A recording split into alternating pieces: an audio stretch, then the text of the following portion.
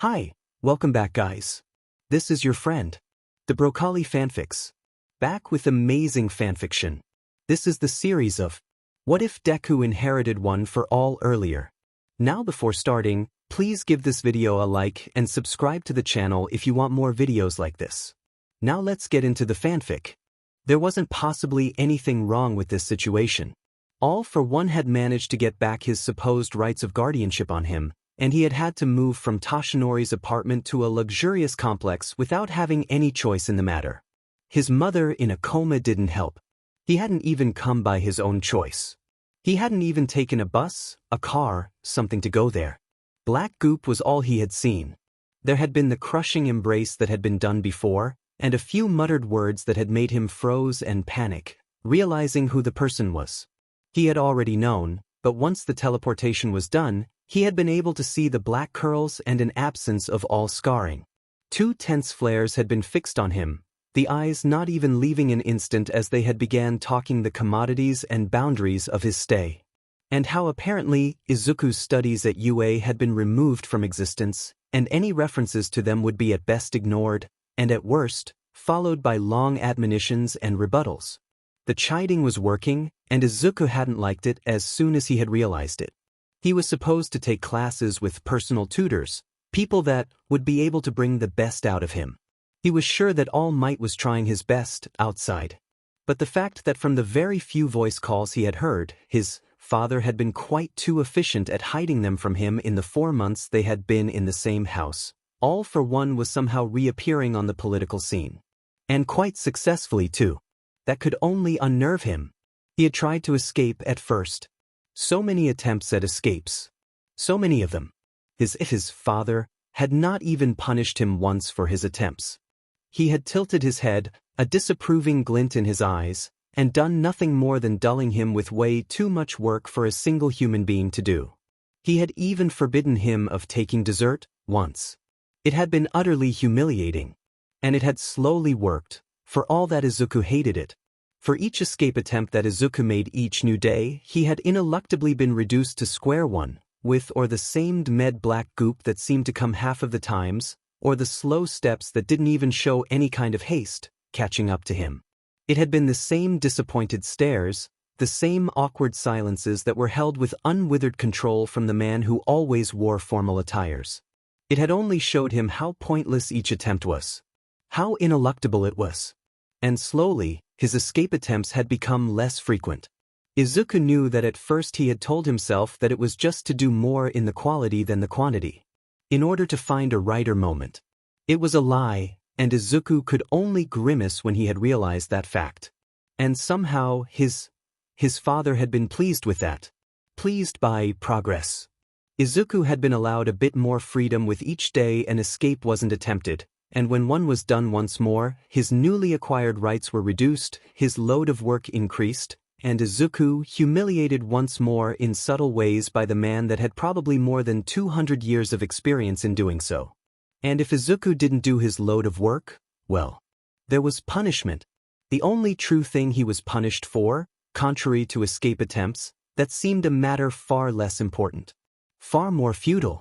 One of the first lessons he had learned, all escape was futile, and the man always managed to bring guilt in his guts whenever Izuku attempted one. And Izuku hated it. So when Izuku wandered in the kitchen, searching for something to eat, and trying to find something comestible and not old-fashioned, he jerked when he noticed his supposedly father leaning on the wall opposed to the bar. "You aren't going to skip dinner, are you, Izuku?" The younger boy hid behind his back the box of cookies he had found, cookies probably overpriced. Probably coming from a company that somehow baked cookies with the luxury label on it. Cookies were cookies, and he didn't understand how one box could come at a price higher than 10 normal boxes of those. Though he wouldn't admit that they weren't delicious. "Maybe I am," he answered, a bit of spite in his voice. He heard a disapproving tsk. "You do know that that is not healthy for you, young child. Let me offer you needed counsel." He saw in the corner of his eyes maybe the demon goop appear, and the weight of the box disappear from his arms. The box in question reappeared almost immediately like magic in the hands of the standing man. The glare that was once more given had almost something warm in it. He tried to ignore the cocked steps that approached him, and he kept himself immobile as he looked right in front of him, ignoring anything that wasn't a wall. He was destabilized by the sudden ruffle of his hair. It was almost affectionate. "Did you know that your uncle, my little brother, had the same tastes as you?" Izuku answered by silence. Back then, the small company that it was made homemade pastries, but unknown to him, as we soon parted ways, that company sank with the low incomes it made. Yet, he continued to buy the same cookies from the same brand, unknowing that I had acquired it. It was quite a sweet thing, then to see him eat the same delicacies from our younger years, unbeknownst that the luxury boutique it had become was only of the consequences of my actions. So much for wanting to eat something not old-fashioned. The affectionate ruffled stopped. "But I must quite bother you with my rambles, how rude of me." Izuku looked up and stared back in the eyes of the man. It didn't last more than 4 seconds. Somehow, he could never manage to win a staring competition. Izuku tried to sigh. He struggled not to make it remain blocked in his throat. "So I expect you for dinner, youth." This time, Izuku did grimace. It wasn't the fruit of any sort of reasoning, but a fleeting envy. This time, he didn't wait for any sort of order to finally. He took shaky steps towards the door, ignoring the burning eyes that had to probably follow him from wherever the man was. Izuku only wondered since when he had accepted all of this. Since when this had become the norm. Since when he accepted curfew, since when he accepted the impossible amount of work, the rebuttal of his dreams, the denial of his needs. Young man, he heard. He ignored it. He missed some of his friends. He missed Yagi. Young man. He missed Mom. Did he miss Mom? There was a distinct instant of silence, and a cold, menacing storm was about to break out on him, and for all that Izuku knew it, he decided to be the one to begin it for once. "What?" he screamed. He was so done with the manipulation, with the entirety of all things that made him simply accept it, for everything that had made through him so easily. Somehow, the man had so much control on him that he couldn't just cope with it anymore. He felt tears in the corner of his eyes. He couldn't bear it. Not one more moment. Silence would be denial. The tears prickled, and he bitterly remembered how he was hungry, how he was tired, how he couldn't bear any more of the long, stupid dinners where he was supposed to report, which very clearly was only an excuse to bring him to talk his mind out, just so that the man could see how he was changing. Yes, tears prickled. But, yes, he only needed space. "What is wrong?" came the answer, feeling too fake to be sincere, too worried to be actually of matter. It was the first time the man reacted like this, and it was the only thing that was surprising Izuku right now. "I am done," was his answer. He felt the hatred coming through his eyes, that made the man's eyebrows rise, and against all rationality, he activated full cowl. The man, too, seemed surprised. "Over a box of cookies?" Izuku scared, and didn't wait for the man to do the first blow. Not like the man would have ever thrown a blow at him. And as he threw a violent kick, he thought that maybe that was the solution. He had always run from him. He had always been or taken out cold or accepted the man's words to give up. He knew the man would never hurt him. The least possible at best. Maybe the solution was to force the man to do something he would regret. And as he kicked, he saw the man's arms suddenly deflect it way too fast for the human eye, and grip his leg almost gently. Like he was made of paper. And as Izuku's punch came in contact with the man's jaw, he twisted his leg, trying to make it break if the man didn't unleash him. He saw his father's pupils becoming suddenly thinner, and Izuku was freed, to which he began immediately to fall down back on the ground. He landed smoothly and immediately jumped back, preparing a new assault. "Playing dirty, aren't we, Izuku?" He didn't answer.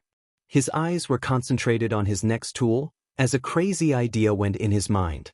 He didn't stare at his future to be tool. It would only give away what he was about to do, which his father would definitively not like. There, young man, there's no need to continue these frivolities. I'll let it go if you talk to me and stop this right now. That made Izuku cringe. He answered this time. "So what? That you can break me and manipulate me better? So that you gain more control over me?" His eyes were fury as he whipped his last tears. You hurt me and I'm done. I am going to hurt you back. He saw a strange amused smirk appearing on the man's face, but his eyes had a worried edge. No, that was just him imagining things. He always imagined things. And how are you going to do that, youngling? Izuku met All for One's eyes, and for once, smirking back, he said, by the only possible way, of course. One of the man's eyebrows quirked. Izuku didn't look longer, and jumped towards the kitchen bar, sparks of electricity igniting along the way. And he did what he had wanted to do. He took solidly in his arms the tool he had wanted from the start. A knife. He smiled back, a pained smirk plastered on his face. All for One's face became suddenly serious. Izuku. Not. It was so strange, seeing for once the man immobile, as if he was an unstable animal cornered, that would soon leash out. And perhaps an actual threat for the first time in 4 months. And Izuku smiled back, wanting probably to say to the man that he was sorry for his mother, if she woke up back. Instead, those childish lines got out of his mouth, as he took his decision. You can't order me what to do anymore, father. And as Izuku settled for his veins instead of his throat, moving the knife from the place near his head to a farther one, somehow making All for One show strange fake relief, he said one last time as an echo. Yes, you can't. Anymore. And he pressed the metal, a swift movement, circular, deepening in his veins. The knife was somehow immediately thrown away by an unseen force, and Izuku regretted that it was only one arm that was butchered. He felt more than saw firm arms taking him as he fell back, repeated, no, no, no, this as Izuku's vision became blurry. He looked with an empty stare in the eyes of the man, and he somehow saw an open panic inside of them. Izuku mentally cursed once he remembered that the man had an arsenal of healing quirks probably hidden somewhere. All hazy, a dark liquid pouring around them, he said a few last words as his consciousness finally faded away. Should have aimed for the throat. Izuku woke up to the sound of machines and to the sight of a blank wall. Izuku blinked, and he repressed and refused to let go a shattered cry out. He had failed. He looked at his hand, and managed to conclude that he couldn't see them from the position he was in. He could only feel that his hands were somehow blocked by something he didn't know. He didn't know. His head felt hazy, and he had no idea if it was because of the loss of blood he had probably suffered or if it was because of something that had been put in his system. The numerous tubes that were peacefully waving answered his question. A blood bag was held not too far, and he could see each droplet slowly fall into the tube that led each single one to his numb body. He probably couldn't remove them. He certainly couldn't tear them with how restrained he was. He let go of a broken wail. Tears prickling once more, Izuku retained the choking sobs that were amassing in his throat. Right, he should have aimed for the throat. Slight noise on his left made him suddenly freeze. I hope that you do feel better, Izuku. The boy stared in front of him, not wanting to participate in the conversation. You caused me quite the ruckus. And panic too, I'll admit it. Izuku shrieked back, pain transparent in his voice, though it was not a physical one. Go. Away. There was a brief silence, heavy with many things that Izuku couldn't decipher with the state of his head. The silence was interrupted by the ruffle of his hair. Compassionate. Izuku tried to move away, but a second hand seemed to force him in place. Still gently. I may have miscalculated, and I do apologize for that. Izuku didn't answer. His answer wouldn't have been of great quality either way. The compassionate ruffle continued. And I hope you do forgive me for that. Izuku managed to cut out the contact by moving brutally his head. The hands seemed somehow to recede. Izuku talked, because he knew that this moment was probably going to be the only one where the man would potentially listen. Go, he began. Leave me alone. The man seemed to pause, and Izuku thought that the man must have stepped back. I can't, I'm afraid. Then Izuku yelped as he felt his butchered hand being raised, and probably unclasped. Because of this, young man. Izuku had his eyes closed, but the sudden grasp of his jawline in a firm grip forced him to open them. And he looked. His eyes wide opened, he stared at the large, somehow cicatrizing scar that was largely pronounced. You reached the bone. You would have probably lost your hand in any other circumstances. Do you have any idea what that could mean? That I didn't try hard enough, was his answer. A slap on his cheek was done. It would probably leave a mark. That you were about to loose your hand, small one. Izuku's silence answered. He avoided the man's eyes, but having his chin still held by the other man's arm wasn't helping. A shame that I didn't succeed then. Izuku felt the temperature dwindle in the room. A cold voice began its low whispered speech. I will not and cannot accept this kind of behavior. It is simply out of question. May you try once, may I see you retaliate in a resembling way. You will what? Execute me? Cut me away from the world. Colder eyes stared once more back. The whole thing was well blurred, so Izuku couldn't really know, but only feel things subconsciously. Your mother would be ashamed. My mother was. There for me. She would have the right to. You were not. The man stared, somehow not showing any emotion. Izuku thought that that would have at least burned. And then, through the impassible stare, appeared a slight smirk. I could do worse, small one. But I will not give you any examples, as I do not wish to let your imagination go wild. And you do need rest. As following silent instructions, one of the machines suddenly produced a high-pitched beep. A strange cushioned sound was heard in the room, and Izuku's eyes darted towards it to see what that was. He squirmed, suddenly feeling a weird hot torpor in his arm. There is nothing more exhausting than healing, young one. And you do need to heal. Izuku felt an uneasiness settle in his bones. The man approached one last time, and Izuku stared back with hazy deviant eyes. A ruffle on his curls. And slowly, the man left the room, and Izuku wondered how the man was monitoring him, if he had rather chosen to pretend staying outside and not to go to his occupations, if he was there, or if instead he had rather all the machines connected to some sort of platform where every constant was shown and monitored by a simple application, making him able to have a peace of mind. Both cases weren't exactly the definition of enchanting.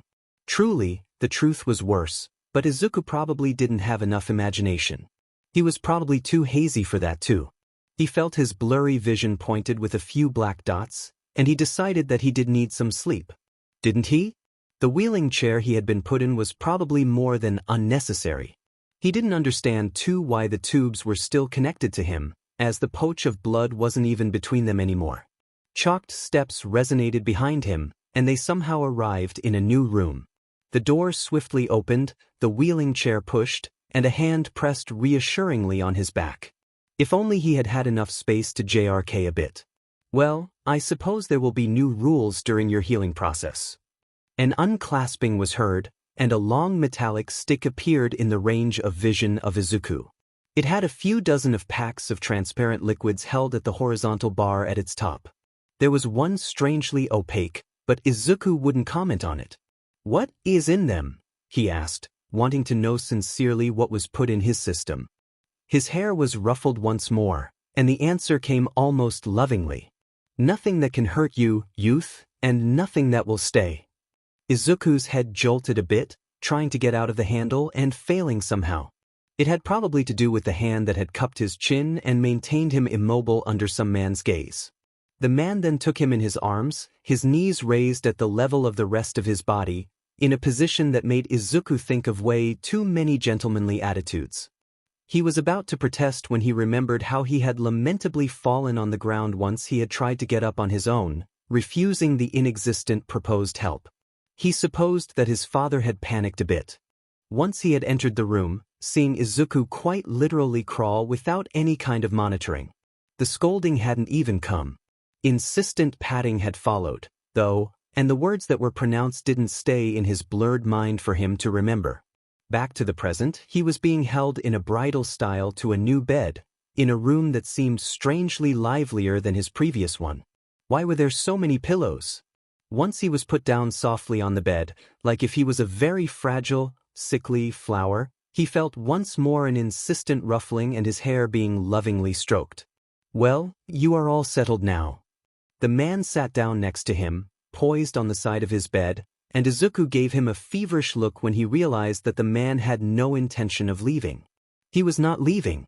and he probably expected him to talk. Izuku's mouth remained closed. I can suppose that your enthusiasm is quite limited. And I do admit that there were mistakes done on both parties. It was probably the last time Izuku was going to hear the man himself admit he was in the wrong. So Izuku stared back in the eyes, and the man and the boy began fixing each other in an unending instant. The younger boy ended up being the one breaking contact when a hand began to pacify his back. It was insistent. Was it a massage? The patting continued, and Izuku could feel his burning nerves calming a bit under the calculated pressure. Izuku jolted when a too sensitive area was touched too deeply. He heard a short, affectionate chortle. "Aren't you the frail little one?" The hand paused and settled for the top of his head, doing an absent lingering pressure on Izuku's head. A small sigh echoed in the room. "I understand that you do not wish to interact with me, little one. However, communication will be needed if we want both parties satisfied." Izuku's eyes stared in front of him, avoiding the man as much as an incapacitated child could do. "Never be satisfied. That's a lie, and you know it." The ruffle on his head stopped, and Izuku saw a glint in the eyes of the man that made him shiver.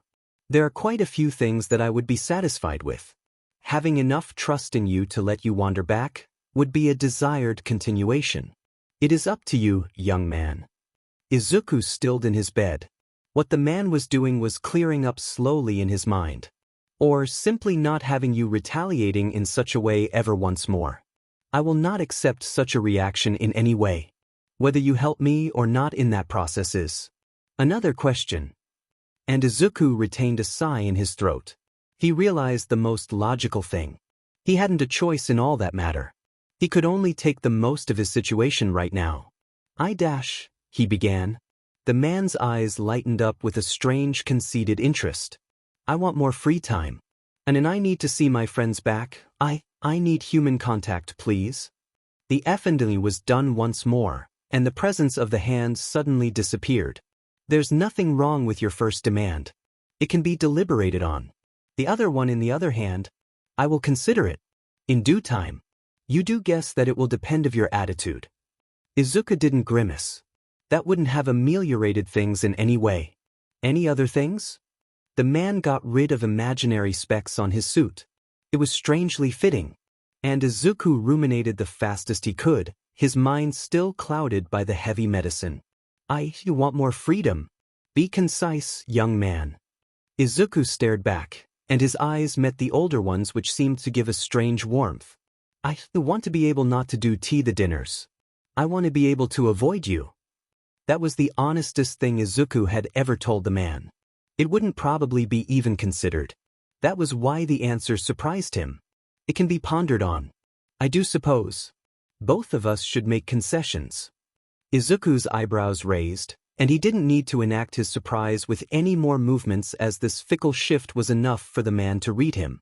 "In my part, I do admit that the load of work imposed on you may have been a bit excessive, and that will be corrected." Izuku thought that the voice was going to stop for any hazardous reason, but it immediately restarted instead. "However, I will not let complacency take a toll on you. You will continue studying, and I certainly do not wish to let leniency grasp at you." A sudden tight embrace was made, and it was as if it burned when the man began the prolonged contact. "Your free time will only then depend of you. How fast and precise you are will influence your hours. I will not tolerate botched or sloppy work too.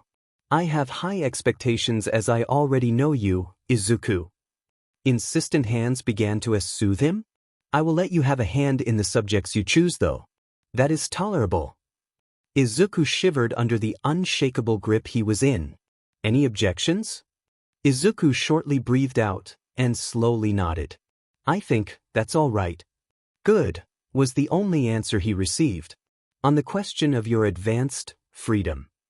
Izuku stared back at the eyes that had a sharp edge to them. "I do understand that teenagers need their space." He closed them, waiting for the outcome that would end up being an unmovable rule that would somehow not advantage him so much. Though Izuku was beginning to doubt it, as much as his delirious hope permitted him. "I will let you go when you ask. Though I will not listen to it if you abuse this option, Izuku." Izuku's eyes sparkled open. There was mostly shock on his face. A pat on his head was once more done, and he saw a pleased glint in the eyes of the man. "The only thing I ask in return," began the man, which made Izuku more somber at the demand that had to obviously come after such a concession, "is that when I ask you to talk to me, when something is wrong, I want you to talk. Communication is needed." That seemed strangely acceptable, but there probably was a double edge on that proposition. Doubt appeared on his face. No. Izuku, this is an extremely generous offer. My counter-demand in that part is only something logical that I thought you had largely understood. I apologize for not making it clear earlier. That mistake will not be reiterated. Izuku gulped, and he reminded himself that he had not much choice in the place where he was. An end, my friends? A grimace. One meeting can be acceptable in the year. What? Confounded eyes looked inside of his. Izuku's mouth shook imperceptibly, and he immediately began responding. "Teach, that's just exaggerated. You can't keep me here without any contact with people of my age. Miss them, I miss them too much. It's been so long I would lose my mind, and there's Yag. I can keep you out, Izuku. I could." Izuku froze. His eyes met once more the ones of the man, and they seemed cold. Oddly cold. A hand ruffled his hair, and he heard a slow sigh. "You may have briefly forgotten your situation, and I will accept this small digression on the state of your mind. I accept your demands, but not all, I'm afraid. Think of what you've already earned, instead of asking for more."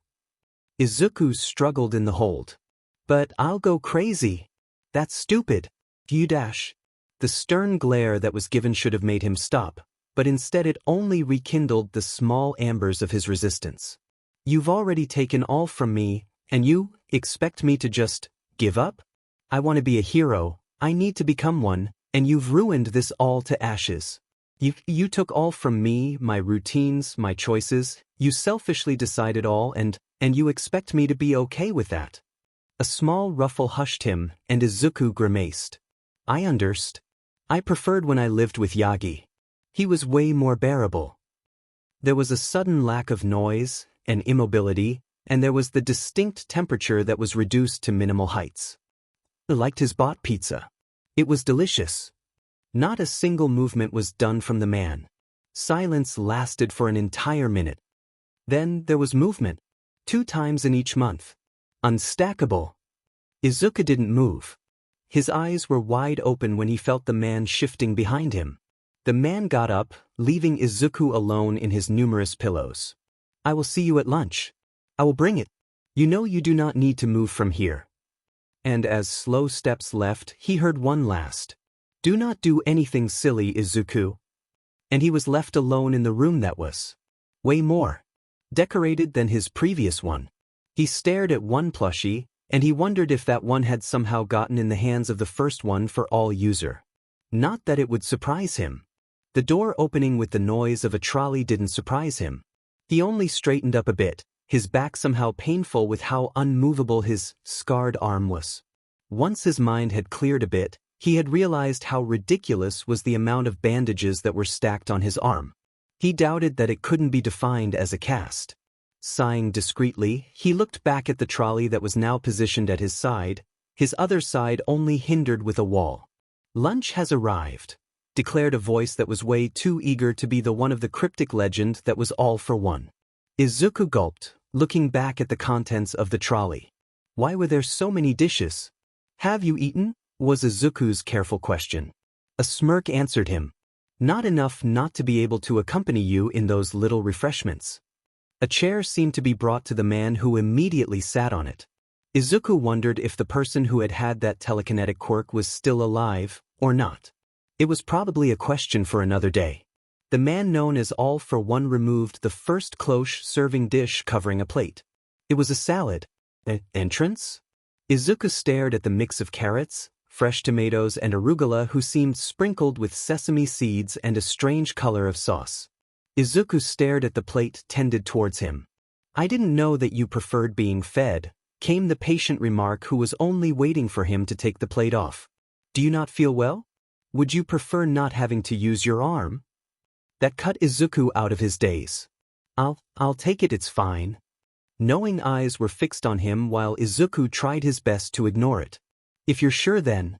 The plate wobbled a bit until Izuku stabilized on its knees, taking a mouthful with a fork that had somehow appeared in his hand out of nowhere. Izuku cursed at the realization. None of that, Izuku, stay polite. Izuku gave back a stare full of incomprehension, to which the man only innocently shrugged. A glass of transparent liquid was brought to his lips, and Izuku sipped at it by reflex. He was about to spit it all out when a foreign hand put itself in front of his mouth and forced it to remain closed. It only unleashed its grip once he had swallowed it all. Once freed, the young boy immediately jolted away, the poor salad falling on the ground. What was that? It's disgusting. A saddened stare was given to the plate of salad, fallen on the battleground, until both eyes redirected themselves at the younger individual. Medication. You wouldn't have taken it all without help. Help, repeated the boy, not even astonished at this point. That's a fine choice of words. You couldn't hold both the fork and the glass with only one hand. To prove my point, the salad is a casualty of your struggle. Izuku was about to swear when he remembered the previous warnings. He chose to tisk instead, with tired, unhappy eyes. The man straightened a cushion behind the boy's back and affectionately tucked him back into his thick, soft blankets. Izuku personally found them too light for what they looked like. It felt a bit like a cloud. Of course, Izuku did his best to remain at a good distance from the man during his operations. He would never admit that he failed a bit. The salad disappeared in purple mist, and Izuku wondered with round eyes for a moment if it was Kurogiri's quirk. What would that entail? A new plate appeared under his nose, and Izuku's thoughts on the matter had to be quickly forgotten. For now, the smell of perfectly roasted lacquered duck came to his nostrils. Was that really? He felt one more ruffle done between his curls. You do deserve the better as my own blood. Izuku quivered away from the touch given by the hand that had slowly come down, stroking his cheek this time. Enjoy a bit yourself, youngling. The pressure ceased, and Izuku was once more freed from the man, who seemed then to find his own plate extremely interesting. Izuku eagerly began eating his, the smell making him a bit dizzy. He remembered it was his first time eating since the deed had been done. And as he realized he didn't know how much time had passed in his unconsciousness, the man kept an impassible face, keeping his watch observant only by the corner of his eyes. The man did smile a bit when the boy took with all his teeth and began to tear at the delicious meat. The caramelized potatoes didn't last long too, and the man decided that the lack of manners would be accepted only for this time. The boy ended up liking his fingers, and he exclaimed with enthusiasm for the first time in the somber days that had followed, his voice clear. Oh, that was delicious. Sparkling eyes found his, and they quickly lost their shine as eye contact remained. The boy did seem a bit ashamed, red flowering on his cheeks. Izuku received a blank towel on his face, and at the expecting look that was given by the man, he quickly began to clean himself the best he could. The towel seemed imbued of a strange substance which quickly made disappear the greasy feeling that appeared whenever a human being ate like Izuku just had. It was strange, had the substance. Cheese, interrupted a deep-toned voice, the tonality having an authoritarian yet concerned edge. Izuku needed to stop imagining things. And no, it'll be fine. I am full. Questioning eyes glared back. Dessert, then? Izuku's stomach gargled. A slight smirk appeared on the man's face, and 2 more plates were proposed to him. Cheesecake or opera? Izuku's eyes furrowed. Opera, he half whispered. What was? Good choice. A French pastry that I appreciate too. His eyes met his, and the man suddenly understood the tone he had used. You've never tasted it before? It wouldn't surprise me, your symbol of peace is undoubtedly an uncultured swine TR. The stare from Izuku stopped the man in his tracks. All for one side. But you'll see, it is quite an excellent dessert. Chocolate and coffee do go well together. The plate was placed on his knees. Do try it. Discovery is the nature of all human beings. A spoon somehow now in his hands, which made him almost release it from the surprise, and also almost curse, until he remembered the too numerous previous warnings. He tentatively began to take a small bit of the dark chocolate pastry.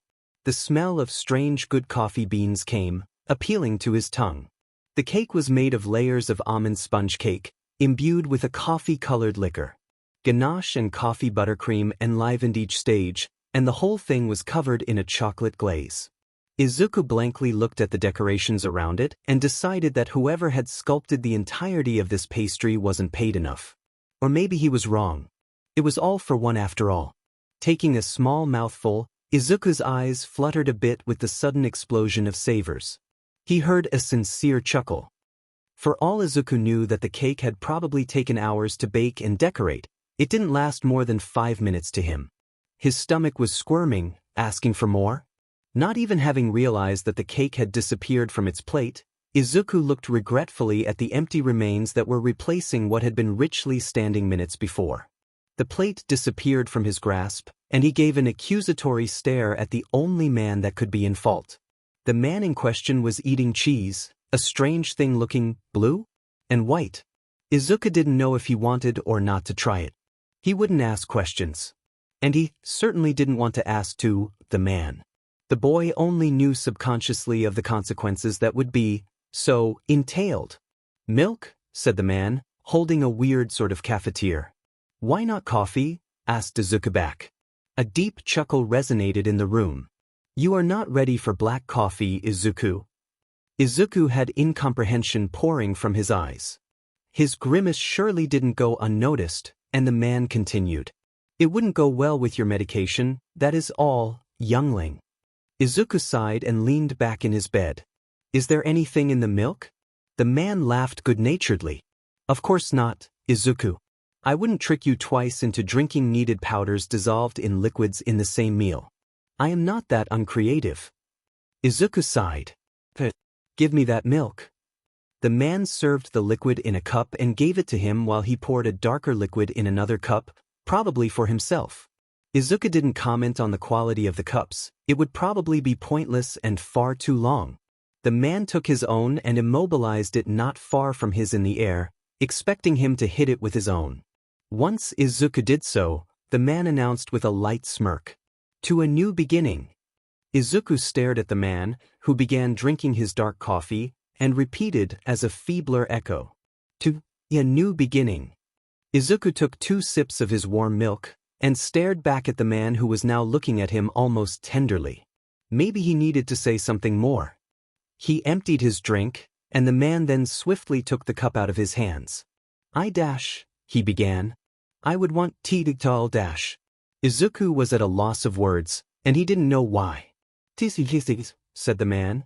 "You do need rest." And as the man tucked once more his sheets, one final time, Izuku felt himself falling in a strange torpor.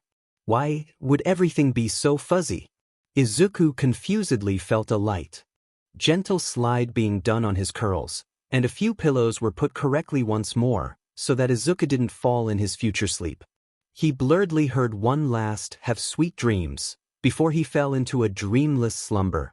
Izuku woke up once more, only seeing nocturnal light pouring from his large window. The moon was full and shining lightly, and with the feeble white light that lightened the foreign room, Izuku observed the shadows of cushions, soft plushies, and embracing beanbags. He strained a bit his left arm, the one blocked in the cast. All the tubes were connected to the same 4-pole, and Izuku stared at it before deciding to move. Moving the plastic ceramic texture that the long stick holding all of his fluid bags gave, Izuku considered tearing them. Then, when he tried to get rid of them, he realized why he had had the impression that it was a cast. He distinctly felt solid plastic under his fingers, and he realized he had ports connected to him. He wouldn't be able to tear the needles. He would need to manage to get through the thick bandages first, if he wanted to do this correctly. And those bandages in question were mostly there to make it harder for him to get a hold on the ports and tubes.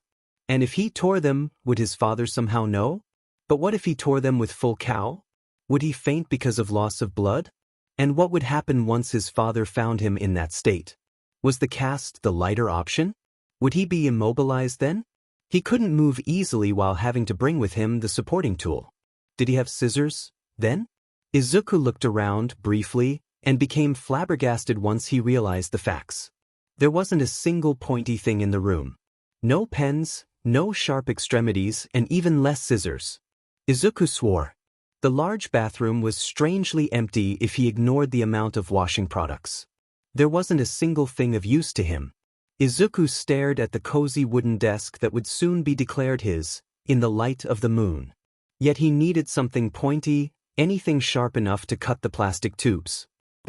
Pieces of wood could be torn in pointy ends. With the help of full cowl, he would be surely able to tear the solid wood apart. Izuku immediately activated it until he felt nothing. He tried again. Sparks popping up and dying as fast. And nothing. What? He stared back at the products, the ones in the pouches, suddenly feeling terrified. No, he wouldn't dare, would he? He activated one for all once more, and he had the internal feeling that the quirk in question burst up, inflating and deflating as fast with a coughing fit. No, he had. Izuku fell down on his knees, trying not to break mentally down. Solutions, he had other solutions. He could try to escape tonight. All for one wouldn't expect it as he was dulled with medication. How had he fallen asleep, already? He remembered the lunch, of course, the delicious cake, and the milk. A cold shiver went through Izuku. It transformed easily in cold fury. How dare he? He had no right to put things in his own food. He had smiled to him and said that of course there wouldn't be any medicine. He grimaced once more until he decided to get up. He would get justice somehow, wouldn't he? Izuku stormed to the door, supporting himself with the plastic ceramic thing that was holding one of the liquid pouches that contained quirk-canceling products. And at the door, he did the logical thing. He squeezed the door handle and opened it with a snapping noise. How curious. It had been left opened. Izuku didn't know what to make out of it. He didn't know. He crossed the demarcation separating his room and the foreign halls, hoping for the best. Izuku knew honestly that there wasn't much luck that he managed anything. He would not stop trying though. He could not. He recounted the facts that had happened so far and how all for one seemed to make concessions. He remembered his first day. Way too well. He had ended up covered with bruises as he endlessly tried to fight back. There was too much of a difference of level, of a difference of power, and he had ended up fainting. Waking up in a foreign bed. Welcomed once more by the same voice. Fighting back again. Being exhausted. Accepting a truce. Eating. Fighting back. Still, but less many times than his first ones. It was pointless after all. But he couldn't really give up, could he? So he had ended up trying more and more escape attempts, instead. Until they redeemed too and diminished. Until now. Before his definitive attempt at leaving, it had been 5 days since he had tried one. Attempt at escaping. It was a record. Generally, attempts at escaping ended up with him bruised, overly tired, and with an enormous amount of work to catch on. It hadn't been worth it, sometimes. But the man had never seemed to leave the house, and whenever Izuku thought he was gone, and that he tried one, when alone, the familiar steps resonated soon enough, or he began to puke black goop. The disappointed stares had burned him, and he still remembered the times where a few, with time you'll soon get it over, were murmured at his ear. It had been so unbearable. And now, with this new situation, was it worth it to worsen it? The man seemed happy with the new developments, with his agreements. Of course he would, but the man would only make it worse if Izuku's tried once more, only once. Should he wait for himself to heal enough? He couldn't go far with all of his current equipment. And where to go after? The police would bring him back here as he would be considered a runaway kid, and all for one, he knew he was on the political scene. Did it mean that the man was gaining control as much as he was corrupting the system, once more? What would he have to run from, then? Izuku went through halls and halls, going deeper or getting out of the maze that the complex was, he didn't know. Did shaky steps towards a dark vast room that he had never yet visited. The moonlight helped to observe the form of furniture, and he realized he had never been there. Was it a kitchen? But that was ridiculous. Why would there be 2 kitchens in the same pot? Of course. All for one and his excesses. He sighed, hesitantly tattling around him, trying to avoid kicking loudly against something, or worse, hitting something with his naked feet. "What are you doing here, Izuku?" came the voice. He jerked, half shocked as he turned towards the origin of the voice, and saw All for One standing just behind him, a curious glare in his eyes. "Do not tell me nothing, you had better excuses, Izuku." The boy only faltered for a second. "I was hungry." The man stared. "A lie, but better. You are progressing, child." Izuku grimaced and sked back. "Escaping is pointless, so what do you expect me to do, really?" A surprised glance appeared on the man's face. "What a wonderful change of opinion. What might you be doing then?" Izuku pondered on possible answers. He settled for one that seemed passable enough. "Exploring. I have no idea where I am. I never had any idea of where I was." One of the eyebrows of the man coldly quirked. "Oh, but it is intentional. Though I admit that you cannot feel home in a place you do not really know." Uneasiness crawled in Izuku's spine. He didn't know where this was going. "Let me give you a hand then, tomorrow. Might I show you the limits of where you are supposed to stay? I do suppose I did not make that clear." An arm quickly took him in its jealous grip, and he felt the closeness he was to the man far too much. He squirmed uncomfortably in the hold, and tried and failed to get out of it. There. Let me show you the way back." There was something wrong with the edge of the voice. Was there something wrong? Had he come into a place he really wasn't supposed to come in? He looked one last time at the large patio doors, but couldn't see beyond them because of a strange reflection. Was there truly something dash? Izuku then intentionally hit his feet against a shadowed structure. It wasn't the best of plans.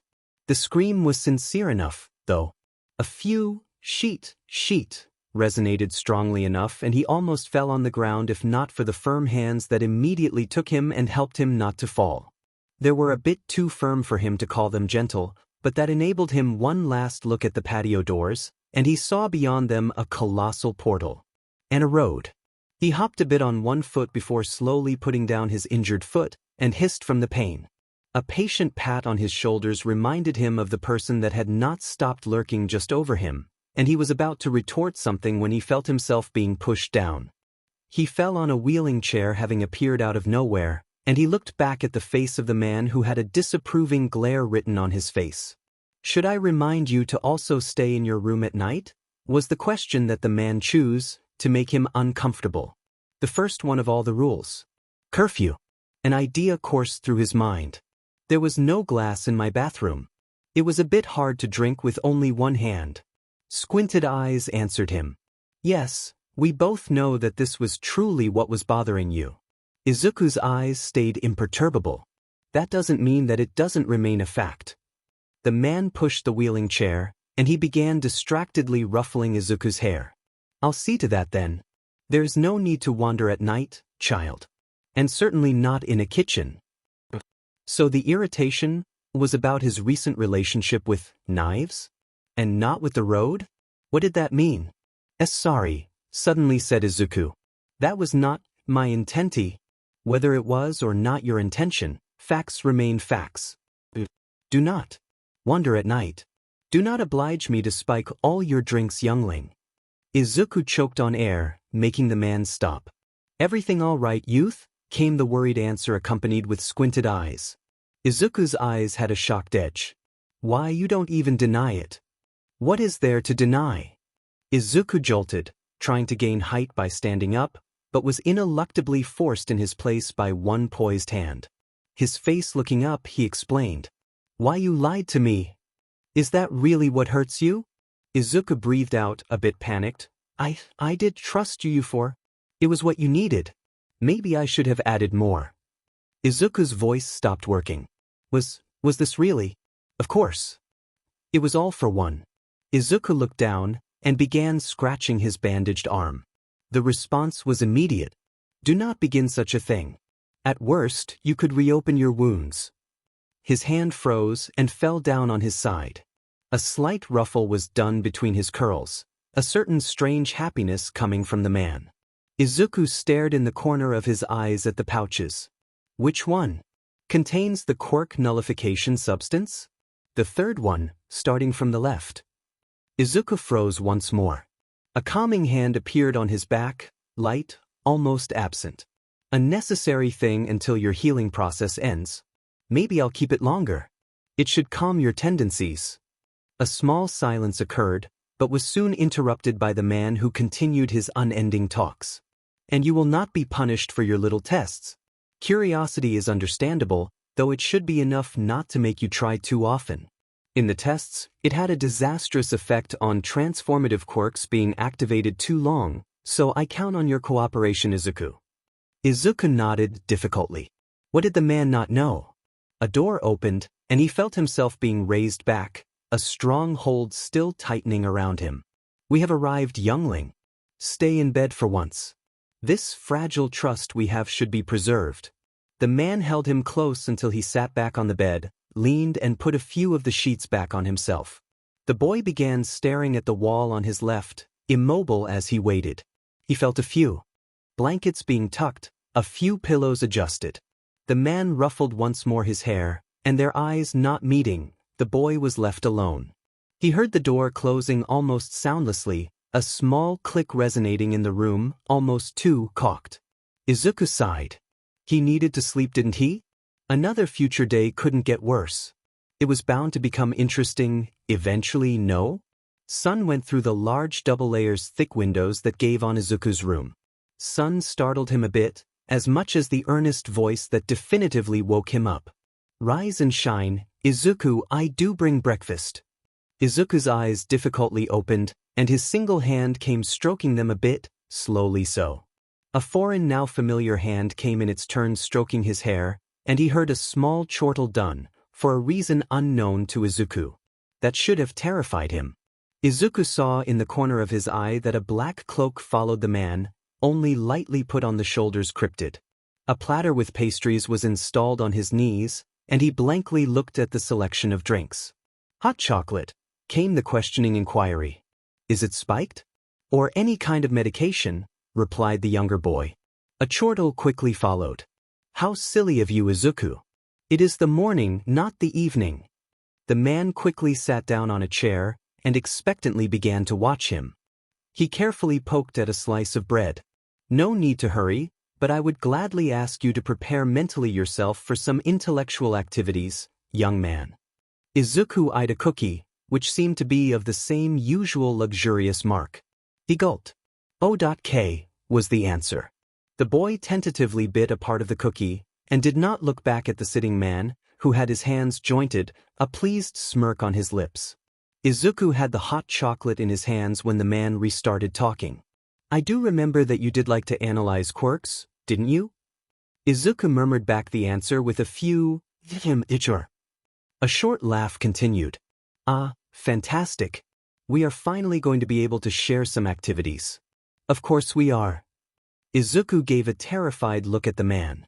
He couldn't understand why the man seemed so ecstatic, and it was horrifying in its own rights. The delighted answers could only perplex him. Normally, the man had had to know this fact since the beginning. So why would it be, somehow of matter? What had changed? The man suddenly got up, put weird-looking butter that smelled strangely good on a slice of fresh tender bread, and soaked it in the pot of probably homemade not by his father chocolate sauce, and forced the whole thing in Izuku's mouth. Izuku avoided to choke from barely 2 inches, and didn't even have the time to bite down 3 times before the whole thing went down his throat. A few coughs followed, and the only thing that his father did was laugh affectionately once more, fondle his curls gently, the same slight smirk on his face. Izuku looked back with incomprehension in his eyes. The answer immediately followed. Ooh, do not worry, you'll soon understand, youngling. That was a horrifying perspective. Izuku finished as fast as he could the hot chocolate, hoping to at best finish it before the man put another piece of food in his mouth and somehow died choking on it. Like that, at least he wouldn't die of dehydration. That he wondered for a short time if the hot chocolate in question was made of true chocolate. He had heard rumors on the internet that in ancient times, such as the beginning of the XX century, hot chocolate was made like this by eccentric people. But the taste, it was so specific, And it did taste exquisitely good, adding to the fact that his father was 200 years old. Without forgetting the exuberant apparent lack of financial issues. A hand slid once more his head. "Ah, you never stopped muttering, did you? I should really put my heart at killing that old manic habit of yours. It will do you no good in the future." Izuku's eyes darted towards the man, who suddenly had a giddy smile on his lips. Izuku wanted to PSS on himself. That attitude. What had happened? Had All Might died? No, he wouldn't have. Would he? Squinted eyes looked back at him, and as soon as they saw that the rest of plates were kept untouched for a long time, closer to 5 seconds than 1 minute, he made them disappear, and taking Izuku in his arms, not letting him change from his pajamas, he almost ran once the door was passed through. There was a slight beginning of laughter on the lips of the man, which would sometimes bubble up and appear very clearly in the air, letting Izuku feel very rightfully terrified. What had happened? This was not good. This was not good. His ports and tubes were almost hurting him a bit, and one shared stare with the man made him slow down, the curl of his lips only taking a more worried edge. Though the giddiness never stopped. And 2 twin doors automatically opened, all for one almost running inside, Izuku still stuck in one of his arms tight hold, the other one holding the 4-pole that connected Izuku to the liquids. Izuku was let down softly on the ground, and he only gave a confused expression to the man. "Welcome in our little room of entertainment," said the man in question, opening his arms, his dark cloak fluttering a bit behind him. And then Izuku looked around him. There was mostly apprehension on his face. But why would anyone have this? Many screens? Why was there a larger one just in front of them? The man gave him a crazed smile, and he suddenly jerked, excitement coursing through his veins. "Well, how rude of me. Let me give you a hand," he began, taking Izuku in a bear hug and putting him energetically down on the only divan that was there in the large room. "And let me present you," he continued, a remote control in his hand, the man pushing only one button. "The first edition of a little event of mine," intervened one last time the man, theatrically, all the screens turning on at the same time. "And we welcome you for the first event of the first liberal quirk protestation, enabled by generous actors and sponsors such as Kawasaki Industries, or, even more, the actions that led it to this event so far. Karen, zoom on the 2 last years if you please." Of course, began a soft and suave feminine voice, the pleasing face of a woman looking perfectly fine, her makeup in line with such an event. 2 years ago from now, the first blooms of this plan were hatched by young entrepreneur Kaito Egawa and the now official political representative of the Quirk Liberation Front of Japan, Midoriya Hisashi. First in the lines of thoughts as a rebirth of the ideal society of quirks, "Of course," interrupted the man sitting next to Izuku, the remote once more tattled with so to lower the sound, his leg pleasantly standing over the other, his hands jointed, and a familiar gleam in his eyes. "It wasn't a 2 years old plan made, Izuku. It went from 16 years ago, 17 to be precise. Such a precious date." Izuku didn't answer, not even reacting once he felt once more some of his hair being ruffled.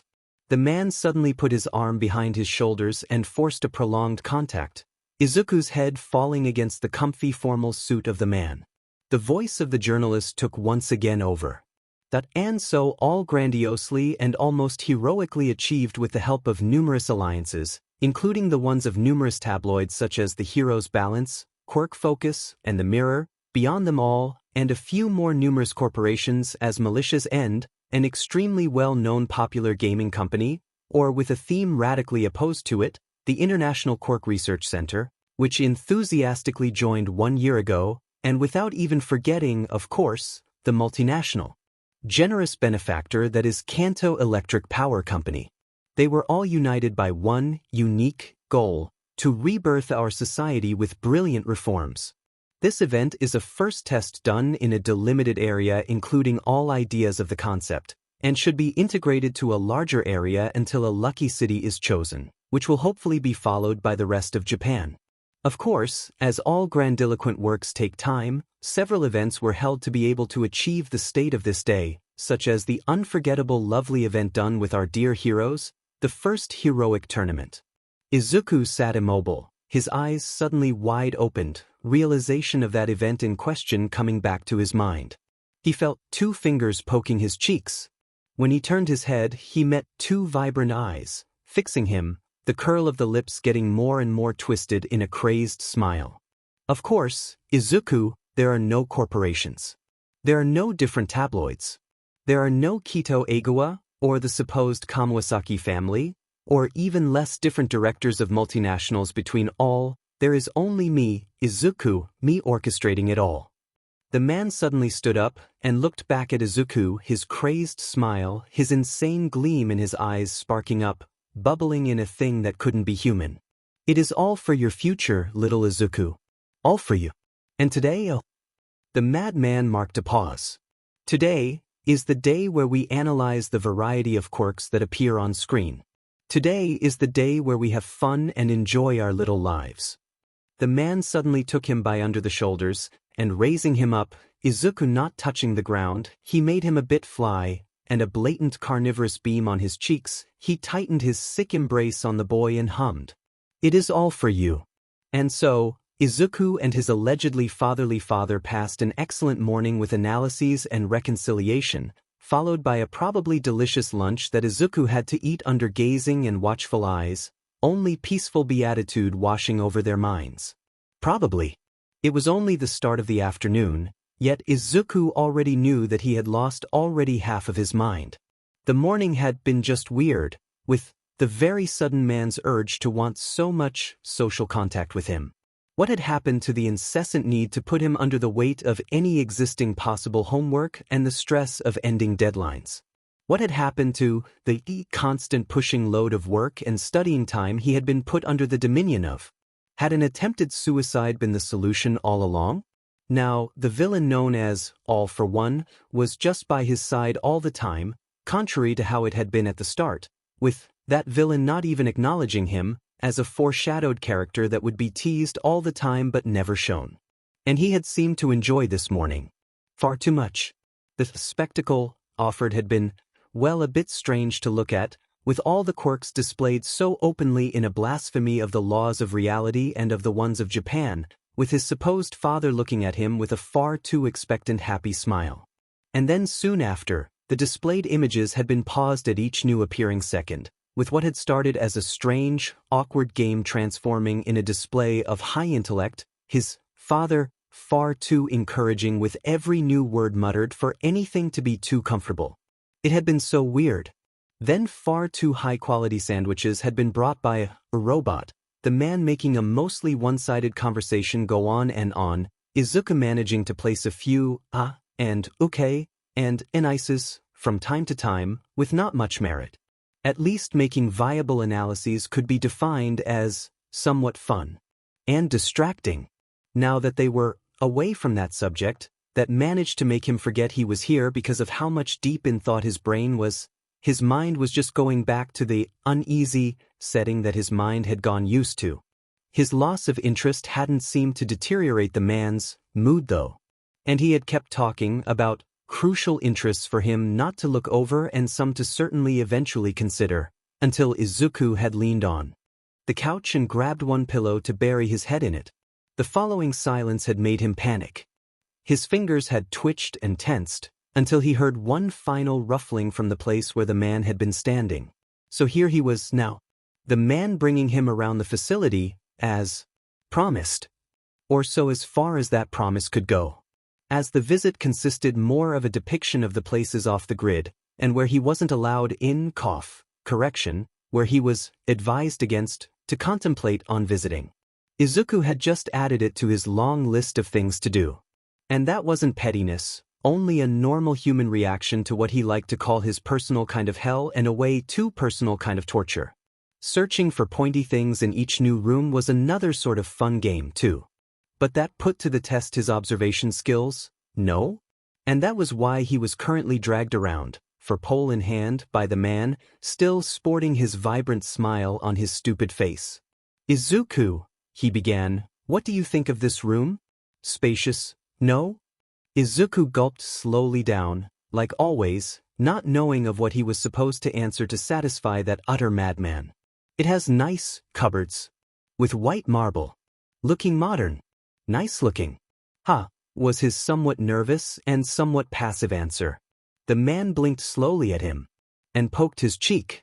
"No, and yes, Izuku, it is indeed a wonderful place with nice cupboards and any other sort of furnitures, but most importantly," he started, making a dreadful impression appear on Izuku's back, "it is a knifeless kitchen, my boy." Izuku then stared back, for a long time, until the man decided to make that stupid large smile disappear from his face. And it indeed happened, after a minimum amount of 30 seconds having oh so slowly passed. Okay young man, pout at me." "It is okay," he answered, almost looking hurt. "But," he then added, "it is just so you know, that you can come at any time here, if you have the urge for a little snack, okay?" Izuku slowly stared again. "That's the second kitchen I've met formally, and the third I've stumbled upon," he simply answered back. The man chuckled, and seemed to open his mouth again to say something when the younger boy interrupted him before he could keep going in an unending speech. "How many kitchens are in here?" he simply asked. The man seemed to freeze for a long moment, pensive, until his hand came over his chin, and he scratched it, slowly. I'd say that's all, I'm afraid, little one," was the answer that came with a mischievous smirk. Izuku stared back. The man smiled. And Izuku kept staring back. Until a slow, "Okay, sure," came out. The man's smile then faded.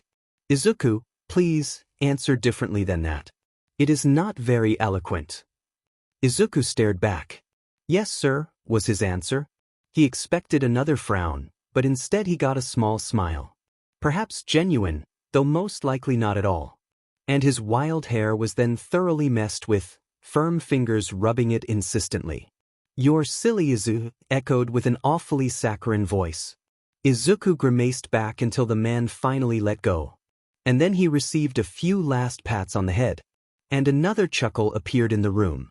"Izuku," it started, "come on.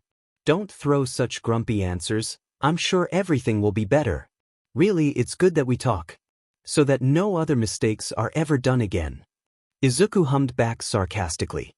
He wanted so much to blow up at any angsty explosive feeling that would appear. Yet he was powerless for now, and would have to wait for his right moment. It would be a damn shame if it never came. You know what, all for one? The temperature dwindled. "Izuku! Language! What are you doing there? Is something wrong?" Izuku remained absolutely immobile. And breathed out very slowly. He didn't feel safe. Not a single inch of his being with the gaze that was being given, over him, those two predacious eyes looking at him like two white dark flares. No, of course not, sorry," he said back, cringing at his tone. A warm embrace was then given, cutting his breath out. He didn't want to panic. He didn't. He kept his hands close to himself and closed his eyes. It was okay. It was okay, he would manage. Manage to escape, he would manage. And he would finally be free and away, finally, away from this madman. "Izuku, please talk to me," it said. Izuku refused to let any of his panic escape. He slowly breathed out. "Ori, all for one, it appears that close social contact is stressing me out." The man's hands jerked at that. And the man took a step away, almost looking regretful. But he was not. He was not. Izuku, I apologize, I didn't know." Yes, he did. He always did. He only liked this awful freaking contact. "It's okay. I don't know, please, give me some space? Just a bit. I'm a bit overdosing from all the close embraces you did this morning. Please. I don't want this feeling." The man's eyes seemed to look at him with absolute uncomprehension, and then perhaps a bit of diluted bafflement, regret, or chagrin. It was okay. He could survive this. They both probably could. The man then approached back again, and Izuku closed his eyes and sighed, one arm reaching out for the other, the one in a cast. He breathed out. And then he felt again an embrace, but this time, more, almost absent. It was weird, was why the man barely pressing him in the other's chest? What the h? Is it better like this? I am sorry, maybe, it was foolish of me to think that perhaps I had shown too much appreciation exaggeratedly? Izuku, for a single instant, didn't know what to answer. I don't know, all for one I'd need more space and I'm doing efforts, young one, I promise I am. And I promise I will, he interrupted. Izuku's breath sagged. It was okay. It was okay. Everything was fine. He could endure it. Ha ha ha ha. The man caressed softly his hair. I just hope you see that too, right, Izuku? Izuku remained immobile while he was stuck in that absent embrace. We both must do efforts, right? He added. Izuku's breath finally came to a halt. And brusquely, he stepped back, getting out of that hug, his breath a rhythmical mess. And his eyes met again the ones of the man. And Izuku panicked yet again. Wait, he started. I didn't mean to. Izuku. Izuku's pupils had never been so thin. The man raised his hands in the air, towards him, palms held up high, vertically. It's okay, Izuku. It's okay, to need space. You'll be alright, I promise. Sure I'll be, he exclaimed, a panicked grin on his face. The man didn't move. Until he did. Izuku, would you like a seat perhaps? Or a snack? You can have anything you want, you know? Izuku smiled back as if hell had stumbled upon earth by pure accident. No, it's okay, we can keep going whatever we had started to do. Yeah, we can keep going that visit. It's alright and I'm alright, I would just need a bit of space. The man oh so helpfully helped. Izuku slowly nodded. The man sighed back. It's okay, Izuku. I am very glad we talked. Are you sure you don't want a snack perhaps? You're trem. I'm fine, he interrupted. Perfectly fine, or as much as I can be when I'm being drugged constantly with unknown fluids that I have no knowledge of, and fed of stuff chosen by you that I, again, have no knowledge what it has been mixed with. Izuku breathed out. But besides that I am perfectly fine. The man smiled back as his own large hands backed down, and he still smiled as his muscular arms went limp against his side. It's good to say that, Izuku.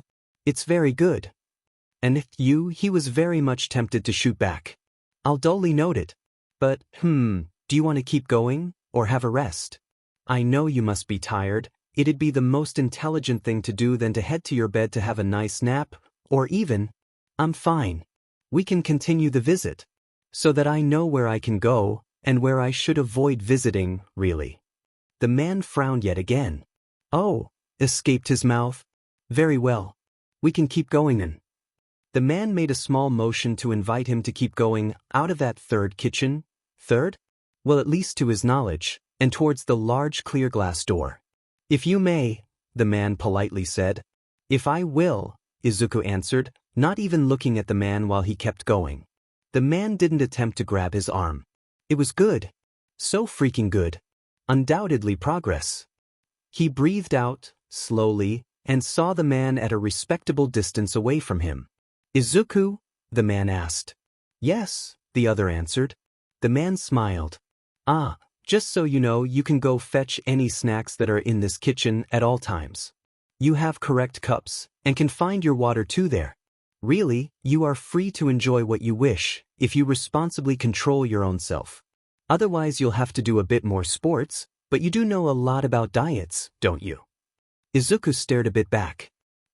Yes, American plan was a favorite. Courtesy of All Might, of course. Please, Izuku, the man interrupted. We were having a civil conversation, please don't interrupt it. Izuku wanted to add, you asked for it, in a frivolous, spiteful tone, but instead the man kept going. Oh, so you must have noticed from the kitchen. One main corridor giving on a large door. This one gives on the main garden, but please refrain from going there, for now, as you could very easily get lost. Though of course, if everything goes well, you'll be allowed to wander a bit in the external gardens in no time. And next to your kitchen you can find a sport room with all the material you need.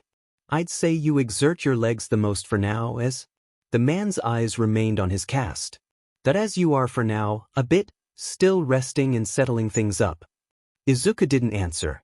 and then started another leaded walk, the man still respectably 1 meter away from him. The man took a turn to the left, avoiding the large door giving on those so-called gardens, and entered only after him a slightly less wide, long, spacious hallway, only 3 meters large instead of 6. How shocking, where he could see after a few long repeated turns to the left one only large open door on his left side. Had they turned in circles? In squares? The man motioned him to enter, politely so, still 1 full meter away from him. Perhaps it was closer to 95 centimeters, but who knew? Probably the man. And then Izuku went through the door, that automatically opened, and he had finally the view on what seemed to be an enclosed space open to light and air and sky. Izuku just blinked at the long swimming pool in front of him. WH.AT escaped him. A chuckle interrupted him. And Izuku met back 2 eyes that had been vibrantly watching him. Oh, Izuku, let's proceed to explore a bit more by staying under the porch that surrounds those lovely internal gardens, okay? I believe it was called a peristyle, that architecture. Not very Japanese-like, but I do appreciate it, truly. It's the columns surrounding the perimeter of the courtyard that gives it a certain charm, no? Izuku remained silent as his steps followed in the fresh air, a taste of green herbs around him as he distractedly watched that far too huge swimming pool. What was the point of it? It's not like there were more than 2 inhabitants in this place for now. A careful hand came slowly to grab his shoulder with a certain gentleness. And a small chortle followed. Tell me, Izuku, would you like to eventually have some nice afternoons here? After all, the temperatures are finally becoming warmer after this harsh winter we had. Izuku stared slowly back, incomprehension a bit on his face. But the cast. Another chuckle. Oh, but we would remove it, of course. How would you correctly enjoy a wonderful afternoon after all, otherwise? Izuku stared once more. But the products? It would only be for 1 afternoon. They are not needed each single hour. The ones that remove your quirk take some time to dull off, and you would not be so irresponsible as to use it as soon as I turn my back, no? Izuku slowly nodded, apprehension still somewhat on his face, though a hesitant smile was drawing itself on his face. So, won't have to be connected to the dozens of pouches or any tubes? He asked with clear hope in his eyes and a far too hesitant glint in them. The man smiled back. Yes, you won't have to. I promise, Izuku. We can even have a nice barbecue that day. Izuku bit his downer lip. Until finally a smile appeared on his face. A truthful one. Thanks, escaped him. The man appeared shocked for exactly 23 milliseconds. And it disappeared as quickly, a simple smile being given then back. But you're welcome, my little bird. You're more than welcome, he said back, while they kept walking under the porch, passing more and more rows of columns. Also, added the man, about your food. If you'd like to see what exactly you may be eating, you certainly can. Izuku's smile faded a bit to the greatest despair of the man. What do you mean? He said with the start of a frown. I mean, youth, that we currently live in a smart house. A perfectly automatic one. And so, that there are some greenhouses where all your fresh fruits come from. The same goes for the milk products. We have a little ranch not far from here, so to have the most delicious and appealing and healthy food you could possibly get. Izuku didn't know what to answer. What escaped him? The man patted slowly his head, doing small circles on the top of his scalp. There are 2 greenhouses not too far from your room. Though all is automatically taken care of, and there are some robots doing some simple tasks, such as transportation. As I said, Izuku, it is a smart house. And it is a part of the wonders of technology. Izuku slowly processed it, even though a part of him didn't really want to. That means, there is no one truly besides the 2 of us? Izuku almost whispered. The man affirmatively nodded. But chiefs? Cleaning tasks? Or even, there must be some persons that are here for maintenance, he added. The man slowly chuckled back. There might, from time to time, in extreme cases, be that sort of helpers, the man said as they reached the door that was symmetrical to the one they had first entered. But Izuku, even if that was the case, you're now belittling what technology can do. Izuku nervously scratched his arm encased in a cast, or the extremities where he managed to touch skin. Don't scratch your arm, it is a bad habit, the man scolded. Izuku slightly shook and made his hand come back to his side. Sorry, but I thought there was at least another person around here. Izuku, it is here my personal retreat, or at least an old sort of castle built for the king of both the underground and surface I once was. Really, it was only thoroughly renovated during the last 2-3 years. Truly, this place isn't known even by my closest subordinates. You're safe, do not worry.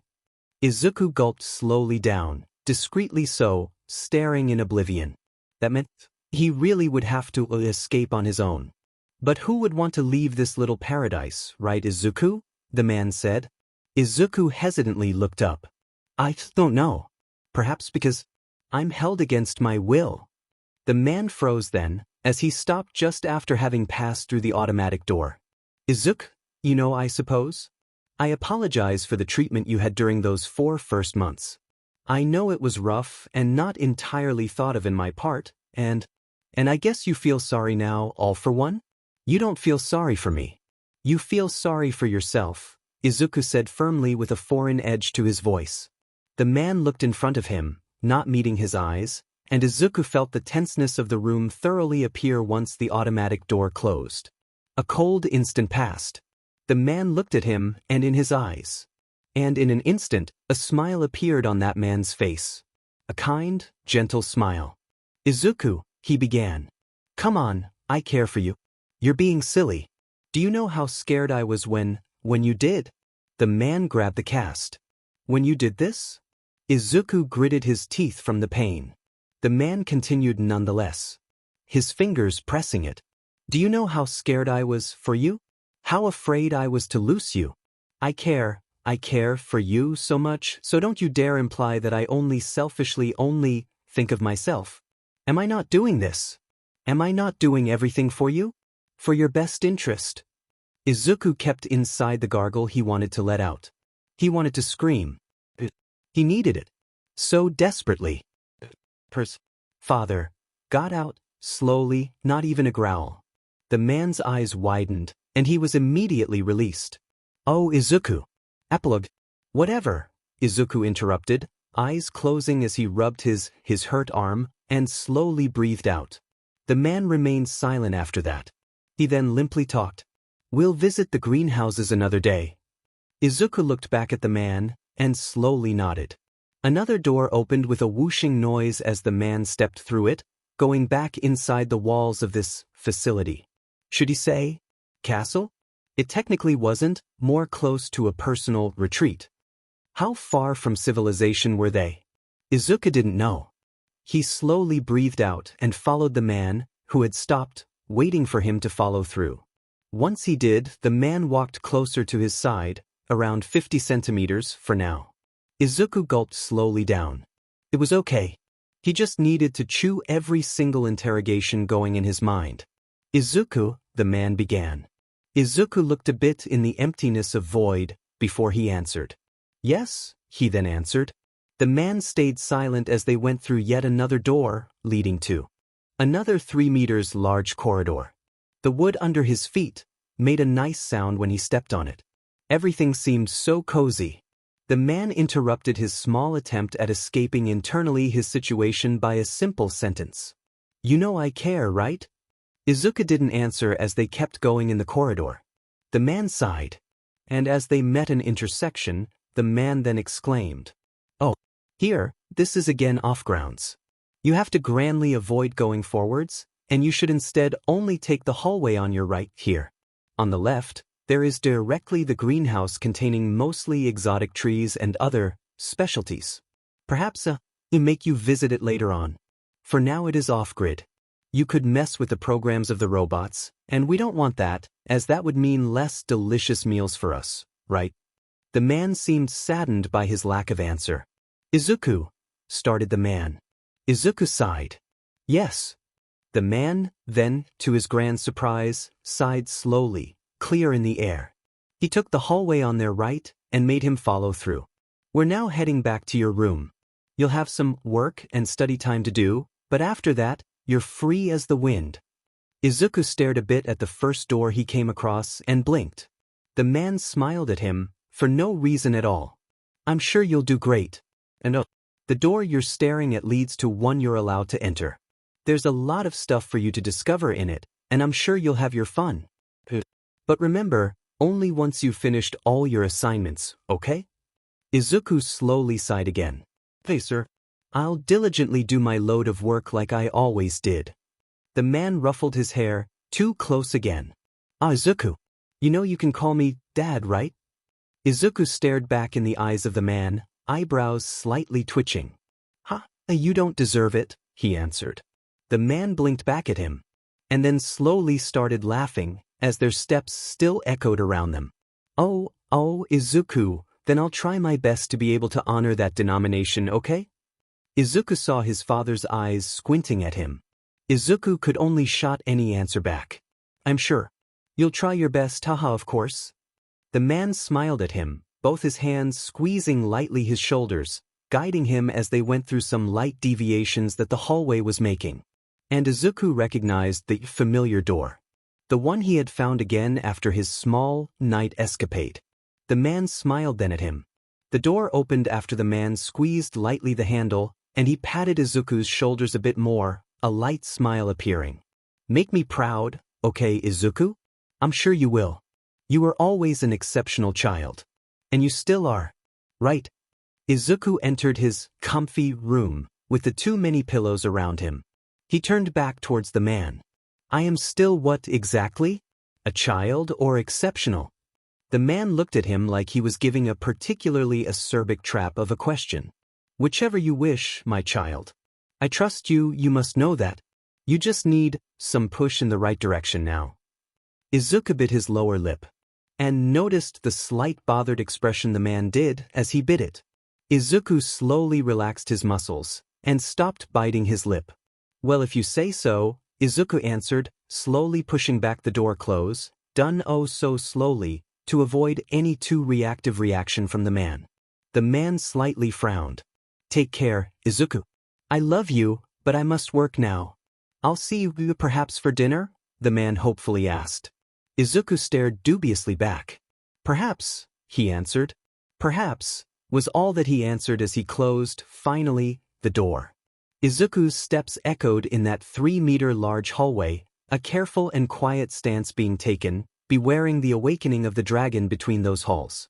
After all, weren't dragons greedy creatures that lived in a cave, with a very high tendency of hoarding treasures and everything they considered their own? And he knew the complex went underground too. Apparently he had first stayed in that place, for some very odd reason. Oh, perhaps there was a kitchen at each new floor. Perhaps that was the actual answer to the mystery, and perhaps he should ask how deep in the earth this cave went, so to know the current amount of kitchens in the entirety of this personal retreat. Izuku sincerely didn't know what was happening down there, but he wasn't sure he really wanted to know. They had said they were truly alone here, but he had no idea if that was true. And it's not like if he felt watched with his every move. He scratched a part of his shoulder around his upper back, out of nervousness perhaps, out of something else maybe. There was after all always that filthy feeling that something was watching over his back. But didn't All for One have one government to overthrow after all? At his place, he would feel very much busy. His steps came and went, and he finally arrived in front of his precious, personal kitchen. It had been a few days since, the father and son, that they had spent that analyzing time together, watching more than around 100 of persons filmed displaying their quirks in an absolute legal manner. That it was still shocking. And bad news. If All for One had a hand in it, it was of course going to be bad news. He could only fear for the safety of his friends as of now. Though the man had seemed to be slightly more busy than usual, which meant that he wasn't breathing down his neck, and right next to him as soon as he appeared out of his room. That it was really freeing. Izuku bit his lip as he wondered how long it would last. Ha ha. Those last days had been the most freeing of his 4 precedent months of existence. He only had around 3 hours of study in the morning with 3 others in the afternoon, But of course, that was only if he kept concentrated and his head cool all along. His assignments, as promised, took less time, and he discovered that he had, yesterday been, in fact, able to choose one. By himself. Out of his own free will. He had almost cried because of it. He had decided to study electronics slightly more, and had been able to choose to learn more on how basic engineering worked, and his father had even told him that he could keep it as a hobby for later on and eventually be able to solder. Not like he was trusted with tools that could be brought to 600 degrees Fahrenheit. So for now, it was only blueprints. He had 1 hour for each of his days to draw some blueprints, and it was during his studying hours, yet he often ended up taking a bit of his free time to finish what he had started. It helped to relax and to evade from his situation. Drawing was fun. He was also working on a different sort of blueprint, one about, perhaps, the plans of the facility, so that he knew what was left to explore. Drawing was fun. He hadn't done one single dinner with his father since they had spent that time together. Though he hadn't been able to escape the little time they spent together. They had played Monopoly, and he had been utterly destroyed. No surprises on that, in particular since the man apparently affectionate adding his special spicy rules. That he was truly incompetent with, from what he had seen. But adding a criminal spice to a game of Monopoly was fun as long as you were used to the rules. He had noticed the man even playing dumb and letting him win once he had seen in his eyes the incarnation of true despair. The cardboard was now resting under a pile of other old-fashioned games. Well, he couldn't escape everything, or so it appeared to be, at first glance. He had decided to start searching for any sort of pointy objects, and he had thoroughly observed some spacious rooms, using his analytical skills of his, and putting them to use. That he would find a way. He always did. He just needed to collect any sort of objects that could help him create tools, or transform them in a way. Hoard his own collection of useless trinkets. He had 3 paperclips now, how wonderful, as the man did too. He hated the parallels. What didn't the man hoard, already? He seemed to like to collect people, quirks, and apparently kitchens too. What a wonderful collectioner. Thought at least that man didn't have a numerous family. That would have been the worst possible thing to happen on this earth. Really. He wondered if the quirk-canceling products were the cause of the withdrawal of the one-for-all dreams. And of his small attempts to dialogue with his uncle, the brother of his father. He could see a vague resemblance between both their situations. But those dream escapes.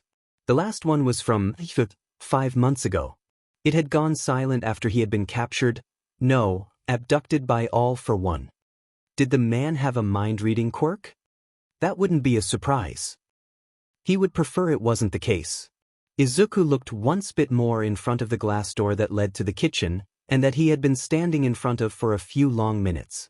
He had counted the amount of footsteps he did for each hallways, and the amount between each intersection. A map was currently drawing itself, and it wasn't pretty to see. His stomach had distracted him, and he was now in the kitchen that had the cupboards and the entirety of its furniture, or in glass, was it glass, or in white marble. Some sandy brown or creamy colored would went to complement it all. What mattered was the contents of the fridge. Izuku approached it and opened its white lacquered wooden door, observing what sort of snacks would be there, as it was after all close to noon. And of course there was a fully stuffed sandwich. Overstuffed with tomatoes looking a wonderful red, what seemed to be a very rich butter-like cream, perhaps cheese, a few slices of very thin meat with sparse portions of dark green salad. Izuku stared at the neatly looking loaves of bread that seemed already fresh from the smell, and took the packaged good in his hands, noticing one note put over it, with his handwriting. Have a nice lunch, Izuku, was written, with some hearts and stars on the side with a weird enthusiastic smiley giving a thumbs up, a quick drawn spiral in the center of the thumb in question. Izuku stared for half a second, and scanned the room to find a pen, until he remembered he always had one in one of the pockets of his pants, as pens were a rarity at this point. The ones he had been given were all incredibly too short. Only enough to ruin one of his eyes, but not enough to kill his own self. What was he thinking? He could escape. He knew. He was smart. There were always options. Boys. He took the pen in his hands and scribbled something on the note before putting it back in the fridge. A bit of spite wouldn't hurt anyone. Izuku took his sandwich and started walking back to his new room that was apparently a safe haven, as the man didn't seem to go in no matter the circumstances, so far. Or, yeah, he hadn't even once entered it since the last few days. Izuku got out of the kitchen and started walking back in the hallway that he had assimilated with the way to go back to his safe haven. His steps echoed when he arrived at the intersection, his four-pole carefully following thanks to his hand. Go right, the man had said, as keeping going straight forward was forbidden. Izuku stared blankly in front of him. He took a firmer grip on the sandwich that was already smelling delicious and prepared a first step forward. It was okay, it was only one step, no? And, if he remembered well, that was the path he had taken to go to the other kitchen during that night, where all for one had played a bit at being a screamer like in a horror game, and where the promise of showing him a bit the infrastructures so that he felt home appeared. Izuku made a weird smile as he made the first step. There were a few doors on his left, and opaque, very large windows too. He thought he could see besides the pale white that made the window opaque, some greens too behind, and the shadow of some leaves, with a warm natural light coming between them. Were those the greenhouses? Probably. The wall on his right side gave on a concrete wall, immaculate white. Izuku let his hand travel over it, and he felt the feeling of cold stone under his fingers. The light was a bit airy, with enough space in it to breathe in and out. Izuku kept walking until he reached the first door he met, on this right wall, the one door he had been eyeing for the last 5 seconds, since he had not turned that corner right. His hands arrived on the handle. This was forbidden. A smile appeared on his face. The door was slowly opened. There was close to nothing to loose. And as soon as he entered, he breathed a different kind of air. A sanitized one? Steri.list? Izuku's eyes widened. No, this wasn't possible. How had the door remained open? Why wouldn't it be locked? The fresh air coming from the ventilations pushed him to go further in the room. A room that had medical equipment. Was it here that he had been taken care of? He recognized the machines, slightly, and some of the pouches, still there with their dark or transparent liquids, that had been put in. And a glint of metal in the corner. Izuku's fingers jerked when his eyes noticed it. One pail platter on the side were a few, they're cleaned, stored, and scalpel. A small, tiny scalpel. Izuku grabbed it immediately, eyeing the other tools briefly, and the tubes that were currently connected to the veins of his body. The tiny scalpel, probably for small operations, came just over those tubes, and his hand backed away. That would be reckless. And he would then lose the access to this everything. This was Christmas. This was his freaking happy birthday. Why would it even be let open? Was it a mistake? It had to be. Would the man notice the disappearance of any small tool? Yes, he would. How could he hide that? Izuku looked around and his eyes found a retractable cutter on what seemed to be another desk where some papers were littered. He didn't have the time to read anything. This was desperate. He put the scalpel back in place, as its absence would definitely be noticed. It was placed in the exact place he found it. Hopefully. He took in his hands the cutter and made the segmented blade completely appear out of its plastic wrap. He breathed out, looked in the bin if there weren't any wasted razor blades. The bin was empty. Izuku stared at the segmented blade and finally made the decision.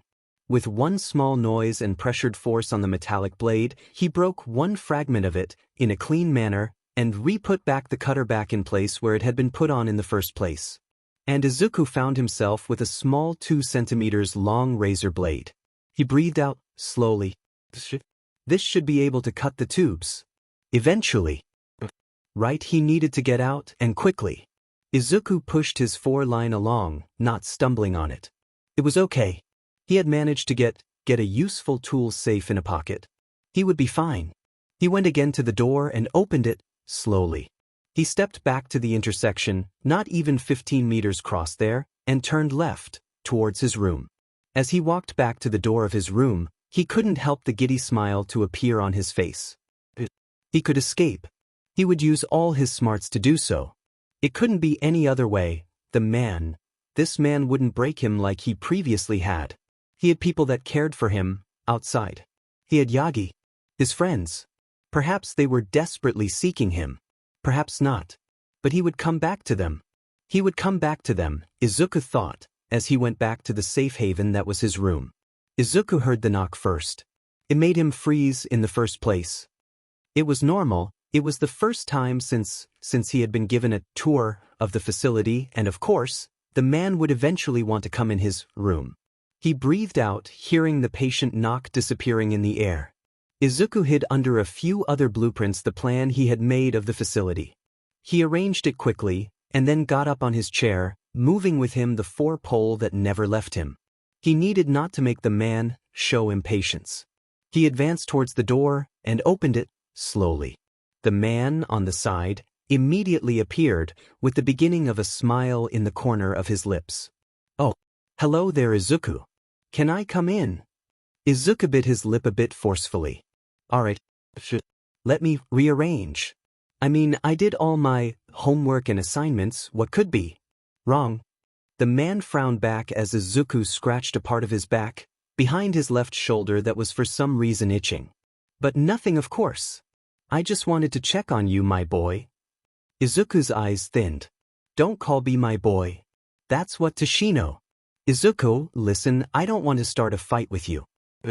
I will avoid calling you my boy until you change your mind about it. I come in peace." Izuku didn't know what to answer as the man entered after opening his arms theatrically. He then seemed to examine his room, and then looked inside his eyes. "Oh, so are you getting more comfortable? Cozy? All of it?" Izuku stayed awkwardly standing. Yes. I appreciate the privacy. If there is any." "Really?" The man frowned. "There are no ongoing cameras, Izuku, I assure you." "I understood what you meant. I trust you, and we will be happy together, if we continue this way, right?" The man motioned at Izuku to sit, waving him to come in the chair he had taken between his hands, when Izuku frowned back. "You understood what I meant? Are you telling him that there were cameras observing me before?" Izuku asked, blankly, so not a pinch of realization dawning. The man looked at him skeptically. "Izuku, come, sit down. We are simply going to talk, and Izuku, do not worry. It was only recorded by an IA, who analyzed your actions and made reports, mostly in how well you were advancing, how fast, and how your sleeping schedule had to be adjusted. But that is over. You did Izuku." Silence arrived for a few seconds. "Izuku, sit down please." Izuku just looked, horrified, baffled, one hand hovering over his 4-pole. "Why would you? I made mistakes, but that is the past. I promise you, there are no records being made as of right now. Please, Izuku, sit, you are worrying me." Izuku stared back and sat down. He had to show goodwill to gain access to more occasions to he needed to raise his potential of escaping, and that was why he needed to show such goodwill. He sat down. The voice of the man appeared in their surrounding air. "Thank you, Izuku." The man took a step back, going this time in front of Izuku and then, kneeling in front of him. The man took his hands and slowly caressed them. "Izuku, how are you doing so far?" came out of the mouth that was on the same face than the two dark flares observing him. Izuku tensed. "I'm fine. I liked the privacy." The man frowned. "Yes, you do. Of course you do. Though don't you miss some social contact?" Izuku tilted his head and openly grimaced back. "If you want to hang out more, just say it right away. I'm fine, on my ow." The man smiled. "But, Izuku, don't you miss your friends you told me?" Izuku's mind went in a panic. "WWA chat?" A chuckle interrupted him. "Oh my, please, I was joking, I wouldn't be that petty." Izuku stared back for a few instants, awkward silence engulfing him as seconds passed. The man then raised on his feet. "Izuku, Tell me, would you like to come to tonight's dinner, please? It's been 4 days. 4 whole days since we haven't eaten together. I accepted some of your excesses, but... The man gave to Izuku puppy. Please, he kept going. Izuku stared back, anxiously. I am sorry, but... I really want to... I like eating alone, why still stress me out. I need some time. Sorry. The man sighed. Very well then, it saddens me a lot, but I can get your point. Perhaps tomorrow? Izuku nodded. Perhaps tomorrow. The man smiled then at him. Then tomorrow it is. Oh, as we don't eat together tonight, would you prefer that we watch a movie together? It could be fun. Izuku stiffened. And the man tilted then his head. And sighed.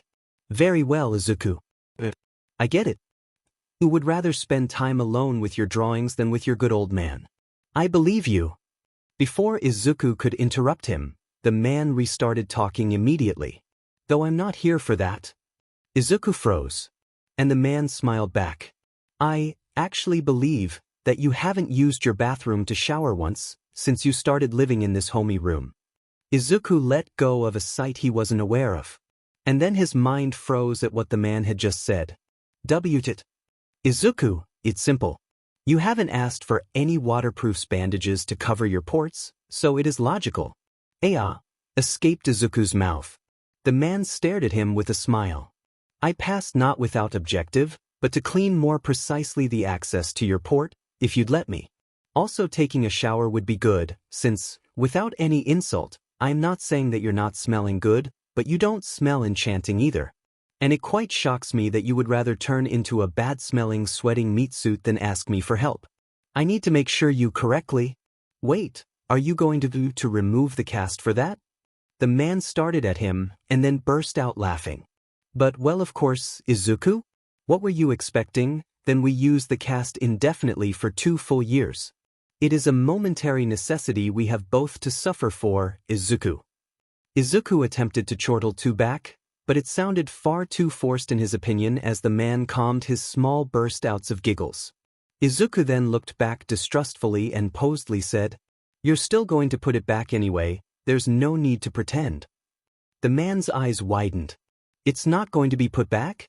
Izuku, please, that was just frivolous and that impeded all your movements. You do need to do correctly sports so to remain healthy, and oh, why are you looking at me like this? Izuku's jaw had slightly fallen open. His eyes were absolutely lost. But, you said I would tear... You're not going to, are you? The man said, a tone to his voice as his squinted eyes full of abrasive darkness stared into him. And you know I have search, right? Of course you're not going to make us do steps back out of tantrums, no? And I mean, how could you possibly go in the swimming pool if we didn't remove the cast? Care to explain? Izuku couldn't stop the shocked grimace to appear on his face. Okay, he was done for the day. What was the man's plan?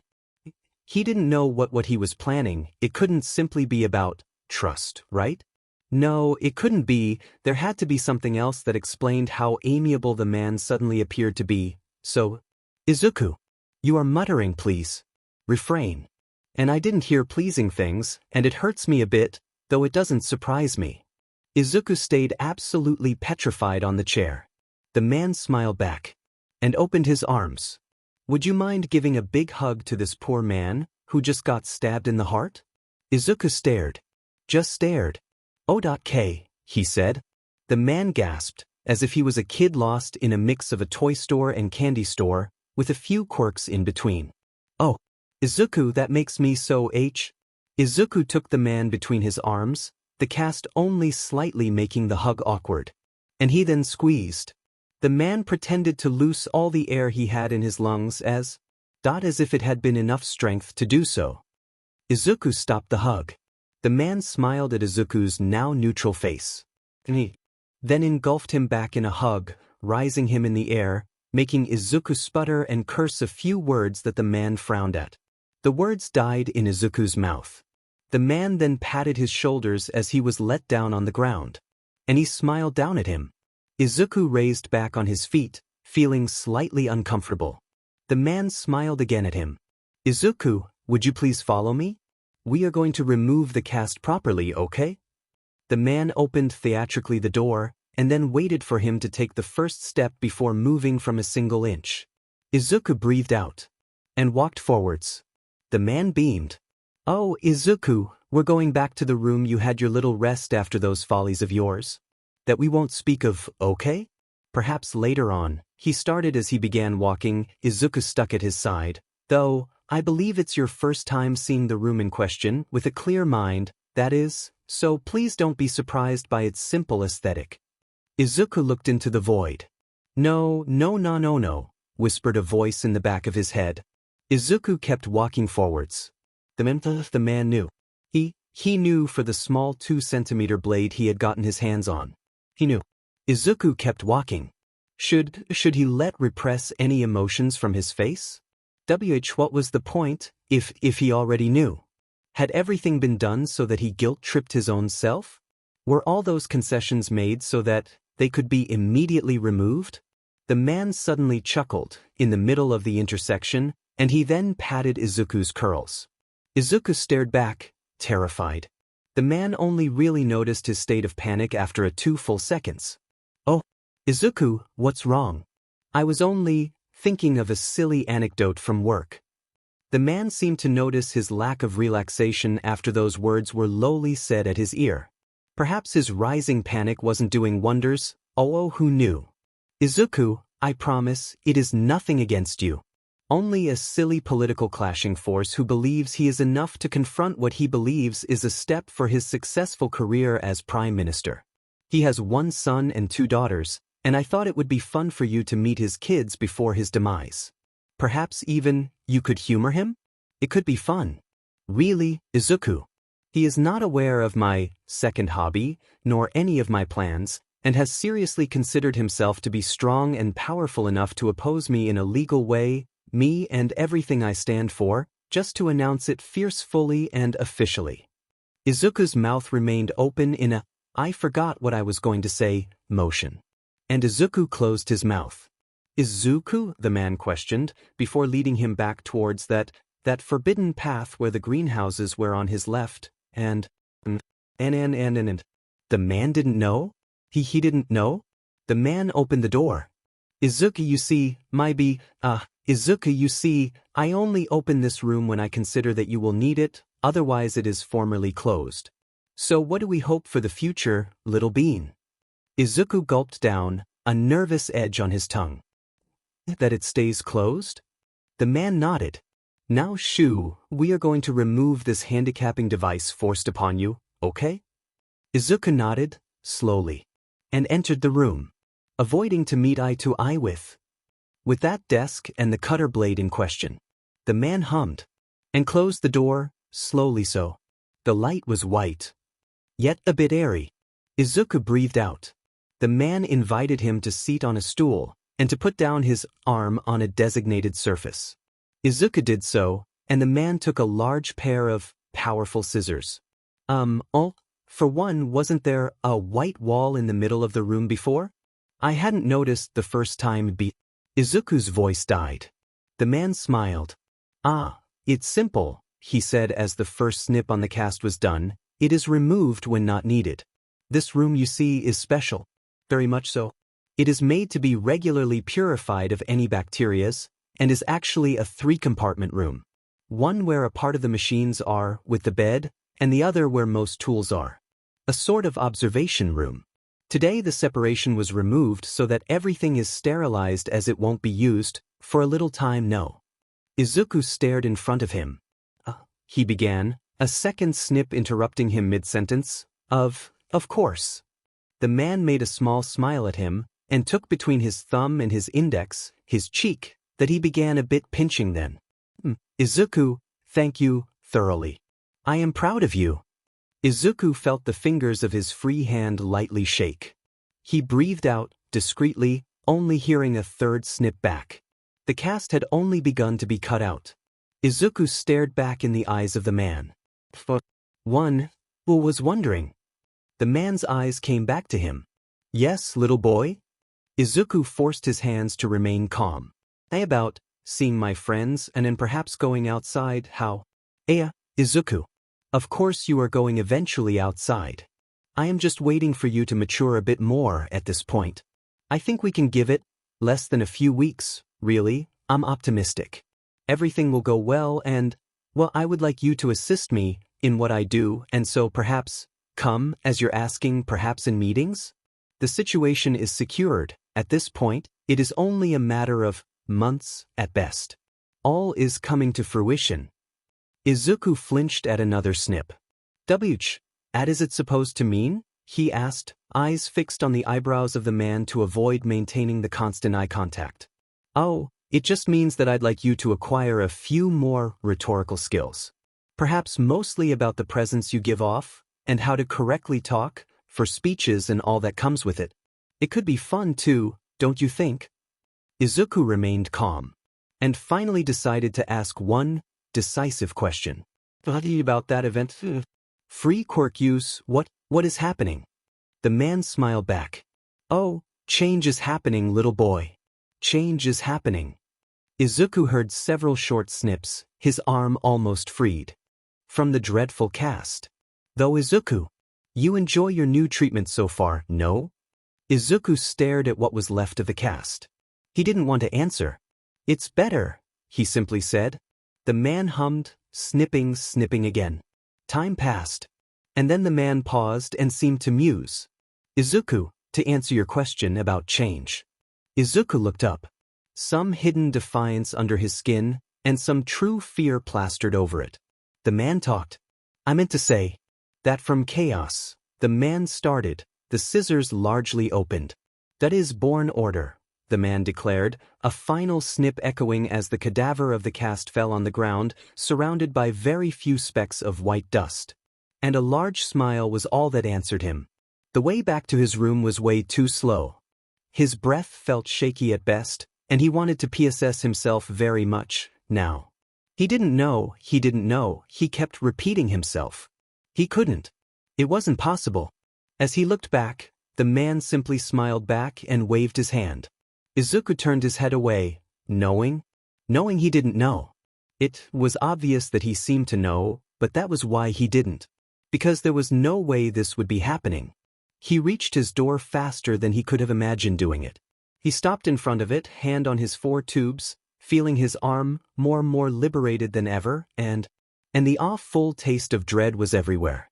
He had seen the man remove the bandages and wrappings where he had butchered his wrist.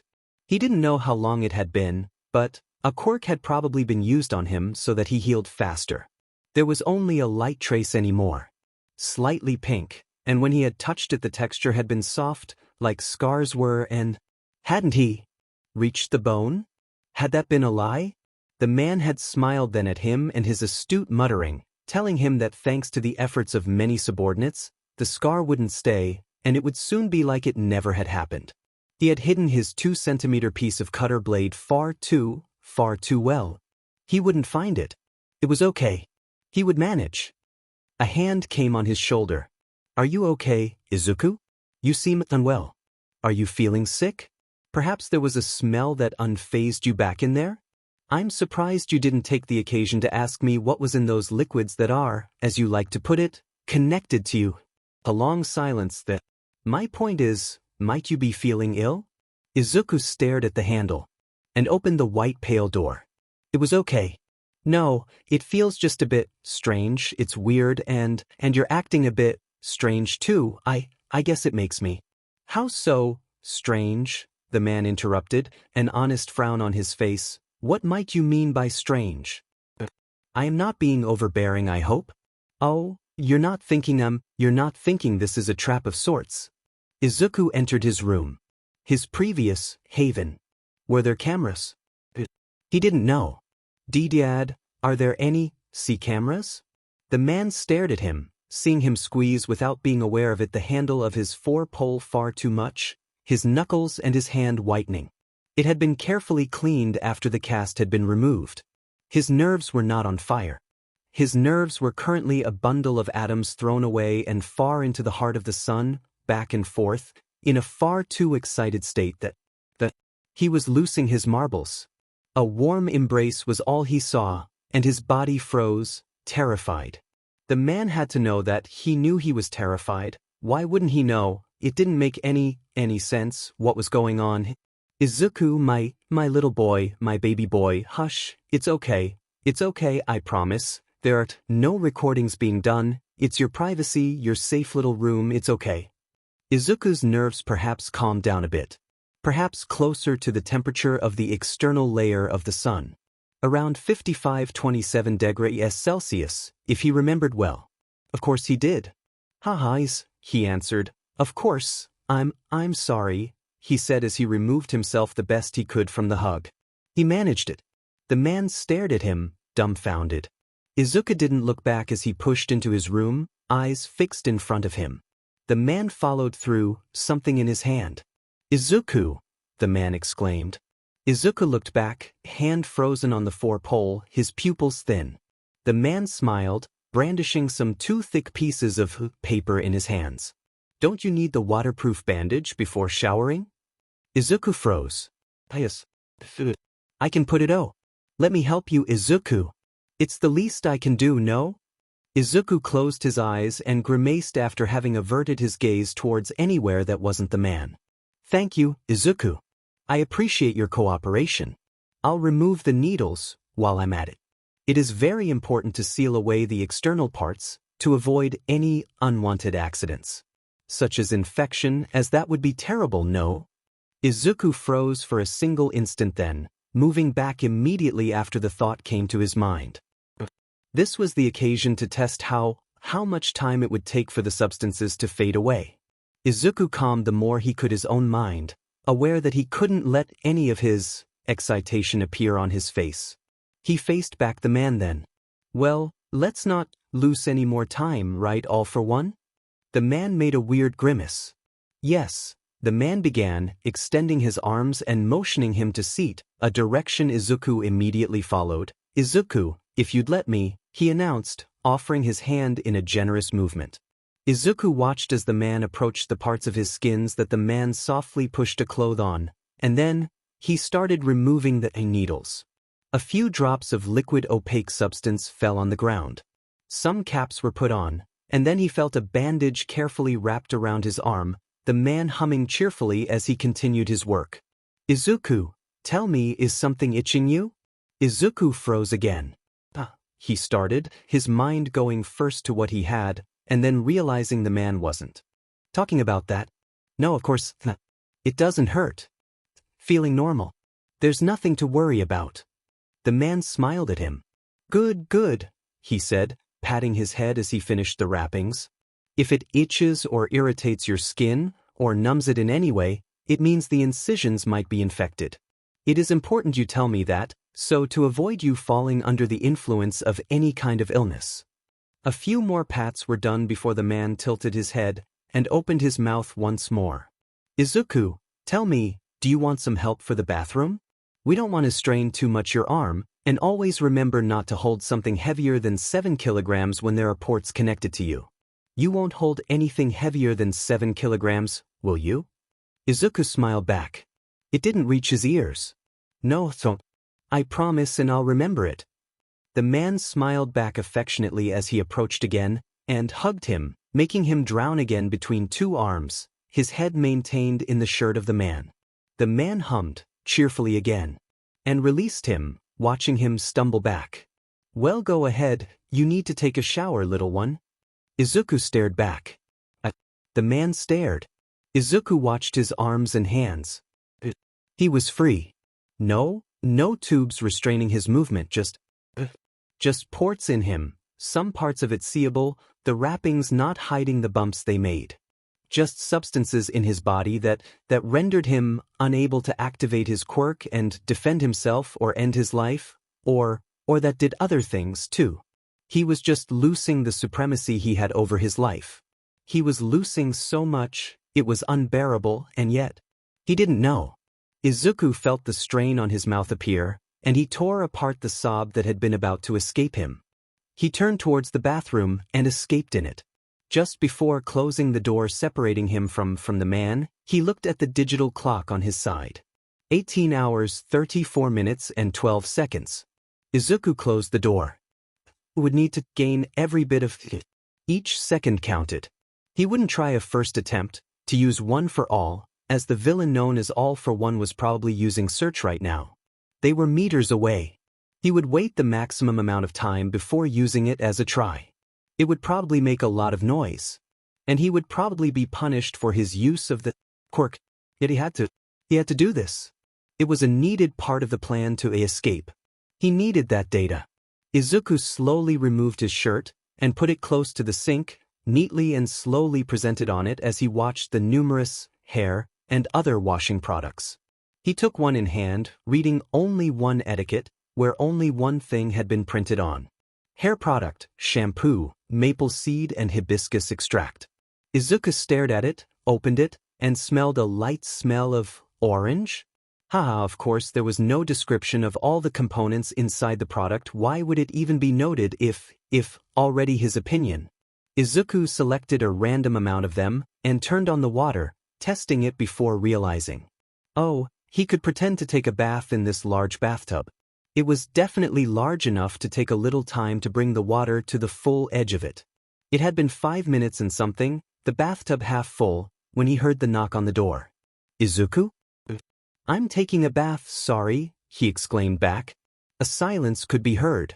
Izuku felt a goosebump crawling over his skin. Oh, but can't we talk while it fills itself? You should have told me It's almost finished, sorry. Izuku heard the silence answering him back. He stared at the door and then heard footsteps going away. Izuku let go of the air inside his lungs as he removed then his pants and underwear. He slowly breathed out as he entered the bath, sitting down, feeling the warm liquid around him. A bit of vapor raised in the air, the smell of the liquid perfumes swirling in it. He closed his eyes. The smell of the products he had put in the scalding hot water were all around him. He forced his muscles to slacken themselves a bit.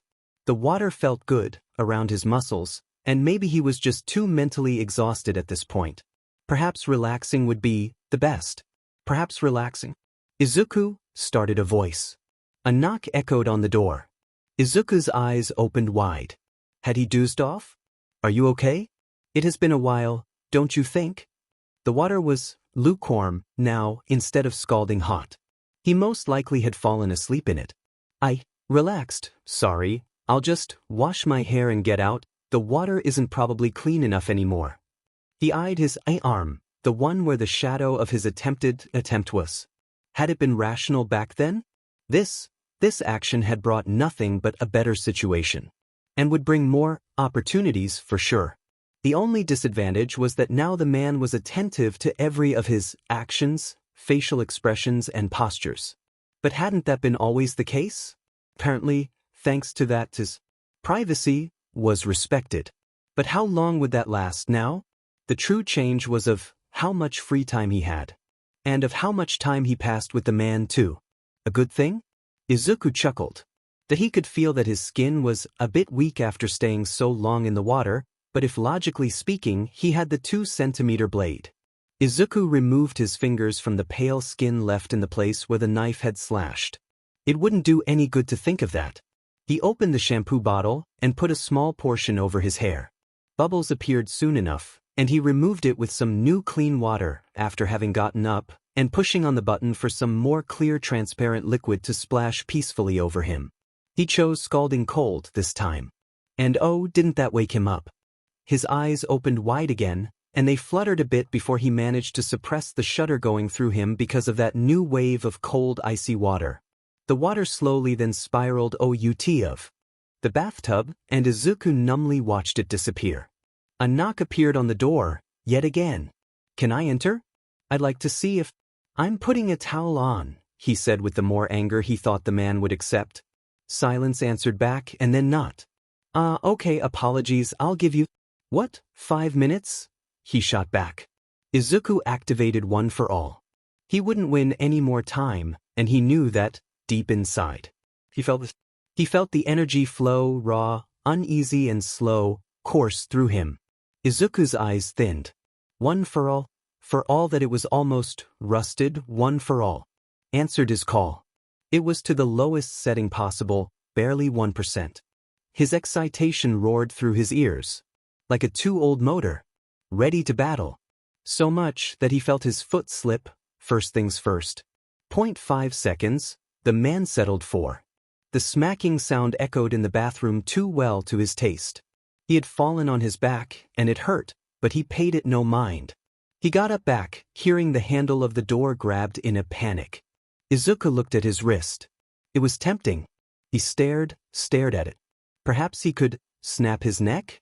But no, he could escape, he could. He shut off One for All and put a blanket around his waist, just at the moment where the man opened the door, slowly, while Izuku knew what was to come. It had been worth it. No amount of punishment would counter the knowledge he just had acquired. He just needed to glance at the digital clock before whatever was going to happen, happened. The man smiled at him. Izuku? How clumsy of you. Would you mind if I dried you? Izuku blinked back. What was that, a form of humiliation? Was his not very astute answer. The man smiled yet again, with such a comprehensive smile. Oh, apologies if it sounds unusual, but I'd prefer being careful around your still fresh wounds and others, and who knows, you might actually, after falling off, reopen them. What I mean to say is that you, most likely, will probably slip with your damp feet. A bit of help wouldn't be of great excess, would it, Izuku? Izuku stared back. His mouth slightly opened and closed. Okay, he said. The man smiled and approached, inviting him to exit the tub. Izuku did so, and awaited for perhaps a very reassuring outburst of anger for what he had done. Yet nothing came. The man smiled again. Okay, Izuku, turn back. I'll start by your back and hair, and after we do the rest. Izuku slowly nodded. Where and when was the trap? Izuku watched in the mirror the man slowly hum and remove with a towel he had taken from the many disposed inside a piece of furniture, each and every single droplet of water. He seemed particularly insistent and delicate on a place around his back, near his left shoulder, when he announced out loud. Oh my! A bug must have bitten you there. It isn't pretty to see.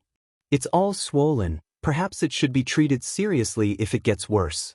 The good I saw it. Izuku stared in the infinity of emptiness that was in front of his eyes. You're not mad? The man stopped then, and stared then at him, his eyes meeting his through the mirror, making Izuku slightly JRK at the moment when the man did so. Why would I be mad? He shot back. Izuku felt baffled. But you fell? It's nothing too bad, Izuku, don't be ridiculous. An accidental fall won't make me become mad at you. That is just silly, the man interrupted back. But escaped Izuku's mouth, which then remained open, the man chuckling as he answered. I'm not mad, Izuku, I repeat. I am not a sort of maniacal character who enjoys to see you suffer, right? That'd be preposterous. Izuku stared back. His mouth closed. It didn't know? About One for All? But the quirk, he had clearly activated it, and the man certainly had. Search, he had stolen it from Ragdoll. It wouldn't make any sense to simply pretend not to have it? What was this?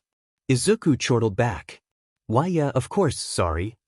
The man smiled again, and then threw at him back the towel he had in hand, before heading for the door. I'll let you finish. I need to prepare one of the pouches for you, as one needs a little enhancer. Nothing to worry, it's just to make sure the bite of the insect doesn't infect itself. As it is looking quite ugly, I assure you that. Izuku stared as the man walked out by the door. So the man hadn't detected the use of One for All? What did it mean? Was the man trusting him enough not to use Search that pinged people's weaknesses? Or no, he had been near the door all that time. Hovering was something the man did all the time. Perhaps, had he used it low enough for the quirk's use not to be noticed? He knew One for All was harmful, with too much energy bursting out, deep in his bones and body. Was there a loop? Izuku hoped, for a few seconds, and then dried the rest of his body off, and breathed out as he got out of the bathroom, his previous clothes put in a basket put for this precise occupation. He searched for a simple white shirt, a pair of jeans and boxers, and put it all on without any strain. After he was so much free without the tubes and needles reducing his movements in all ways. Izuku smiled as he bit his lip. In a few minutes, he would again loose that freedom yet another time. In a few minutes. The time. He needed to check the hour, so to see how much it took for the quirk-canceling substances to fade. 19 hours 45 minutes and 43 seconds. Less than 1 hour and 15 minutes. Could it decrease if his body ever got used to the product? That was a possible outcome. Perhaps before it had lasted more, but then, perhaps that was the reason as to why the man wanted so much for him to be connected all the time, like that.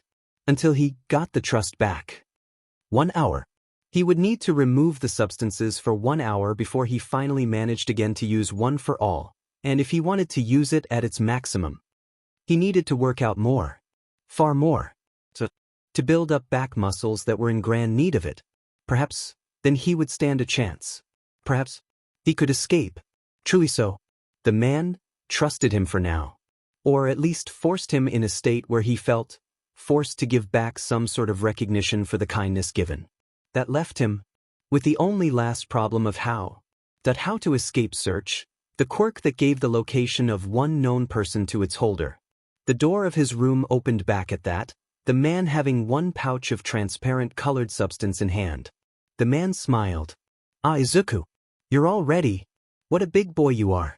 Would you prefer sitting down while I put your needed assistance back? What a polite way to put that he could look close to a guinea pig in a laboratory for experimentation. Sure, he said back, perhaps somehow relieved that absolutely no punishment would be given if the man never became aware of it. Didn't he only need not to get caught in the end? It was worth a shot. He needed the man to keep giving that unaltered trust, so that his privacy became a constant. He couldn't risk losing it all. Step by step he would manage to escape. Step by step. The man put the final needle in place and smiled at him as he patted again his hair, taking a look at one pouch that was transparently colored, the new one. He smiled back at the smaller figure in front of him.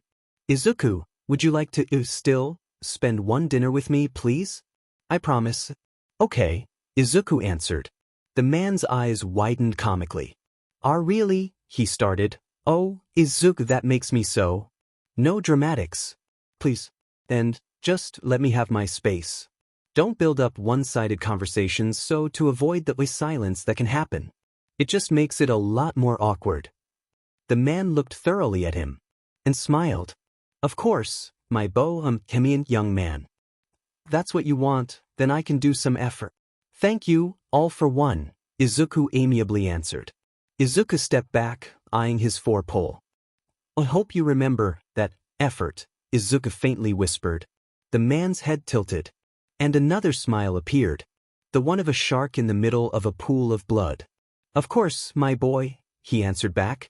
Izuku made his fork make a distinct tinkling noise against the porcelain delicate plate he had been offered. Katsudon. Izuku stared at the most intricate plate of katsudon he had ever seen in his entire life, whether it be between the one seen in ads or cooked by his mum. He fiddled again with the fork and stared back at the man, who had been staring too since a little while. Izuku dropped the fork and put his hands over his legs, standing straight against the back of the chair.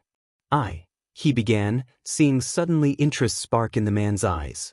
Izuku felt his mouth become very dry. A bit like if he had been in a desert for a minimum amount of, for something months. Izuku closed his eyes and reopened them. Everything was going to be fine.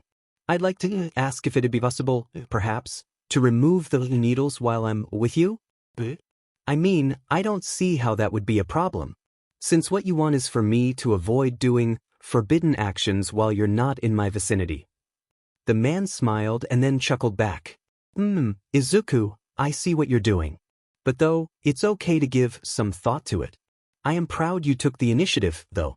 Yet, don't think that conceding to my preferences will bring every of your caprices to life. Izuku gulped down as he retook the fork and tried to cut a piece of fish with its side, quite unsuccessfully enough. Oh, I'm aware of that, and that wasn't my intention, all for one. I just think, For you, it will make the time we spend together seem more inestimable for both of us. The man's eyebrows raised. Are you implying you do not appreciate our dear time spent together? Izuku's fingers twitched. Oh, that was not what I meant. Just that it will amplify the great effects this shared time gives me and encourage me more to enjoy those moments. As I don't appreciate very much to feel like I am a walking experiment or a cancer patient in terminal stage. The man scoffed at his latest non-spat and delicately said words. Izuku didn't tense at that. He tried very much to relax. Though it didn't mean he achieved that. Oh, Izuku. What a charming comedian you are. That turn of phrase was a killer. But, you are certainly right. This time that you and I share could become even more invaluable if you appreciated it more. And you wouldn't behave in a way that would leave me dissatisfied, would you? Izuku closed his eyes and gulped down. And looked back at the man, who was right in front of him. Okay, he whispered, one of his fists pressing harshly against his skin. Okay, he repeated, now looking in the eyes of the man. The man chuckled. Well, very well. It can have a trial PRD from time to time, no? Though it can be, at any time it seems for the best and appropriate. Doesn't that seem right to you? Izuku breathed out, slowly so. At any time it seems for the best, It meant it would be randomly chosen, so that he wouldn't be able to prepare anything back. Did the man know his intentions? He had to. He wasn't perfect, it could appear obvious for a 200-years-old criminal warlord. He just needed to recognize that and try his best to outsmart the man. What a daunting task. The man interrupted his absent train of thoughts. Do we have an agreement, Izuku? Izuku's eyes shot back towards the gaze of the man. And he then slowly nodded. Perfect, he exclaimed, a giddy smile over his lips. Now, what if I asked from you some of your opinions about some subject where I may need a benevolent hand? Izuku finally managed to cut a portion of the fish he had been so desperately trying to taste, and when the words reached his brain, the fish escaped his fork and slipped back in the plate. The man smiled at him, again. But don't worry. It is nothing personal, I promise wholeheartedly. The man watched him again as he finally managed to stick the fork in the portion of fish and push it down his throat. It is about the nomus, the man simply said, calm and clear in the air. Izuku choked on his portion of fish, and burst out in coughs as he felt some sauce in his nose. God damn it. The man calmly looked at him, and then tilted his head, saying, Do you need help? Izuku shook his head as he put a hand in front of his mouth, and kept coughing until finally his nose was dislodged of any matter. A handkerchief was put in front of his face, a hand extending it towards him. Alright, there was some stuff that had gotten out of his nose. Izuku took the handkerchief and removed it. Thanks, he whispered. It was so awkward. The man hummed and smiled again. So, Izuku, as I was saying, nomus, but it is not over the matter you may be thinking on, right now. More of the lines of, how do you think nomus can be rehabilitated into society, young man? The man smirked expectantly at him. Izuku stared back, and started fighting yet again with his fish, and to separate its entirety in different pieces. Perhaps with a second fork? He kept his head a bit lowered, and then looked up towards the man, hesitant. Why would nomus need to be rehabilitated? Aren't they mindless, for most? But, for the sentient ones, would it be better that they manage to get suitable jobs by the government itself? As mutant quirk discrimination is a thing, it would certainly be more efficient if an official structure took the matters in hand. The man chuckled. Yes, excellent, Izuku indeed. All individuals must bring something to society, otherwise parasites appear, and the entire system may start to collapse, because of the simple fact that riots, more or less violent, exist as a form to protest and contest. But even, don't you think it is better for the mindless ones to be productive, once retrieved? Citizens could say they take resources, needed ones, while the monsters in question themselves remain useless, and the worst might be thought out of them. But, in all truth, how can such a being contribute to society? Izuku stared back. And blinked. Twice. His mind went into overloading. Oh no. No, no, no, no, no, no, no, no, no, no.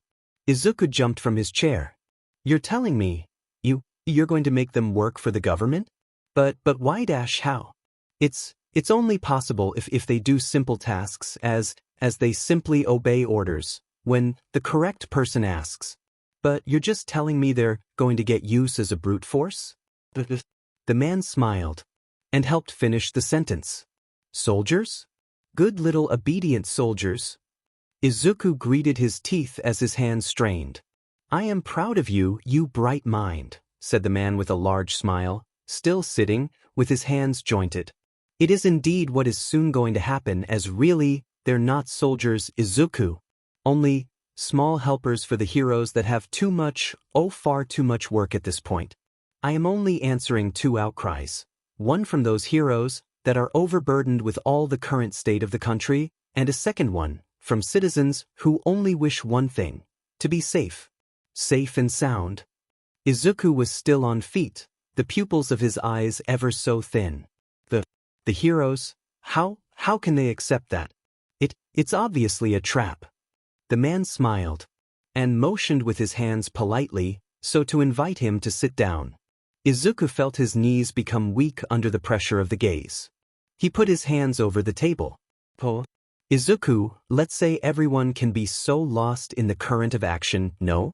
Sometimes the most blatantly obvious is so much put in plain sight that in the end, no one notices it, really. It is one brilliant comedy that I quite appreciate in all truth. Izuku stared back at the still sitting and still smiling man. What are you, Izuku began, mind working, almost hijacked, planning is it? The man watched him and made a small gesture with his hands, inviting him to continue. Izuku bit his lip. You are going to put a military force as a police to maintain order and peace, so that, when you finally make your move, the heroes will have to side with you politically speaking, or die? The man frowned. More or less, Izuku. And stop biting your lip and please sit down. There's no need to become so passionate about this, I promise. Izuku felt long seconds of silence come, arrive, stay, and go, until he finally sat down. The man beamed at him. Good, the man said as Izuku avoided his gaze, until he retook the fork to achieve the simple act of cutting into pieces his deliciously delicious-tasting piece of fish. What a failure so far. Though it is quite the apocalyptic scenario you have in mind, do not worry, it is far less worrying what I have in mind. I'm just making sure all is in place, Izuku. And that I, of course, have a little amount of influence in such a formidable power that is the working force of heroes. It's really a shame that since All Might, their obvious popularity has grandly decreased, since a few discoveries tainted with scandalous terms. Izuku stayed silent at that, and kept fighting with his fish. And, really, Izuku, I'll admit as you seem motivated to prove your point, yes, I of course have a little hand in that growing lack of trust from the public. Of course. No need to insist on that fact. The man stared at him, and the man's mouth opened, as about to say something, when he began simply, skeptically, eyeing Izuku, who was still fighting desperately with his fish with only a fork. It continued for a few seconds, until Izuku saw the plate disappear from under his nose, and saw it instead under the man's, who looked at him with a dubious look. Really, Izuku, the man started, taking a knife and a fork in both hands, when you need help, don't mind asking for it. I will absolutely not mind, as I do not enjoy to see you struggle like this. The man started cutting his fish in little pieces after those words disappeared in the air. Izuku gulped down and took a sip of his drink. "O.K," was all he said as the man raised one eyebrow and stared a bit more, knife and fork still expertly moving. Silent installed himself quite quickly, until the man extended back the plate, that Izuku took, eye contact happening for a reason he didn't know. There, young man. Your plate. Try not struggling pointlessly, no? Izuku didn't nod. He only whispered a quiet, okay, that. He took back his fork in hand, and finally managed to bring one piece in his mouth and shove it down. The man observed him for a few more seconds, and opened his mouth, stared at him once more and closed it. The man repeated that 2 other times.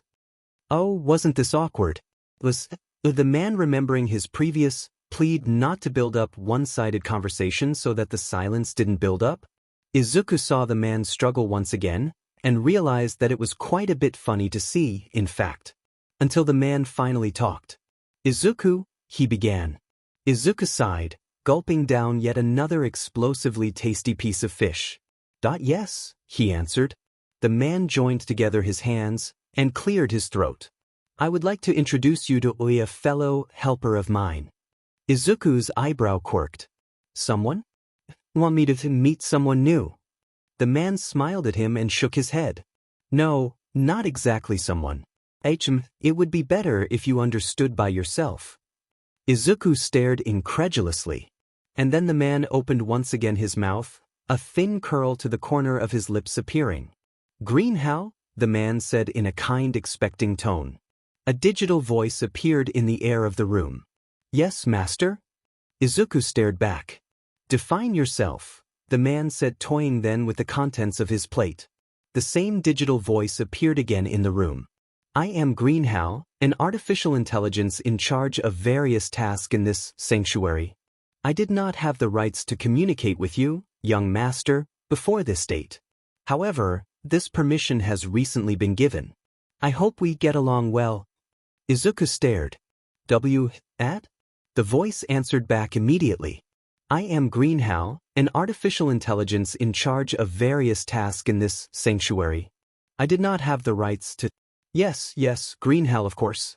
No need to repeat, his answer wasn't in a questioning tone, but rather one of surprise. The man said, chewing something in his mouth with an extravagant class that looked just foreign to Izuku.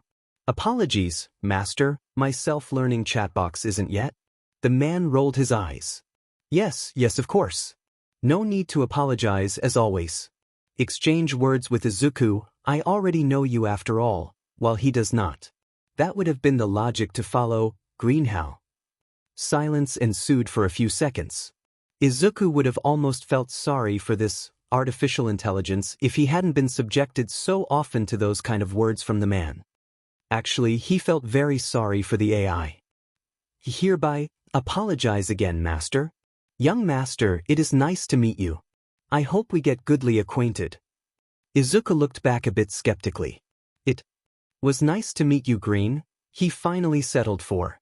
Silence followed yet again, and the man raised his eyebrows as he ate another piece of his meal, and then rolled his eyes, before shaking his head again. He opened his mouth when the AI talked again. Green? Isn't green a color? Who is this individual defined under the name Green? Izuku opened his mouth, and closed it, and reopened it. No need to worry, Green, I was just doing an abbreviation for your name. Silence followed for a few seconds. My name is Green Hal. Who is that individual defined under the name of Green? Izuku's mouth remained open. Green, I just made an abbreviation for your name. To make it shorter. Silence remained. Green, the AI questioned. My name is Green Hal. Please do define this individual, young master. Izuku stared at the man, who raised his shoulders back in a don't care, don't mind motion. Izuku sighed. Is just an abbreviation. You shortened it, Green Hal. It was nice to meet you. A single second of silence followed. Thank you, young master. It is nice to meet you too. However, would you please define this GR? All for one, interrupted the IA. Thank you, Green Hal. I am sure Izuku will be delighted to talk to you some more later on. Your services aren't needed anymore, please. Izuku waited for an answer, but it didn't come. The man stared back at him. Izuku. Apologies for this disastrous first meeting, but not to worry, Green Hal seems now a bit stupid, and is really, but the AI and its chatbox should grow quite a bit the more exchanges are made. Though it might take long, technologies have still their limits, in all truth. Izuku stared back. He didn't know what to say. O.K, he answered. Silence started building itself again. The man opened his mouth yet again. Dessert. Izuku wasn't really hungry. He looked at his plate and observed its emptiness. No, I'm full, and I'm pretty sure I don't deserve it. I should do some more sports. The man frowned as Izuku got up. Are you leaving? What about movie night? Izuku was about to bite his lip when he remembered the previous demands of the man. He instead just looked back, heading for the dishwasher, and put his dish in it after having removed most of the more visible leftovers. I don't feel like it. I'd rather enjoy a bit of time in my room. I'm exhausted. The man then inadvertently seemed to appear only slightly desperate.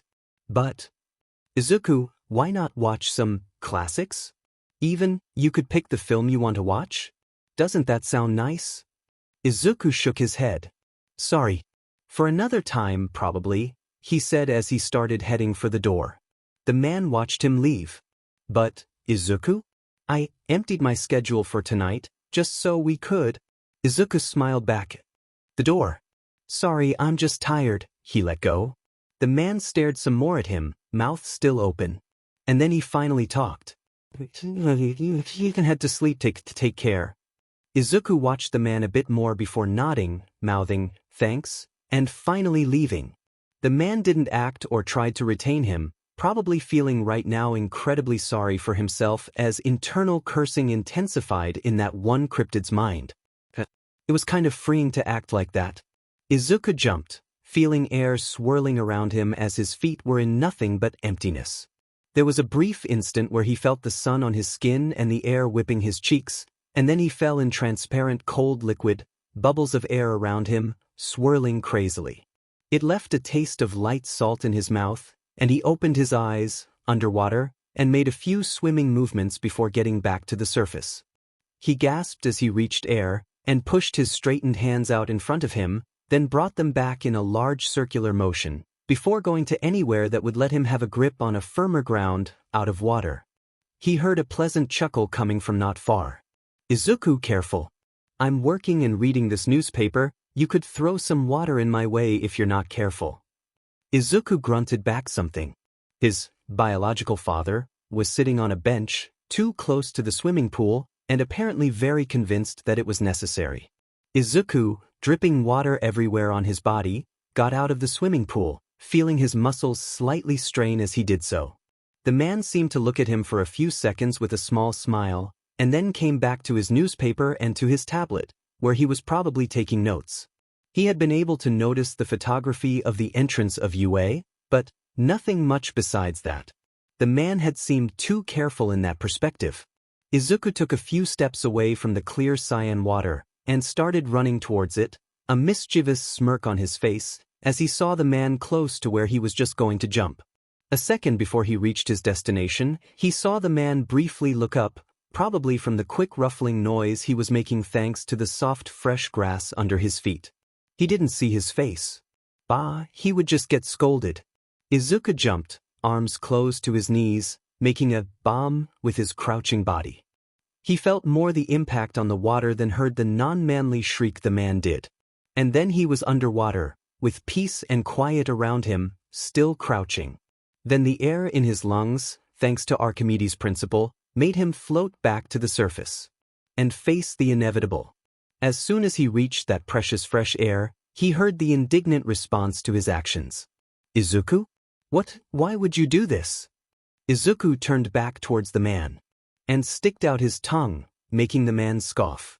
Izuku made sure not to be close to the borders of the swimming pool as he swam a bit to the center of the scope of water, sinking back in it like a prehistorical creature wishing to devour the world. Or its inhabitants, at least. Izuku thought he saw the man sitting on the border of the swimming pool, a weird reflection and shadow appearing on the bluish-white wall. Or so Izuku thought as he kept his head underwater, still swimming. Izuku would have sighed if he wasn't under the water's surface.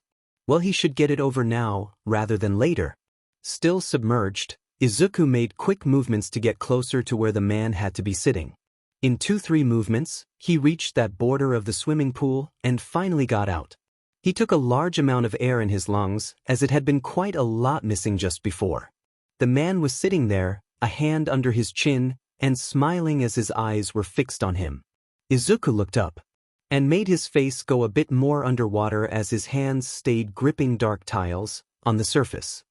He got out again, the man still watching him with an amused smile, 50 centimeters separating their faces. Izuku, the man began, still with the same smile, and still a hand under his jaw. Come on, why would you do so blatantly something I asked you not to do? Izuku didn't answer, and raised his eyebrows instead, mouth closed in a thin line. The man chuckled, bringing a hand under Izuku's chin, and directing it directly in the direction of the man's gaze. Izuku, you are lucky the tablet was waterproof, but it seems I'm afraid that it wasn't the same for the newspaper I had been reading. Izuku hummed, his eyes rolling in their sockets. The man sighed. Not to say that I am entirely wet now. You do realize this is a design suit, right? Izuku hadn't answered, but only because he had currently in his mouth a more or less grand amount of water. The man approached his face to his own, and Izuku could only hide the starts of a smirk in the corner of his lips. The man opened his mouth again, and said the final sighing words. That was very childish, though I can Izuku threw the entirety of the water in his mouth on the man's face, a powerful jet splashing the man's perfect hair. Izuku felt the grip on his chin disappear, and he propelled himself backwards, the more he could, as the man was still too surprised and distracted from his previous childish act. Izuku smirked as he kept swimming, back on the water, face towards the sky, and he finally let his open laughter burst in the wind. It seemed the man hadn't yet moved, still frozen as he was, still sitting, hands in the air, immobile, perhaps from shock. He reached the opposite side of the swimming pool, and looked back, still openly giggling at his own defiance. Izuku, he heard, threateningly, a cold voice in the air. Izuku didn't care. Spite was his to show, however he wanted. He burst again in laughter. The voice of the man died again. And Izuku looked back, expecting to see the man perhaps still frozen, but now too entirely damp. And he saw the man still sitting frozen indeed, but with a smile? Izuku stopped slowly laughing. The man still smiled again, and then got up and walked away. Izuku stared. I'm finishing to grill the meats, Izuku. You can come out whenever you feel ready, and enjoy this little barbecue of ours. Izuku turned away his head, and looked anywhere that wasn't the direction where the man was standing. He breathed out slowly he began swimming a bit more, and stopped to relax in the main basin. He tried making his muscles become less strained, but it turned out futile. Izuku breathed out again. He needed to recap what he needed to do. He first had a cutting object that was always useful in any circumstances. He had first needed it to cut the tubes that impeded his movements and his quirk. Now that the needles were more easily accessible, he wouldn't necessarily need it for that. It could be used to cut cables, perhaps, if he forced with it. Second of all, he knew how much time it took for the effect of the substances, removing his quirk, to fade. He didn't know the exact amount of time for it to truly disappear, but an approximation that was good enough. Third of all, and in relation with the second point, he would need to get a gist of the schedule of the man, so to work around it, and find the perfect time where he would escape. He would need to know when the man was too busy to check with search. To know where he currently was. But then, the worst problem appeared. How could he escape search? He knew the quirk made its holder able to know the location and physical weaknesses of around 200 people between various informations over each individual in question. How could someone escape this? Was there an escape? If there was not, for now, what could he do to remain free? He had options. He could convince the man to let him go. That one seemed hard enough. He could also force the man to let him go. Perhaps if he threatened his own life long enough and promised to stop, under the condition that he was let back to what used to be his previous life? Well, the reaction of the man would have to be discussed long enough.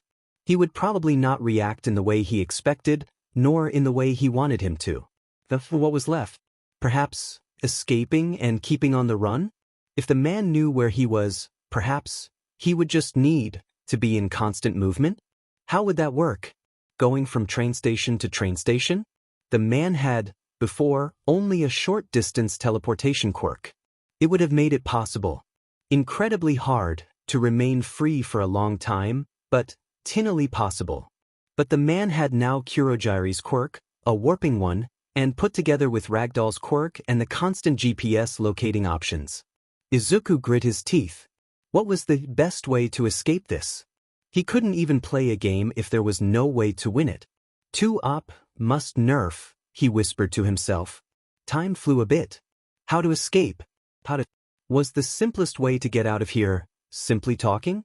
But he would then need to persuade the man that it was the right thing to do, and he didn't know where the exact morals of the man began to exist. There was always a way. For now, he would scheme towards trying to convince the man to let him go, since there was no apparent way to escape this. He just needed to think. Far more. He would definitely find a solution. He always did, he always had to. Not to say that when Izuku finally got out of the swimming pool, his mood was excruciatingly bad. A smile of the man welcomed him as he arrived, slowly, a white towel on his shoulders, dead eyes looking back. There was a bit of fire still grizzling in the barbecue, not even embers yet inside of it, but still some flames fighting the lack of combustible. The good smell of grilled meat and would reduce to ashes came to his nostrils. And the sight of the man, opening his hand towards the place where he had to sit, stopped him in his tracks. He had one of those ridiculous barbecue aprons put over a dry formal shirt, jacket removed, and cargo shorts. Izuku stared. The man chortled, patted his soft dark green curls, and made him sit down. The man went back to the barbecue grill, and brought back 2 plates, red and brown in them. Izuku shifted uncomfortably on his wooden sit. When the man arrived and put down the meals, Izuku finally opened up his mouth. "Oh, for one." The man sighed at him. "Yes, son." Izuku's fingers pressed against the palm of his hand for some odd reason. "I want you to talk of something." The man smiled, sat down, and made an ample movement with his arms. "I am all ears," he said, voice clear, before starting to cut the meat in one of the 2 plates that had been put down at the side of the man. Izuku grimaced of apprehension. "I think it's important to talk of this, and I'd like that you consider it, please." The man's knife froze, along with the hand holding it. The man's eyes came on him. "Yes," the man carefully seemed to say. Izuku felt his mouth become dry. "I want to go back to Yue. And not necessarily to Yagi. But I want to see back my friends. I guess that's what I want inside." The man stared and chortled before keeping cutting the meat in the same plate as earlier. "Izuku, come on. Be realistic. I wouldn't want that for you. You're not becoming a hero. I feel you could be so much more." Izuku watched, with dead eyes, the details of the wood planks that made the table. But all for one. I can't be happy with what you expect of me. I will never be. However, you still keep repeating over and over that you want me to be happy. Izuku, I want you to be whole, and a wholesome young man. Change is happening. Yue as you know it will soon stop existing. Izuku's blood froze. "Do you even know why I want to be a hero?" The man smiled back to him, all the red meat cut to pieces in its plate. The plate was then extended to him. And the man smiled again. "Yes, Izuku. I know. Want to save people. And to accomplish and reach your childhood dream, as silly as it may sound." Izuku felt his fists clench. "But Izuku, the meaning of a hero is going to change, and I doubt what you've dreamt of was even a reality before." Izuku felt his teeth gritting each other. "Eat your steak and sausages. The stewed potatoes are excellent, rich and savory, slightly caramelized, though the meats are the finest quality you could ever find too, I assure you truthful. How does my opinion matter, then?" The man stared back. "Izuku, tell me, old man, how you have the right of choosing what I'm going to become?" The man stared at him, and took his fork and knife to start eating his own plate, inviting him to do the same. Izuku did not. "I am your father, Izuku. And I care very much about you, and I can assure you, a hero was never the benevolent image it was. I promise you you'll have everything you need and deserve in this new world." Izuku planted his fork in one little piece of meat, with both anger and spite. The benevolent hero that was all might didn't exist, apparently. "I don't care about what you want, you FNG murderer. Does that sound familiar to anything you've ever said to me? The man sighed and looked back at him. Don't curse, please, Izuku. I don't know who taught you, but I am suspicious it was this one acquaintance left of your childhood, Katsuki Bakugo. A shame he wasn't namuized before he taught you that trick, no? Izuku was surprised from the lack of violence in the reaction of the man, who just seemed tired to Izuku now that he looked more closely. Don't you dare threaten my friends. I've stopped threatening my own life, no? The man froze, then, Izuku still not taking a mouthful of the deliciously smelling meat. Perhaps I can let go of some cursing from time to time, but it won't certainly be the same for suicide threats. Izuku stared back. And the man stared back, somehow having murder intent in his eyes. Do you want me to seriously threaten your friends? Oh, I could. I was just being blatantly petty a few seconds before, little boy. Are you really considering such an act, or are you being petty back again? Izuku froze. He couldn't move as the eyes started staring at him. There was something purely animalistic in those eyes, something that would tell to each and every being on Earth that running or fighting wasn't an option anymore. His muscles were full of an awful non-energy that provoked in him the more intense urge not to exist, rather than have to be in front of those two cold burning flares. He didn't manage to open his mouth, just remained entirely frozen, until the man tilted his head and took a piece of meat in his mouth, with a delicacy and class that Izuku couldn't imitate. Oh, deepest apologies. You should eat your meat before it goes cold. The man smiled at him and then rubbed his cheek affectionately. Izuku couldn't yet move.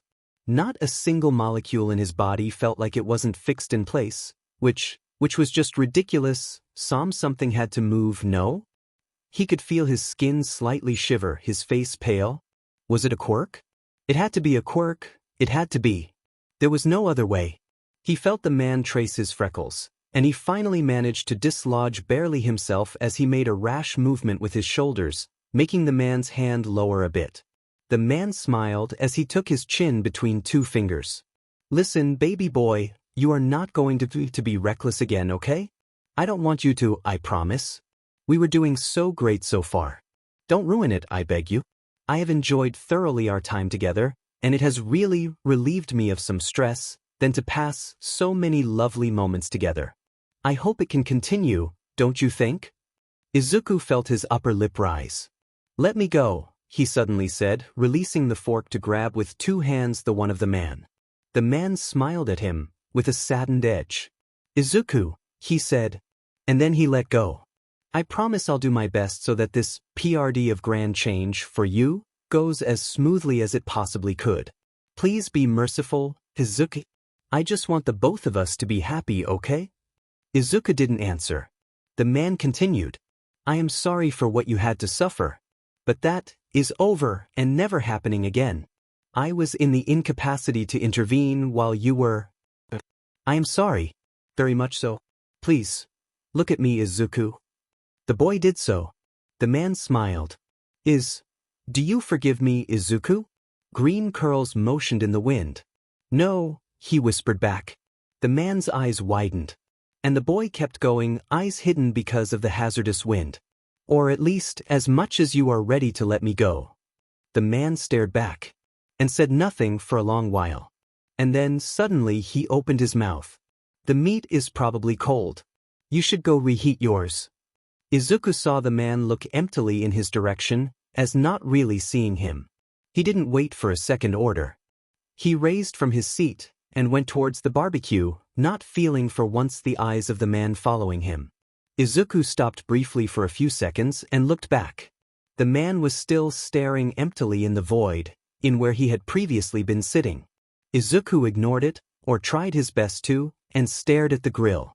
How was he supposed to warm up his meat again? He took one slice in his mouth and felt the explosions of savors, the meat grilled outside, somehow crispy, and just melting inside. Was really heavenly. But, most importantly, he found it not hot, but warm. It could do. Why wouldn't it be okay? Izuku slipped another piece of meat in his mouth. Still delightful, and the most tasty thing he had ever tasted. Could just eat there at worse? The man was still having a staring competition with absolute emptiness. And eating alone was always a dream on its own, no? Or that was what Izuku thought as he noticed some of the form the wood used for the grill took. All put in a package close just at the side of the barbecue grill, neatly ranged there. There were some interesting ones. Izuku eyed a 10 centimeters long wooden stick and noticed its pointy end. Izuku took it in his hand and eyed the fire and, oh, he could also sharpen it while he could and then put in the fire to remove all humidity inside, and so make it more resistant after the lack of moisture made the properties of the wood change. He would have to be charring it for a little while, but he could manage. Izuku immediately proceeded to sharpen it the more he could, and the more discreetly he could the already pointy end. He stopped after the first try, as it made clearly far too much noise. He eyed back the man, who still stared emptily the void, probably and surely deep in thought. Izuku put his wooden new sharp tool over the still ablaze fire, pushing the pointy end far over the coals and embers, making sure his precious new tool was not scorched by the flames. He just needed to remove humidity. If scorched, it would need to be tried with another stick, and he didn't know if he would have the time. He had read that it was prehistorically done by humans, actually one of the first technologies developed by the human race, and that the process was quite simple. Putting the sharpened wooden blade would remove moisture and coat lightly the stick with carbon. He would only need to polish it a bit later, when he wasn't in the direct view of the man. Polishing it would provoke the incrustation of the particles of stone at the surface of the pointy stick. And it would then give him a stick harder than copper, if he was perfectly efficient in his actions. It would be able to cut through enough. Izuku eyed the waterproof bandages over his arm, sealing the tubes away from air and microbes. He gritted his teeth and looked back at his stick. He only needed to turn it over repeatedly until it was done. He put several other pieces of meat in his mouth and enjoyed them while the work kept being made. Izuku heard the man getting out of his seat just at the moment where his wooden tool looked finally dry and dull. Perfect. He shook it in the air for a few seconds, feeling it still too hot to be grabbed by his hands. Izuku hid it behind the elastic of his large short and put the towel around his waist, hiding it all. It was still a bit hot, but it could do. It wouldn't burn. It wouldn't burn, it couldn't, huh? Izuku turned back, a new piece of meat in his mouth, when he saw the man just behind his back. 2 hands came on his shoulders. Izuku, the man began. Izuku stared back. Oh hell, the stick was still burning very much. Izuku shifted to avoid the more contact he could. It hurt him enough, search would probably notify the man. Yes, all for one? Izuku answered with a strained smile. That seemed to cut short the man, who started staring in emptiness again. Izuku closed his mouth in a very thin line for a long moment. The man's eyes met his, and then that seemed to decide the man to speak with his mouth that had remained slightly opened. Izuku, I've thought about what you've asked for your friends, and I'd approve you seeing them. That's what makes you happy. The man's eyes slightly squinted. Izuku looked back. Really? That would be amazing. The man took him then in a hug. And he squeezed, lightly so, putting him close to the man's chest. Izuku didn't move. I'm glad, the man answered back. Izuku didn't answer back. He didn't shoot back a savory answer either. He just let the man hug, and then forced him to take a step back, drawing distance between the two of them. The eyes that looked back at Izuku left the teen uncomfortable. The bicentenarian villain seemed just sad. Just sad. No other feelings. Izuku looked back at the grill and the unfinished plate at its side, warm potatoes still on it. He took it in his left hand, the fork in the other. I think I need to finish my potatoes. The man looked back. Izuku stepped away and looked back just for an instant. Perhaps a fatal mistake. Perhaps not. The man eyed him and answered, face unreadable. Okay, Izuku. Take your space. Izuku stepped away and away.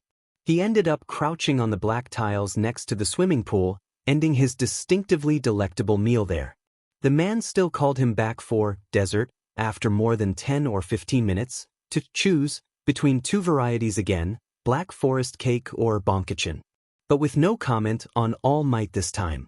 They ate in silence. And after the meal, like always since some days, the man put back the needles and products in his ports, simply making the impression of having any semblance of control over his quirk fade again. The man only smiled and patted his head, like always. Izuku had half finished his morning load of work and more or less his time of study, and he hadn't felt like keeping to draw some schematics that weren't ever going to end up becoming more concrete. He knew he was never going to hold in his hands whatever he had drawn. And that thought was depressive enough to remove his envy to simply draw a bit more. Exploration time, he had chosen instead. Perhaps he'd open some rooms, knowing fully well that the man would end up knowing it one way or another. He had after all no exact idea of what the villain, All for One, was currently doing of his days. And he also had no clue as to when the man was in the facility, or when he was not. That was a whole problem on its own. He had first supposed that the man used his own busy mornings to work, or the afternoons where he was busy studying too. It had been after all the most logical. And then when he had chosen to start the morning by some illegal exploration, the man had ended up breathing down on his neck, behind his back. It was like being in a too realistic horror game. But instead of dying physically, he had just ended up dying. A bit more inside. As the man had gently added him another few hours of work for only that day. That it wasn't the worst possible thing that could happen, but just exhausting, he'd guess. That's why he was now exploring carefully around as he had learned his lesson, yes, quite the urge to complete his plan of the facility's ground floor. However, he was avoiding going too far in those forbidden corridors, as going too deep in the facility was the first step as to losing oneself in it and then need external help coming from more or less amiable hosts. He was at this point just counting each step done in hallways he had already once visited. And that was how, too, he found himself, after having passed a few doors, just at the side of the door of one familiar room that threaded much with uncertain trauma. The one room where all the TV screens were, and where the man had done his quite PTSD presentation that still gave Izuku goosebumps in his back in the middle of the night. Izuku stared at the door. Izuku entered it. The door wasn't locked, which was a miracle on its own. While the door where he had found all the medical tools was absolutely locked down for an unknown PRD of time, since only a few days before. As of today, Izuku stared at the still-present TV monitors. And the large one in particular. Oh, he needed a remote controller. Izuku eyed the room, and found it on a coffee table, largely presented by a support that seemed to have been designed in the same style that the remote controller in question. So, extra. All of those details were just exaggerated. Was it a way to just show wealth around? Izuku removed his frown, calmed his mind, and pressed on one big button, the one he remembered his biological parent had pressed on that day. The screens came to life. They all seemed each to be settled on a different channel. At least the volume was shut down? Izuku eyed the remote control, and decided he had time to waste, especially if there were news channel available. Oh God, were there news channels available? If that was the case, how hadn't he thought about this before? Was this room off grounds? He didn't think so. Izuku moved around, observing each monitor screen and then, wait the second. Didn't his father own a few medias? Heroes Balance, Quirk Focus, and The Mirror. Weren't those tabloids? Did the man have under his hand a few other unnamed channels? Would there only be available for him what his father thought was the most suited? Another way to shape his view. It would explain at least why the room was left so reachable. Perhaps the man actually wanted him to come here? Izuku grimaced and eyed back the monitors. A few were on live, which was. Izuku saw on one of the screen that the man, speaking in a sort of event. He had his suit like always and political event? Wait, it was live. Izuku, hands shaking, took the remote control in his hand, firmer than before, and tried to find the button to make the sound of one screen be heard. Izuku tried a few different things, unsuccessfully, until he tapped the number of the channel that appeared in the left corner of the screen, and pressed an unmute sort of button. Sound appeared in the room. Rumors that indeed no part would be taken in this final run if the main event wasn't successful? The man chuckled. A rich baritone, convivial, giving a trusting edge to anyone listening. Besides Izuku, who had his eyes wide opened, almost horrified. Oh, it is actually of accuracy. Those are good sources that you have, sir. Hiroshi. The success of such an avant-gardist event, with free quirk use, seemed barely possible a few years ago. Truly, most people laughed at my face when I announced my will, but I held on. Like most young people, I desire change, and a change for the best. I would never have expected the event in question to have such a brilliant success. But if I am elected at the grandest post of representative, I promise my best to bring change, for anyone to be able to use their own quirk as they intend, in the respect of others, of course. Some might say that I am too young, and that I lack experience. I answer to that old views on the system won't make our system prosper, and that might bring its fall sooner than later. I represent the youth, and a new breath of air, and I hope as much that I have already proven my worth with previous down-to-earth bills, and that what I may lack in experience, I compensate it with concrete ideas. Representing youth is one thing, but representing the country of Japan is another, and when elected as the Min, Izuku shut down the monitors. He didn't need to hear more. He knew only one fact. The man wasn't in the facility, and was quite busy at that. Izuku's mind didn't need more information. He could try to escape, now. Izuku threw back the monitor on the divan, and started almost running back to his room, heart erratic in its rhythm. He could act now. Okay, he always had earned brownie points for improvisation in hero training. He could do this. He knew he was smart enough. He had every information he could possibly ask for. Izuku grabbed his 4-pole so to be able to run faster and faster. As soon as he arrived back to his room, he immediately tried to remove the needles, unlocking the small securities easily enough, having seen the man do it enough times to be able to reproduce it. After a few minutes, Izuku found himself free of any of them. Izuku breathed out, and immediately checked the digital clock. 9 hours 43 minutes and 23 seconds. Izuku breathed out. He needed another hour.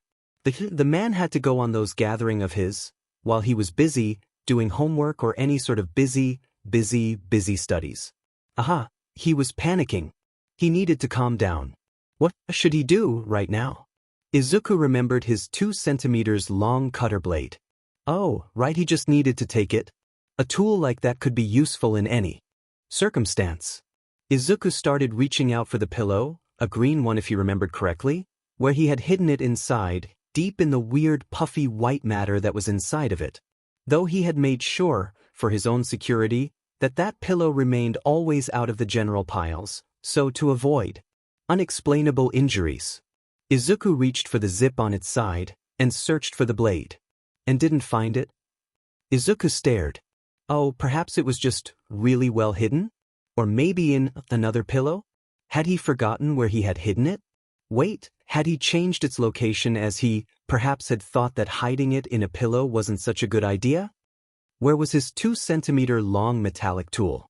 Where was his 2-centimeter long metallic tool? In another pillow?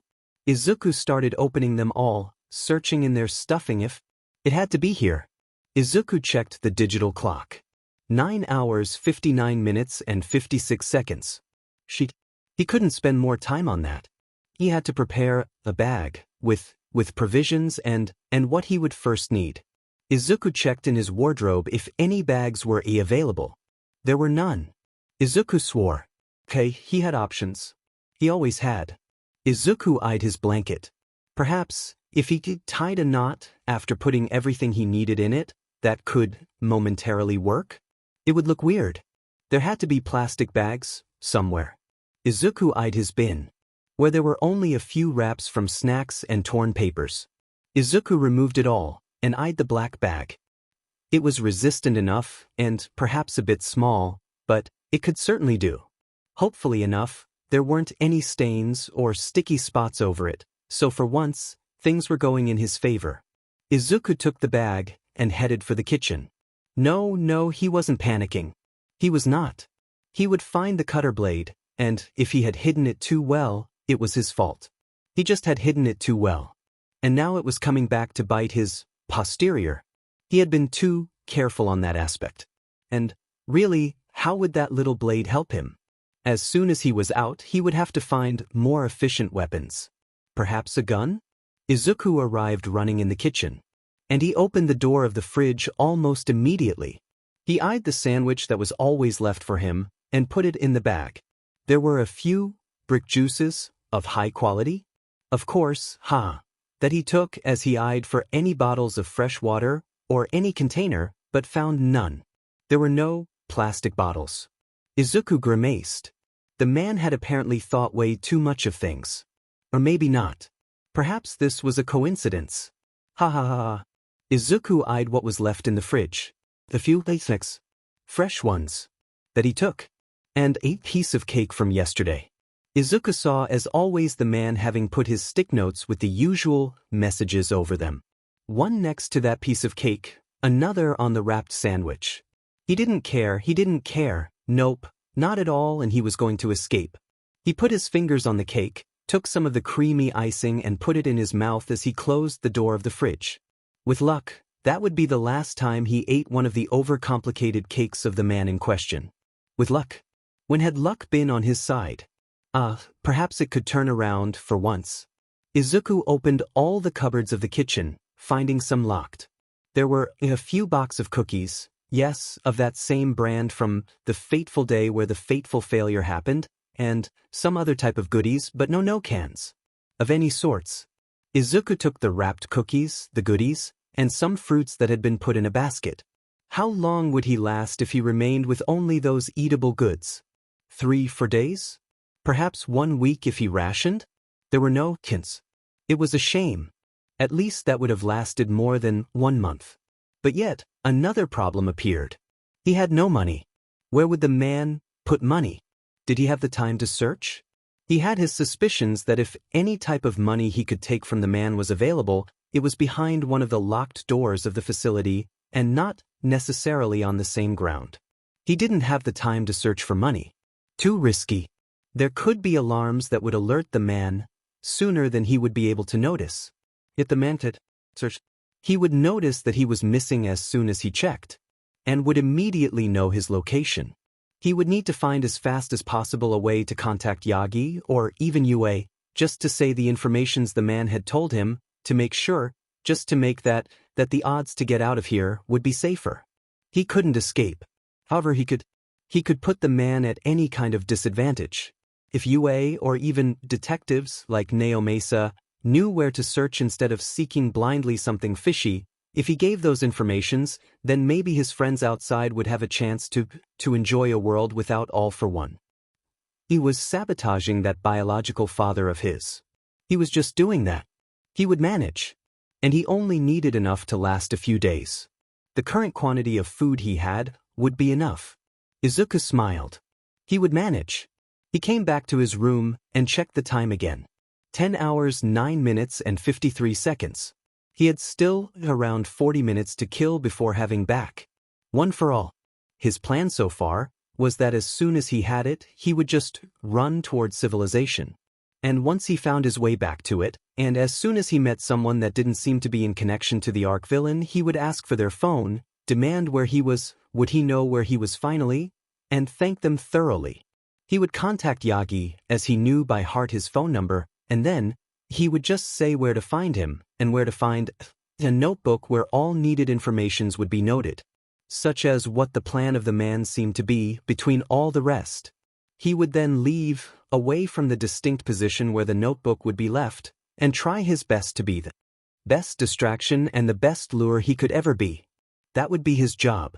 He knew there was no real escape for now, and that he would probably get severely punished for that. It was okay. It was worth it. He would manage to escape the man in the end. If he ended up having more time to talk to Yagi or anyone he had known, it would definitely be great. And oh, he had been muttering again. Izuku raised up on his feet and decided he still had 30 minutes to write the most he could in an empty notebook. Wasn't he used by now to writing a lot in a very little amount of time? Thanks, Dad, he would have said, if he had really put any thought into it. He would manage. He took a pen and opened the first page of a blank notebook, a heavy smile on his lips, with still some sadness in it. Izuku had written the most he could, over as many objective facts he knew, and his own suppositions about them. He had done around 4 pages but taken 40 minutes to do it, and his writings were hard to decipher. He didn't have the time to correct that. What mattered was the content in it, not the form. Izuku eyed the digital clock. 10 hours 52 minutes and 2 seconds. It was okay. He would manage. Izuku put the notebook in his black plastic bag, eyeing the general disorder of his room. He was realistic. This would be difficult to do, but it was a step towards his final escape. The bag over his shoulder, a simple shirt and a pair of shorts on him, Izuku left the room. With luck, the first night he had wouldn't be that bad. Would he last more than a day anyways? Izuku checked one last time the TV room and saw the man was still talking. It was enough for him to know he could now leave, and that he had had an immense amount of luck, if the man was still busy talking and talking for more than 3 hours. He got out of the room, went through one door after another, and arrived back in the corridor leading to his room. He hadn't noticed until now that he called it his room. Izuku calmed his mind, and went back to walking calmly, freely forwards. Izuku went towards that intersection, where the greenhouses supposedly were, and where he had found that now closed sterilized room. He didn't stop at the intersection. He kept going forwards, keeping going as he turned on his right, where the hallway led him, and found a second intersection in larger hallways. Perhaps main ones. And this one was familiar. He knew the kitchen he had found during his first nightly incursion was around here. Izuku ignored the doors around him, and only tried to open some, as he felt he was around. The door he had found. Some were locked, some gave on empty rooms, while others had cozy, stylish furniture. And as he was slowly losing hope, time dripping away with each new step, Izuku finally opened one door, in the same hallway. And he found the kitchen he had stumbled upon that night. Izuku smiled with all his teeth, observing there was a weird reflection on the windows for an instant. Izuku's eyes widened as he remembered that there could be knives here? Perhaps? Not probable, but still. Izuku opened a drawer, expecting to feel it locked or got a couple of spoons and weird-looking forks. But if he took enough momentum, couldn't anyone kill themselves with a fork? Izuku snorted as he closed it. After taking one fork, of course. The knives were probably locked or hidden away in some obscure place. Izuku directed himself towards the large bay window, ready to open it. That was what was in Izuku's mind when he noticed what was beyond the window. Izuku only saw nothing. There was no portal. A couple of trees, and the end of a dirt gravel-made path. Izuku blinked. What? It didn't make any sense. In the middle of that night he had clearly seen a portal. A large imposing one, leading to the exterior. Izuku bit his lips. How? Was this the wrong kitchen? No, it was the same one. He recognized there was the exact same furniture than the other one, and the only difference of color came from the fact that it had been night, and the man had told him there were no other kitchens in this floor. It had to be the one. He was sure of it. And there were puddles of lost time behind him, because of the entire time he had been losing, the more it dripped away. Izuku came closer to the window and stared at it. The trees still existed. It wasn't a hologram, not one put on the window at least. What was it then? Izuku tried to open the window, and then any of them, but they were all closed. Izuku grimaced.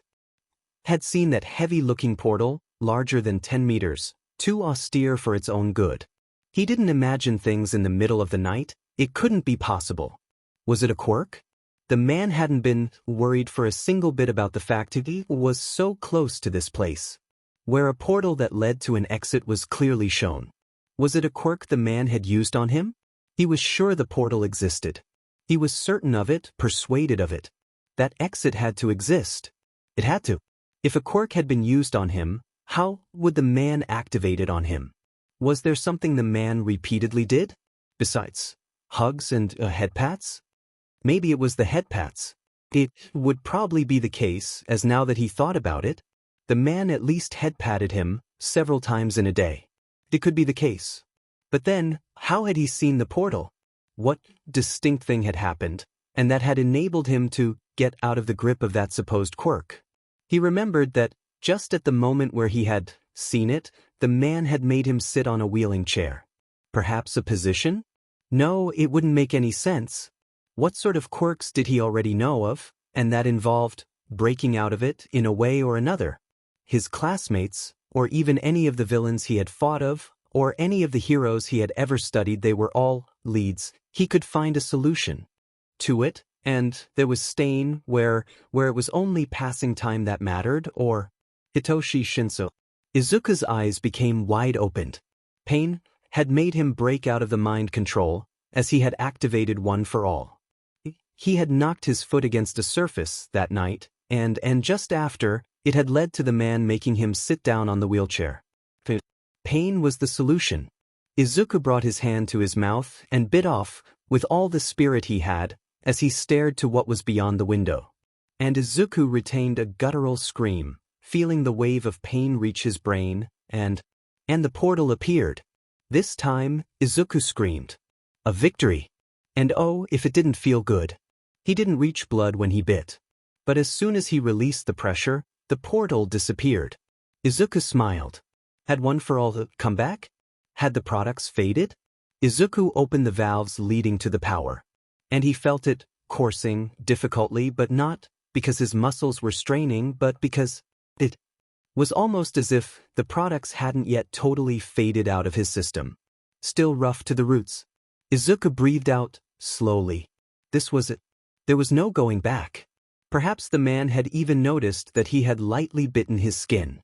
Perhaps the man had even noticed that he had activated back One for All. But he would be at his political gathering, or whatever this was, with the media asking obvious pigeon-like questions.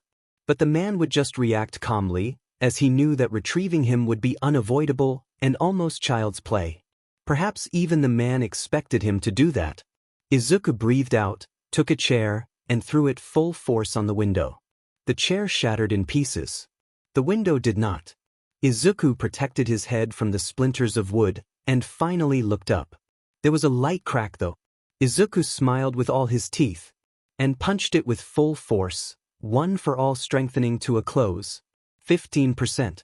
The quirk seemed to grit and rattle, before shutting down, just at the moment where the window finally decided to break apart. One pane of the bay windows was utterly destroyed, and Izuku jumped through it, and rolled on the side as he fell from a few meters. More than expected, but he still used, or managed to use One for All to dampen his fall. It half worked. The spike of pain going through his knees enabled him to see again that the portal 20-30 meters away, tall trees fading, slowly disappearing as they came to one, on the sides, as if they had been replicates to the surrounding trees all along. Perhaps he would have noticed the resemblance of each tree if he had looked closely once outside. But were there any open, unlocked doors leading to the outside? Was that how the man expected to make him think there was nothing there?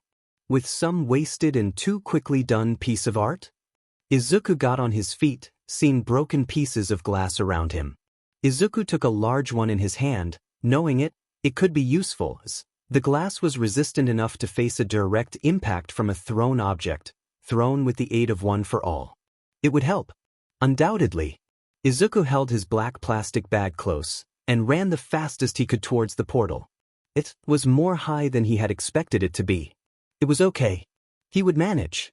As he reached it, Izuku eyed the lowest piece, and realized that thanks to the metal bars and intricate decorations, he would be able to climb it all. Izuku did so. It was hard. There was something inside of him that was slightly tugging, making him feel that One for All was somewhat still unstable. It felt weird to activate it, and he currently couldn't. Izuku felt his hands strain as he finally went on top of one of the lower points of the structure, only 7 meters tall, there. It was okay. It was okay. Izuku eyed the road that continued beyond it, wonderful and beautiful dirt doing a few zigzags before loosing itself between some tall trees. Izuku proceeded to climb down, He was getting out of here. Could do it. He always could. That was what he thought as he reached the ground. And that was what he thought as he took his first steps outside, for the first time, since, for months? More, perhaps? Izuku felt tears reaching his chin. He removed them. He needed to keep that water inside. He would need so much to... He was free. He took back the shard of glass he had taken, putting it in his hand, for good measure. He made his first steps outside, not quick nor slow, as of course, this was too easy, but this was the start. And a start it was going to be. Or that's what he thought when he saw a dark purple cloud of mist appear just in front of him.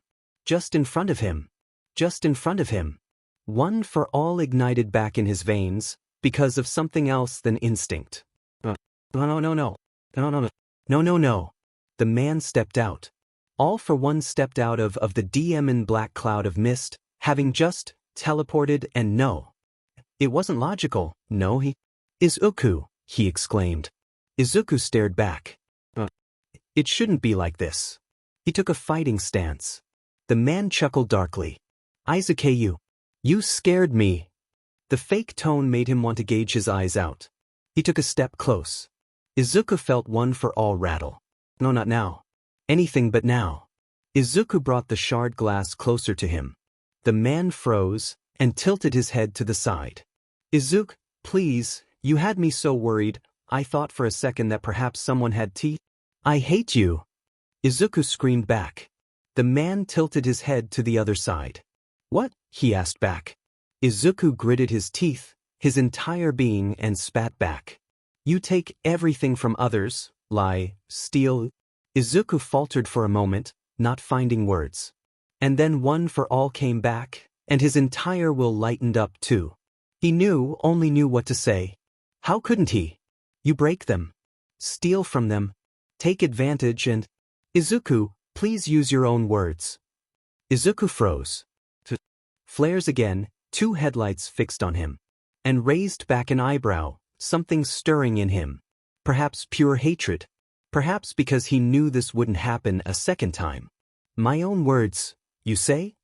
Izuku stared as the man opened his hands. He was preparing something.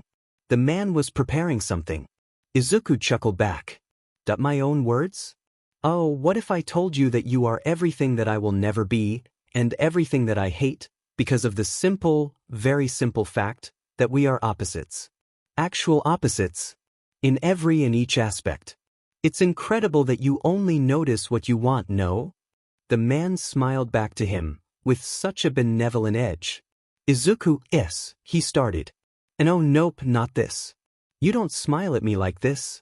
With your supposed knowledge, with that attitude of, I know best, darling, even though you don't even know me.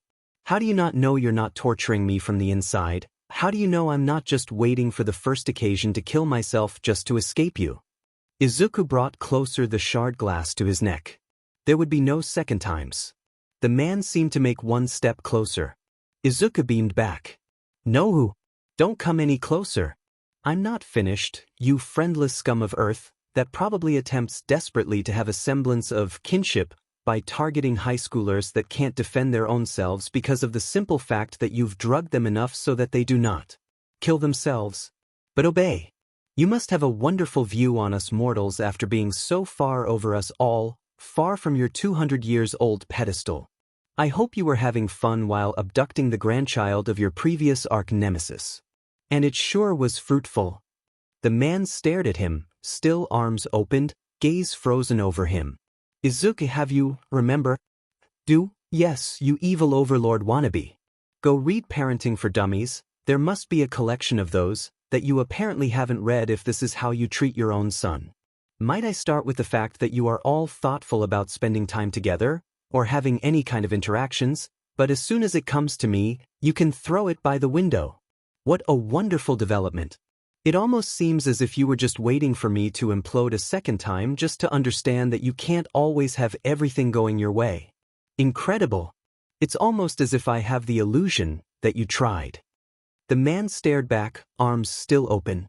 But there was something back in those eyes, besides some very, very, very tamed anger. Something else. Pride? What?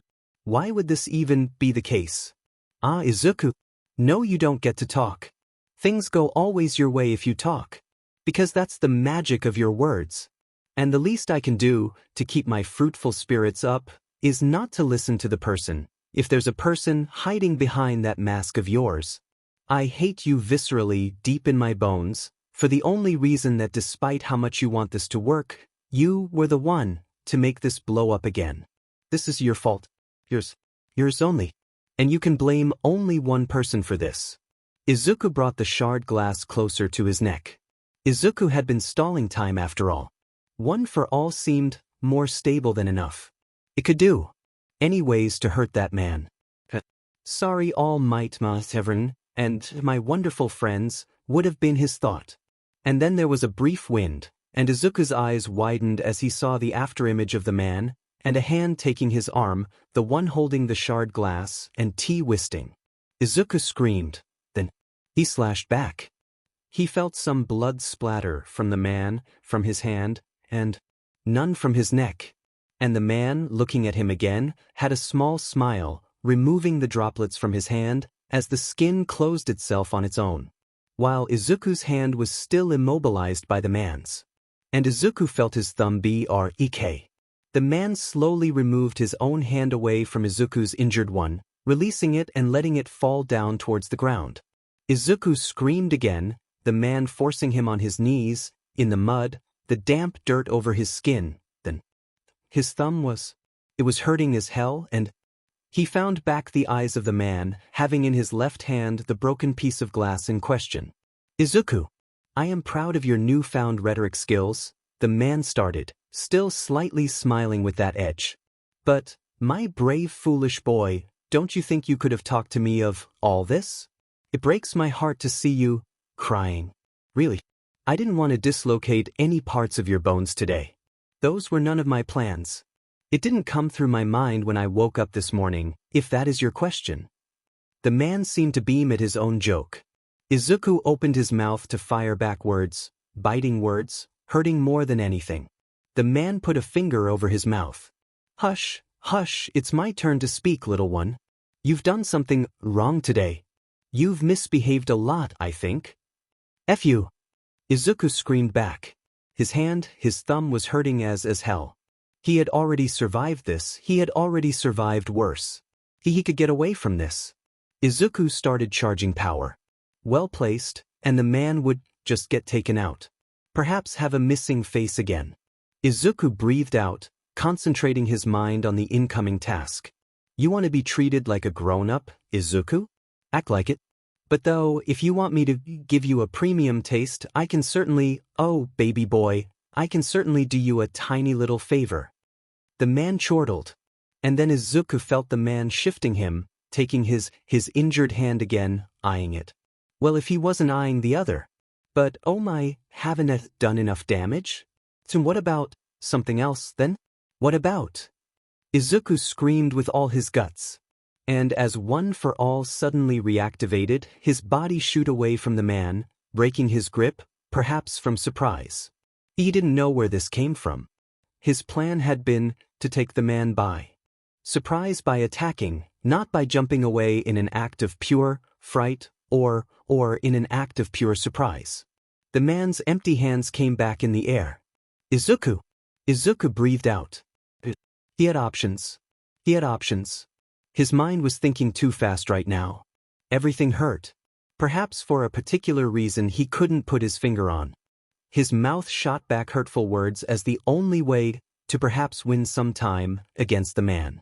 Shuai, biological parent. Have you ever felt like you had, I don't know, accidentally killed a very dear acquaintance? I mean, is it a hobby at this point? That made the man freeze. As truly freeze. As if it had only been a sort of act, a sort of pretend, until then. Touché, perhaps. Perhaps. The man's eyes slowly came back to him. And they were still frozen. Frozen lakes. Dark and pale all the same. Oh, that stung Izuku. I'm glad. Izuku breathed out. He had still been charging up the egg inside of the microwave. His broken thumb was hurting so much. He eyed his plastic bag. so full of merchandise. An illegal kind of one. He needed to throw it away. Izuku ignited to the maximum he could, without breaking his arm, one for all, and then, taking firmly the bag. He threw it full force towards the sky, at the opposite direction from the facility. It reminded him of the first training he had with Aizawa-sensei. It made him smile briefly, and it then flew away.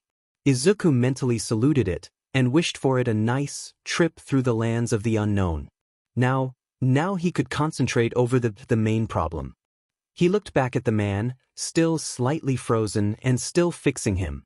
Then the man's impeccable shoes started walking in the mud, and Izuku heard the steps as soon as his heart started bumping too loud.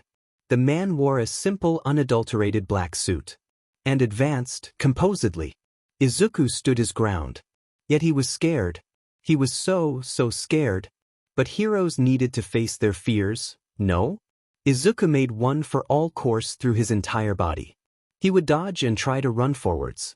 Every meter counted, as each meter brought him closer to meeting anyone. 8%. The man advanced, 5 meters away. 17%. Izuku closed his eyes, not hearing any more footsteps. 25%. It was really hurting. Izuku opened his eyes, back to the man. He was currently immobile, watching him, perhaps observing him as a scientist would, with any sort of experiment. Izuku breathed out. 36%. He would manage. Everything hurt so much, as if he was going to implode. 46%. The man had opened his arms, and was now eyeing him. There was an unreadable expression over his face. But it was an instant. Izuku saw the hand in front of his vision first. Then came the dreadful impression of doom, just after. Izuku smashed, winds flying, trees almost uprooted, and his punch, thrown as fast as he cow. It was caught midair by the other hand. Perhaps breaking, his mind didn't want to perceive any sounds right now, apparently. And Izuku had felt something strain over his brain, after all. The hand over his face. It made him a quirk? A voice echoed. Ah, good tactic there, Izuku. Though I'd say the main problem is the difference of power here. Izuku took his other hand and punched, as the man had two hands busy. The one hand still blocked his vision. Impact absorption, the man amusedly whispered. Izuku screamed. And threw back punches again. Impact absorption. The same quirk All Might had to face in the USJ disaster, that was so long ago. So long ago. 2 eternities perhaps. Absorption perhaps, but there had to be a limit to how far the quirk could absorb, no? All quirks had limits. And the punches kept going. It was done with his hand having the broken thumb, but he had already fought with that kind of injury before. The man sighed. Rest for me, no? Please? Even for me, that seems exhausting. Izuku screamed again, something only gutturally animalistic getting out. Until he screamed, I hate you. The man chuckled back. I know you certainly do. Izuku's punches slowly slowed down. He couldn't give up. Endurance, this was a battle of endurance. He felt All for One's hands over his head still immobile, there, perhaps waiting for something. I'm proud really, Izuku, because you didn't learn those charismatic little ways of speaking from All Might, did you? Izuku screamed back. His hand hurt so. I am being irresponsible, though, the man started. Izuku's injured hand threw another punch. It was weaker. Why was it weaker? Why had it to be weaker? The strain over his face came running back. It hurt as a living hell. You are my pride and joy, Izuku. And, really you're such a clever kid. I am very proud too, but right now, I need to admit you'll have to suffer a harsh punishment so that the lesson is learned. Izuku could have felt the smile through the tone of the voice. He screamed again. No, gargled. There were black dots in his range of vision, or rather, there were black dots in what was left of his range of vision, as it was taken by the man, that was so harshly gripping his head, and it hurt. Izuku cried out. You are a bright mind, Izuku. You must have noticed what I am doing, no? Izuku screamed unintelligible words back. Yes, yes indeed, the man whispered, his lips coming closer to Izuku's ears. I am currently doing the act of taking away your quirk. The man paused then, as Izuku's screams intensified, probably heard kilometers around as the pressure in his head raised and raised. But that is not very possible, no? He added, with a smirk. He could feel the smirk in the voice. Such a stubborn pest of a quirk. Very stubborn indeed, a bit like you. And like me, I do need to admit.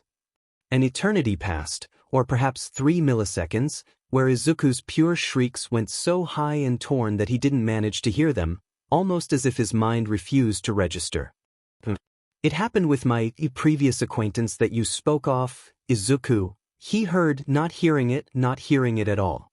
I wonder if the results might be the same? You must be in such a great pain. Izuku kept screaming. Izuku, time to pass out, don't you think? And pass out, Izuku did. Should have put a different dose, was all that was left around the air, as the man took simply the limp body of the asleep form between his arms. And perhaps a few judging ghosts judged there. But as always, it did nothing at all. Izuku didn't open his eyes, first. Blank, bland numbness was inevitable. He felt a mellow substance surrounding him, and a certain fluffy softness that enveloped him. Where he wasn't the question. And after missing air for too long, breath erratic, his mind in a panic, only after he opened his eyes. Wide blind eyes in the surrounding darkness. Izuku had been sleeping? On his couch that he had raised on, to a sitting position, out of surprise and panic too. The texture of the couch was undoubtedly familiar. And then unrelated memories came back. And he brought his hands in front of him, high in the air. On one, there was a cast around his hand, the harder around his thumb, and in the other, Izuku saw that the tubes connected back. He grimaced and managed to avoid tears falling out, and he put his hand, the one in a cast, over the tubes. He could still tear them apart. He could. I wouldn't do that if I were you, my child. The needles have too often been put in and out, today, and not concisely at that. Any excessive actions, I wouldn't want to see you hurt, a far too familiar voice said in the air. Izuku felt a shattered sob building up in his throat. No, he would not. Steps came closer, and Izuku closed his eyes as he felt a shift and a new pressure appearing on the couch he had been put on, as if someone had sat down next to him. He felt an arm bringing him closer to the chest of the other imposing figure, while another hand caressed softly his cheek. Izuku's eyes burst back open, defiance in them as his head twitched, dislodging the man's dimmened fingers. The man made him a sad smile, in the light darkness where he could slightly see the man's irises. And his eyes started fixing Izuku's. For a long time. A too long one. He wouldn't panic. He would not panic. The man chuckled, and then took firmly Izuku's chin between his fingers, Izuku feeling his own body push to lean more on the man. Finally talking. But we aren't here to hear you talk, are we? That was only sooner today that I let those lovely words of yours reach my ears. Izuku stared back. For the first time apprehensively.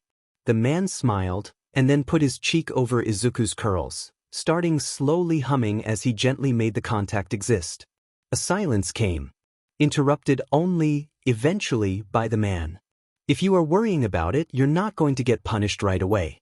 I think you deserve still a few of your. A chuckle there, childish demands fulfilled, and for a bit of fiction to become reality, don't you think? Izuku distrustfully stared back. The man smiled. The room was entirely in darkness. Izuku's eyes were still not used to it. Green how? The man began. Please, light up the room. Little Izuku should have the right to notice.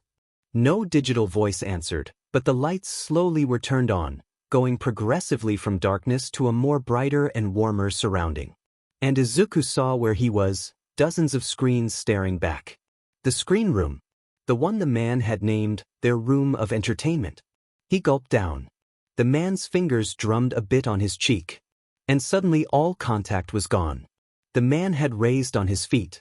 and seemed to remove amply specks of dust from his pants, before doing a small theatrical motion with his hands, and speaking up. I think I did promise to see your friends. Didn't I? The man's head turned to see his expression, and then affectionately smiled back as their eyes met. Izuku shivered. No, Izuku, please, let this little envy of yours appear for your eyes to see. I repeat again, this is no punishment, only me, holding my promises. As a highly political person, I always do hold my promises, right? The man darkly chuckled as Izuku stayed immobile, watching back. Green hell please. Turn on the prepared one. Izuku does need a little refreshment for his young, clever, needy mind. I would put an emphasis on the C when you, Izuku, made that little silly demand. The screen lighted up as the man sat down again next to Izuku, an arm again reaching out to the blankets surrounding him and his body, as he gently tucked him closer, him and the blankets, the man only settling as Izuku was almost put on the lap of the man. Izuku grimaced. His numb muscles twitched and started shifting, coldness deep in them. And then his eyes found the screen. A shaky camera was following from 10 meters apart the back of 3 silhouettes, including persons whose names he had forgotten how he pronounced. It was Ida, Uraraka, his close friends, with Keikaken, Idru and Yaoyorozu at their side. The surrounding area seemed to be a shopping district. And Izuku's reaction was to scream.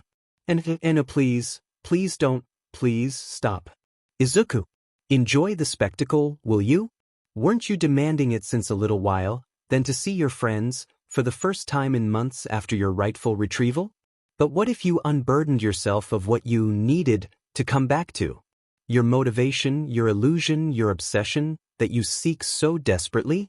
If you knew the dreadful consequences of your actions, would you leave, then, your own home, which Owen... Stop, please, I beg you. The man stared back, a strange mix of emotions making up an unusual frown on the man's face. Izuku's hands panicked, grabbing the man's shirt as much as they could. As they were so numb and incapable of... The man brought a hand closer to his own ear. Get a bit nearer, perhaps we do not have an excellent view so far. He was talking to someone? The person having the camera between their hands? No dash, it was probably a pre-recorded film. It was just a trap. The camera moved forward. The screen was showing the true current image of his alive classmates, instantly transmitted, and Izuku shattered in cries. The man turned his head towards him. Izuku! Izuku cried again, ugly tears falling down as he started putting his hands in front of his face, hiding himself, or perhaps his vision as he brokenly said, Please don't hurt them, hurt me if you have to, but please don't hurt them. Don't hurt them, please. The man's august and placid voice answered, I am not going to hurt you, Izuku. Where did that ridiculous thought come from? Izuku stared back, his eyes red, tears overflowing, his hands shaking, itching, and he only looked back. I beg you, don't hurt them, don't hurt them, don't hurt them, don't hurt them, please. A hand came over his cheek. Wasn't this what you wanted? The man said, removing the best he could the still falling tears, as Izuku limply answered. No, don't hurt them, don't torture them, I beg you, don't torture me to this way. Don't hurt me this way. Please, I don't want you to do that. Please. Izuku suddenly felt the man hugging him closer. Izuku's plead shattered again in a wail. Pelia se. The man soothed his curls, and slowly started massaging his back. It's okay, Izuku. It's all right. Everything is fine. It's tea. Izuku answered in a low howl. He felt broken. He didn't want to live. This wasn't living. The man stared back for a long moment, and then brought his hand closer to his ear, again. Abort mission. Show the camera getting away, but do not harm the first objectives of your walk. You've done well. Izuku, breath interrupted, watched as the camera took a different path, on a perpendicular road leading to somewhere else, a narrow alley. And the camera shut down. Izuku breathed out, still shaking, tears still making his vision blurry. Thanks, Izuku whispered as he fell on his side. He put his head, still shaking back on a surface that was, unknowingly to him, the man's lap. Hesitant fingers came to caress and fondle with his curls. Izuku let it and cried again. He shattered again into sobs, feeling gross tears getting out, and felt a careful hand show some mercy. Izuku felt it remain there, as he kept crying. And the soft whispered reassurances accompanied with the gentle touches only stopped when the cries faded away. Izuku breathed out, still curled up. His calmed breath lasted long, and he remained there, with closed eyes. He was so tired. He never wanted to give up. He'd let himself go for a few minutes. Time passed, the man still soothing and massaging his curls. "It's okay," All for One whispered back, calmly looking at the stressed and panicked mind under his gaze. "Let all the emotions burst out. It's okay to do so." Izuku's eyes remained closed, straining slightly. His friends were okay. His classmates were all right. They hadn't died, like they had just been threatened to be a few instants prior. They hadn't died. They were alive. Alive and well.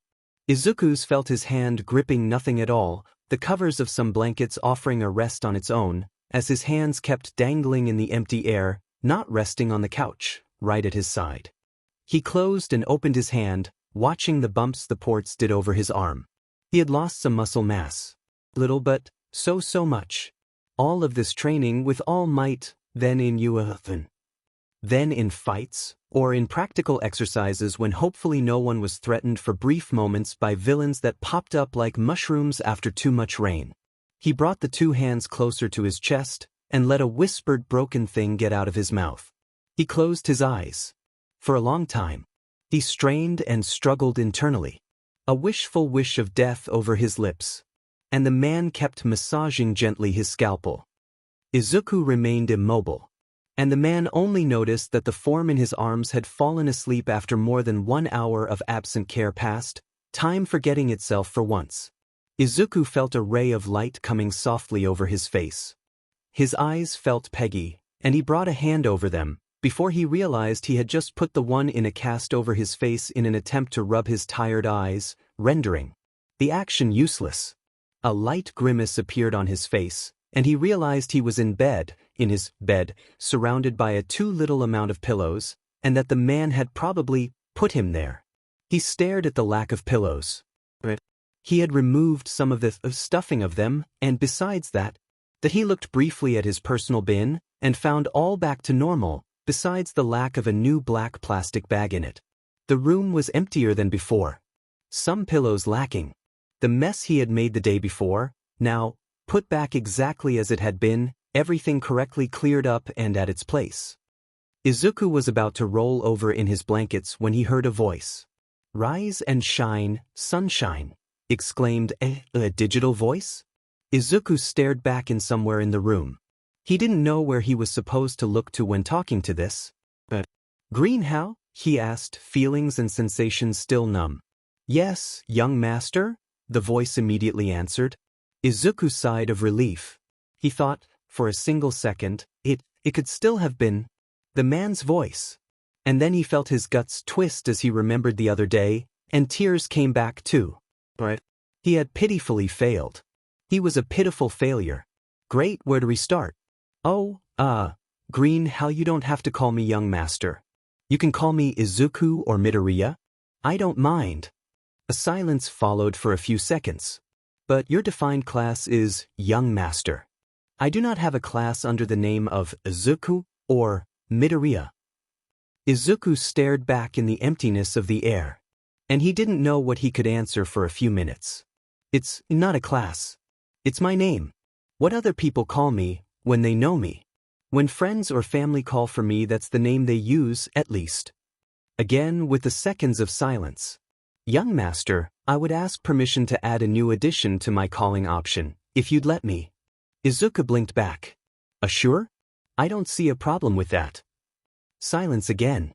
"Young master, you told me that friends or family could name you Izuku or Midoriya, and you then made the demand of me calling you Izuku or Midoriya. In what class do I fall then?" Izuku stared again in the emptiness, and motioned with his hand gestures between the rays of sunlight. Oh, you're not family, I think, but you could fall in the friends category, perhaps? In the friends class, you meant, young master? Izuku made a weird expression with a weirder smile. Yeah, sure. A silence again. And Greenhouse seemed to want to talk again. Could you please define the classes of friends and family? Izuku stared back. As, explain what they were? I guess, what can go in the family category, in the family class are the persons related by blood from a few generations. I think what is more important about being in a family is that the members of one care for each other and help each other too. There's a sort of mutual support that comes from it. Unconditional. Members of one family respect each other and, I guess, parents are supposed to let their children grow. But I think that families do not need to be related. It's more than an idea of family. A silence again. Well, wasn't this disturbing? The AI's digital voice then appeared again. I have in my root-given dictionary the mention that in a family, those human parents, a mother and father, are the creators of their children. Is that related to the class you're talking of? Izuku took a pillow between his arms and squeezed it tight, perhaps to have the illusion of a support of any kind. I think it is greenhow?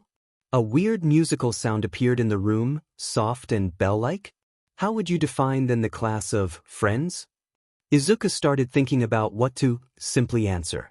This AI, it was a bit like a child. It tried to learn, perhaps? The biological father had talked of self-learning. Was this what it had been about? I think friends are persons of any kind that trust each other, and that like to spend time together because they get well along. The AI didn't say anything then. For a long time. Greenhow? Izuku asked. The AI immediately answered. I apologize for my silence. The given definition contradicts certain points given in the root-given dictionary. I am still in the process of finding similarities. Izuku stared, and then realized one single and simple fact. What is the root-given definition? The AI's silence ceased. Person defined as momentary ally that can possibly break the allegiance of an individual for another group or family. Izuku stared back. Had those definitions been written by All for One? Greenhow, can you modify those definitions? Greenhow immediately answered. I cannot. I do not have the authorization to. However, I have the rights to create my own dictionary to define my environment from my own experiences or the ones told by Master or you, young Master. I thank you for helping me in this endeavor. Izuku grimaced. Does that mean you have to take those definitions given to you by that administrator first and foremost as undeniable truth? The AI took a few seconds to answer. My system calculates which definition applies to the situation. The root-given dictionary serves as a helper and guide that I cannot modify as I do not have the rights to. Okay, not as bad as he thought it would be. The AI talked before he could ask another question. Which name goes with each class, young master? Izuku thought for a bit. I think my friends call me Izuku or Deku, while my family. Izuku hesitated there for a too long time for the AI apparently. I'm not allowed to call you the second name you gave me. The following 4 letters have been placed in the forbidden to say class. I apologize, young master. You do not have the rights to make me say it either. Only master can. Izuku's eyes widened. Deku was a name forbidden to say? He gritted his teeth back at that. As if he could do something against that. He just wanted to go back to sleep. My family calls me Izuku too. Izuku suddenly said. The names depend of other factors, though you would notice that my biological father calls me a lot of names, depending of his moods. It's young man when apparently I follow his wishes, or boy when I've done something wrong for his own standards. Belittling much. The AI answered by a silence, but it seemed different this time. Apologies, young master. I do not have the rights to register conversations and treat the words. Master says. Master switches on and off this option regularly, though. Izuku answered by silence. And the IA quickly added, Young Master, was I correct in my assumption that you are related to Master? You fall in the class of family with him, correct? Izuku didn't answer. For a long time, making the AI remain silent. Perhaps they were waiting his answer, who knew? Izuku began, perhaps making the interest of the IA raise back again. I'd say we are related and that you are correct. The bell chiming noise appeared softly in the room, again. But I don't consider him family. He has done things I wouldn't think are suitable for a oi parent to do. The artificial intelligence answered with silence, again, before finally talking back to him.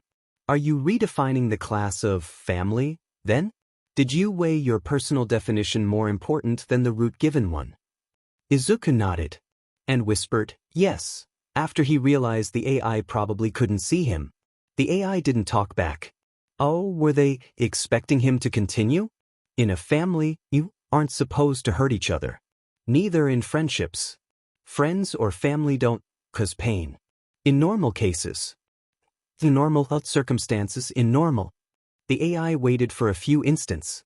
So you would not put your father in the class of family because he does not respect your self-made definition of family? Izuku jerked back. Yes. A problem with it, he said back with an aggressive edge. The AI answered all the same.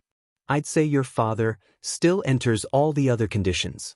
There is only one exception to them, which is enough for it to let it enter the class, for me, young master. Well, I dare to say that's not enough.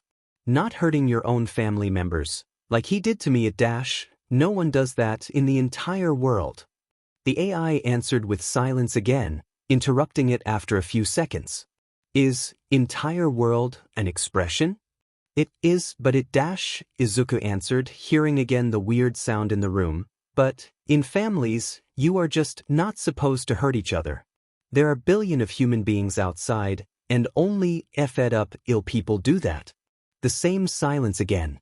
It was complicated to have a conversation when silence appeared after each sentence you said back. $1 of human beings? Is that an exaggeration? The AI asked. No. Izuku said back. There are billions of people in the world? The AI again didn't say anything back. Young master, could you define more terms later on? I do not have access to this information. It is lacking in my data. Izuku eyed back his window. You're not aware of the outside world. A silence again. It wasn't surprising. It is defined as where greenhow will never go or be needed there. There are no other definitions in the root-given dictionary. Izuku stared at the window. Oh, this was kinda sad. You sure can. It doesn't bother me, greenhow. A silence followed. In what class do I fall, then, young master? What do you want me to call you? Izuku had then a small smile. What about putting yourself in the family class? A silence again. No, the AI answered. I do not enter enough conditions to be defined as it. I am no human being, and I am not related to you. Choose another or create a new one, young master. Friend then? Izuku carefully said. A longer silence, then. Too long, so much that Izuku interrupted it. Whatever. Put me in the class of whatever you want. I don't care, whatever fits. Define it yourself. Generally, you call someone by their first name when you know them from very long date, and by their last name when you don't, or are simply being polite, which is important. My first name is Izuku, my last name is Midoriya, and that last one, I share it with my family members. Don't you have some notes in the dictionary about prepositions such as san, sama, or kuin? I thought you would. Silence again. Are you satisfied with Midoriya-san or Midoriya? I do not know yet how to define that new class you asked me to create, young ma-dash. Midoriya. Izuku let silence build itself again. I'm fine with it. You could name the class Acquaintance. Thank you, Midoriya, the AI answered. Izuku observed the silence and the window again. He managed to have a bit of blue from the sky if he took a certain angle. It was nice. What about your name, Greenhow? Do you have a preference? You didn't like much green, huh? A longer silence than the longest perhaps. Oh, this was perhaps a mistake. Izuku interrupted the silence. I mean, a name can be an abbreviation of something that matters for me. For example, Dekamade, someone I cared of, a friend, think of Dikairu, that means you can do it. It's basically something that can be the abbreviation to a goal or an ideal. Your own name or surname at least. I mean, for me, Deku was more of a nickname. Then it became my hero name, but I'd guess the world hero is in the forbidden list too. Silence again. Oh gods. Or, you could take the first letter of a sentence you like? So to have your own special secret nickname? Silence again. Wait, wasn't choosing preferences the biggest obstacle and achievement to reach for an AI? Close to impossible? He had read somewhere that AIs could very easily do overly complicated calculations for obvious reasons, but when it came to telling if they liked more a color compared to another, well, they crashed. Had he done a mistake? He thought he had, until the AI's voice appeared again in the air. I will process over it, until next time, and all the others, Midoriya. Izuku stared again this time in his room. Greenhow, somewhat sentient? That was a bit crazy to think of. Almost impossible. And it would imply a lot of new problems, especially legally and morally speaking. Morals in this house? Izuku didn't know. And then the AI remained again silent, perhaps waiting for him to ask a question, maybe. Midoriya? I apologize, but I was tasked to notify your father as soon as you woke up. He's close. The areas where I am not allowed to observe are getting closer now. Izuku stared back and took his knees between his arms. It's okay, Greenhow. I can't avoid it much anyway. Oh, but wasn't that a certitude? He was doomed. Was this going to be his punishment? Izuku eyed the four-pole at the side of his bed. He successfully repressed a second wave of cries that wanted to bubble up and implode out. The least he could do was to take this first punishment with as much dignity as he could, and then spit on it all when no one was looking.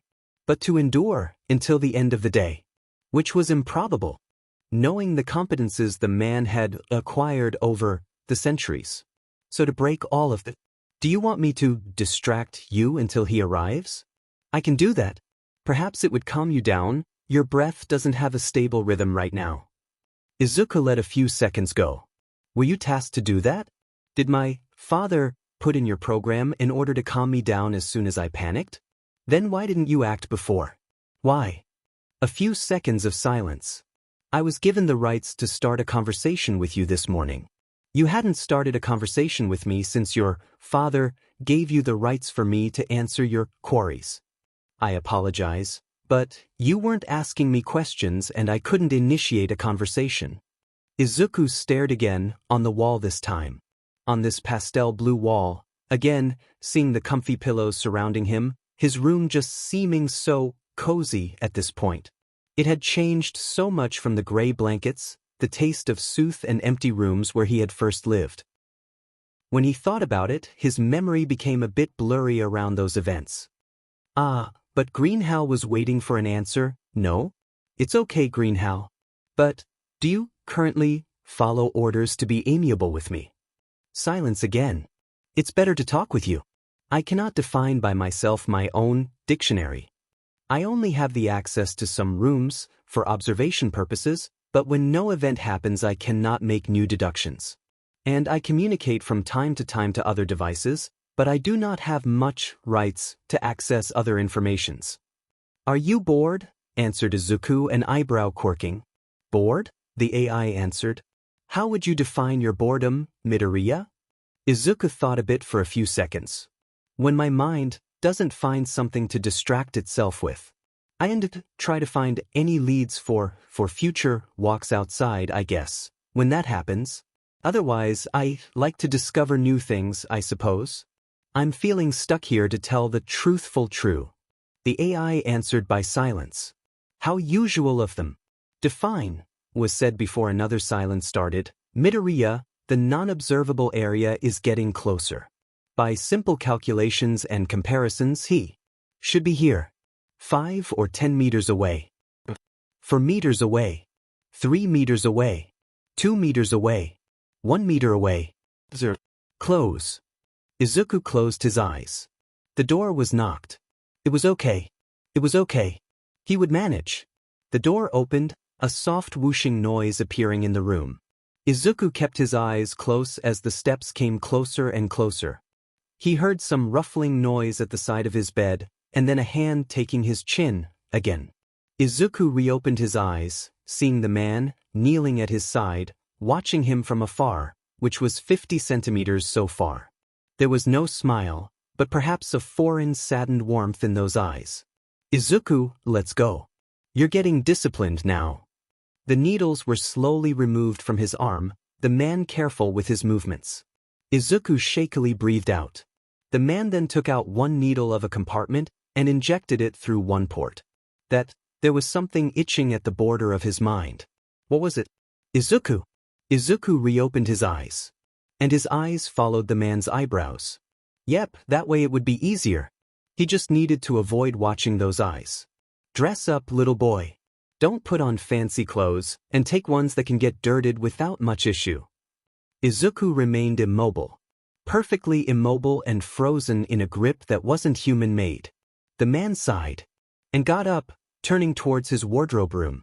The door was opened and closed, and then the man got out, folded clothes put carefully on the border of the bed. I'll wait for you outside, okay? Izuku didn't answer. Izuku, the man said, kneeling again at the side of the bed. Izuku then nodded. The man sighed again, ruffled his dark green curls, and then got up, watching him. Steps were made, and the door was closed. Izuku stared at the clothes. He was screwed. He knew he was going to be anyway, but why did he have to be caught so soon on his adventure? Izuku got up and started putting on his clothes. He felt numb. Perhaps he expected some soothing words from the AI, but he only heard silence. Perhaps the AI was waiting for him to say something, or perhaps it was just an AI, after all. Izuku removed his pajamas, put on a black shirt and a deep brown pair of pants that had been given to him seconds previously. The texture was rash and firm, probably made to be resistant. He breathed out as he stood next to the door, after having carefully approached it. Izuku opened the door. He saw the man standing next to it, arms behind his back in a nonchalant posture, and noticing for the first time the man's attire. Formal clothes, but something was different. The man had removed his jacket, sleeves rolled up, but still, there was something telling him that there was something oddly different, still. He was wearing a large dark ominous mantle, but that wasn't the unusual thing that was bothering him. The man stared down at him, eyeing him from head to toe. Yet his body never felt more absent than right now. He hummed and said, "Let's go." The man started walking towards the usual path they took to go to the medical room, yet Izuku remained frozen. He watched the man take a few more steps until he stopped, again, and turned his head. "Izuku," he said, a questioning edge to his voice, head tilted questioningly. Izuku didn't stare back. His eyes were on the ground, and he could feel his breathing starting to panic. Steps came back. "Izuku," the voice repeated. His breath rasped. He looked up.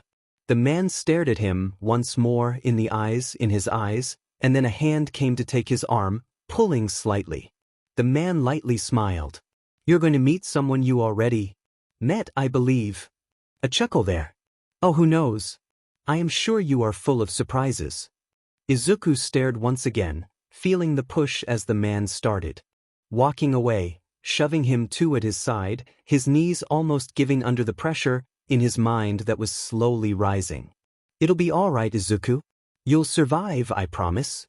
Izuku stared back at the back of the head of the man, who wasn't looking at him, knowing that it wouldn't be okay or all right, no matter the reassurances said. Punishment? Reminded him of something. He didn't want to. No, he didn't want to. Izuku fell on his knees, feeling a few scratches appearing as his father only stopped advancing after a few meters. Not to say that he had been dragged on the ground for quite a lot of meters. Izuku, the man repeated. Izuku shrank. Oh, leave me alone. Don't touch me. Did you have just kidnapped? Why would you do this to me? Why, you say you care but you don't? You want to break me? Why would you do this? I want to leave, please. Izuku, get up. Izuku let tears fall as his arm, the one with all the ports, was still grabbed, the ports as always making irregularities, imperceptible ones, appear over his skin. He didn't want. It hurt. He started sobbing as he refused to look back at the man, and then, on his knees, the other hand over one leg, opened up, shaking. He kept crying, body slightly convulsing. The man didn't seem to move at that, but he'd have no idea of his reaction as Izuku, personally speaking, just refused to meet his gaze. Apparently, the man crouched down, while a hand was put under his chin and about to rise it towards his gaze, but Izuku jerked backwards, falling on his side and crouching again. No. Why dash? He didn't want anyone to. It was all his fault, if he just had been brave enough. His vision was more than blurred at this point. Please, I beg you, I don't want to meet that person, I don't want to. Silence answered back as his wails intensified. Where was everyone? He was so alone. It had been so long. Too long. A hand was put over his forehead, gently, and the man rubbed his temples, then with the other hand. He wanted to die. Izuku felt other gross tears fall on the ground, on his side. And the hand came down to remove them. Izuku, the man said, with still a light tone in his voice, it's okay. You're all right. It's okay, we won't meet that person today then. It's okay. Izuku's voice broke into silence. His sobs remained choked at the start of his throat. Where was the trap? There had to be a trap, there always was. And the man took him between his arms and lightly pushed his head against his firm shoulder. The fabric was comfortable. And the man gently patted his back, doing small circles with his large fingers. It's okay. Go ahead and cry. Let it all go, the man soothingly whispered, careful around him. Let it all go, the man repeated as a saddened echo, Izuku's eardrums and tears bursting out again. No one is getting hurt today, the man said in the same kind tone. No one, Izuku. No one you know or care about. I promise. Izuku's sobs escaped him again, and he let himself cry again. Why had he always been such a crier? He always had a lot of tears to give. Boys. He often cried for silly things, for support from Yagi, acknowledgement from newly made friends, or even despair. From his mom or other family members. From the harsh hit of reality and realization. When he had been small and young, with broken dreams, or even. What other sort of despair was there? Abandonment? Despair. Izuku's sobs choked themselves quite soon enough. The man's soothing small gestures of affection slowly continued over his back, and the man stopped, until he tried to find his eyes. Izuku avoided it, until he felt a hand at the back of his neck that started slowly massaging him there. He wanted it to stop. Izuku? Look up for me? Anything for his kindness to stop. Izuku breathed out, feeling still humid streaks along his cheeks. It wasn't natural to cry so much. He should have died of dehydration by the time he had ejected half a puddle of water out of his eyes. That could and should be a quirk. Perhaps it had been his first, before one for all, and now it was only amplifying it. Izuku, you're muttering. It's all right, but don't worry too much, you would make me worry too in turn like that. Izuku's mouth shut close, and he finally managed to bring his eyes back towards the man's gaze.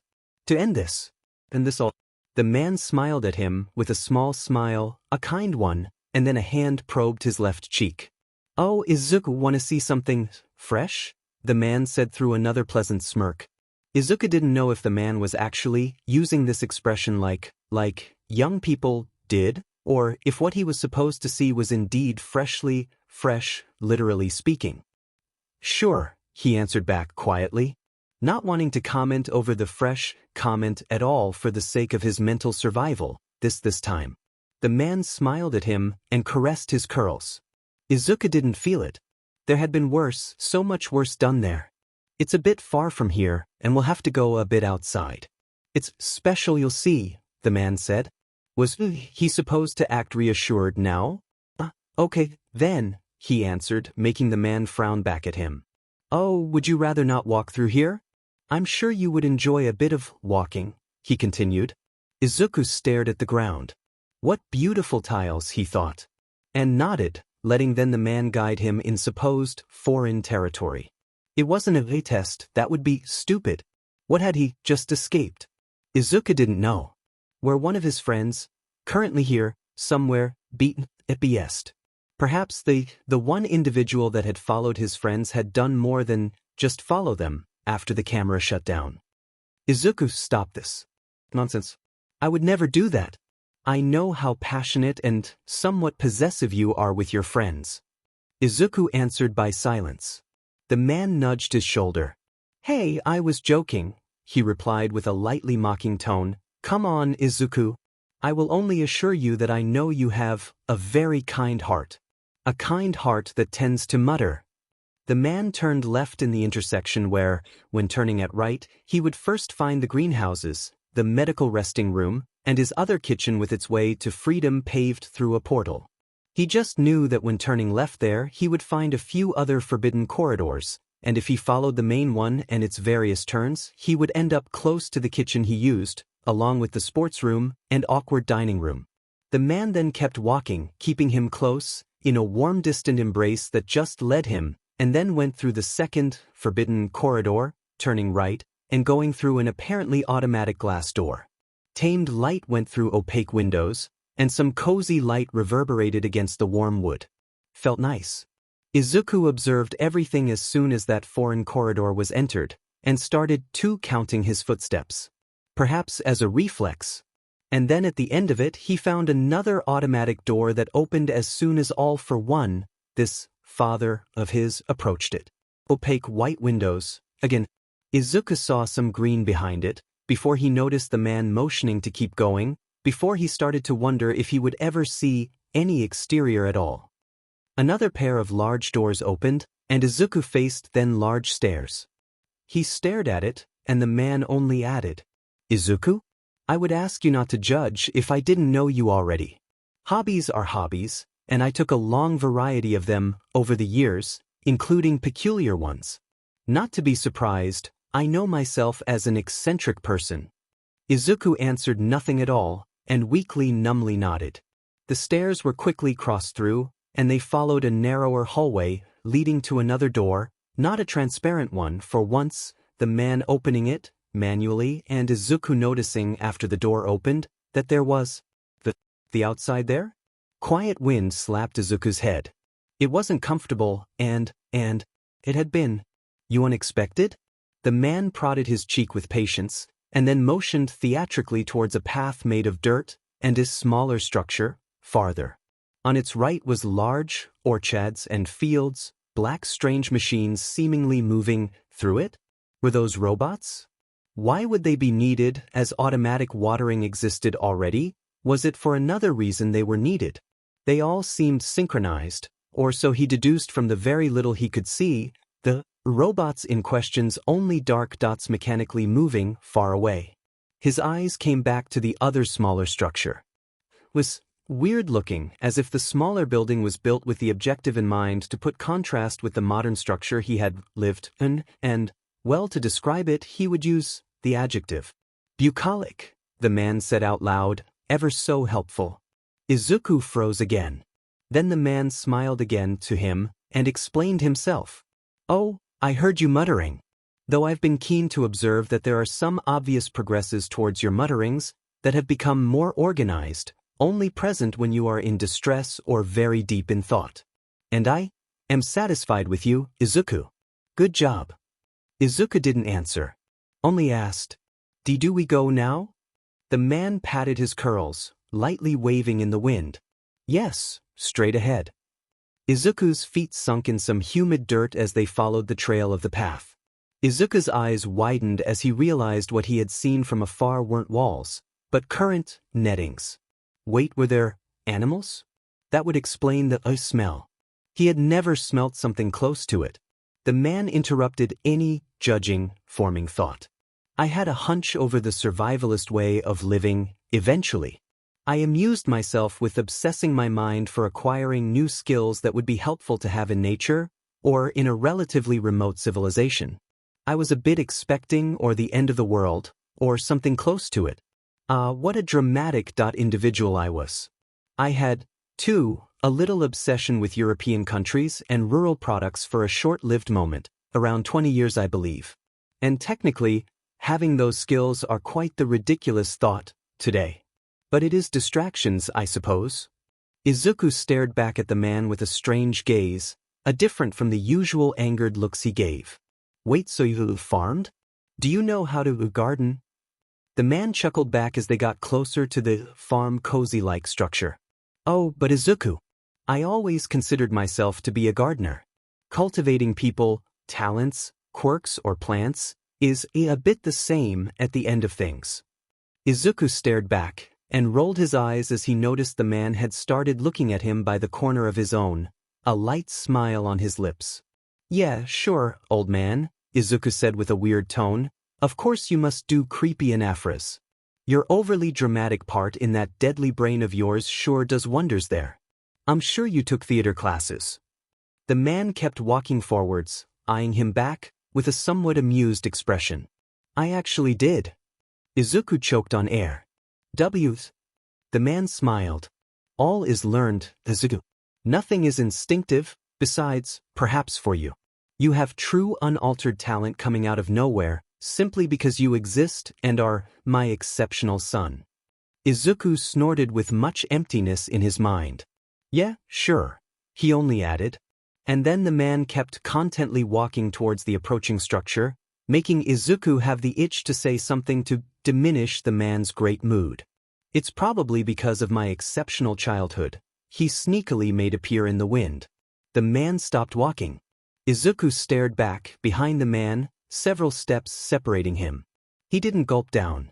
The man then turned towards himself and approached. Izuku felt the hug before anything else, and the man then started again walking, one arm bringing him closer to the other. The man said nothing at all. He added nothing. Absolutely nothing. The man only smiled again to him as they arrived in front of the main door, still not letting any single word escape his mouth as they reached for the first steps inside the rustic walls of the farm.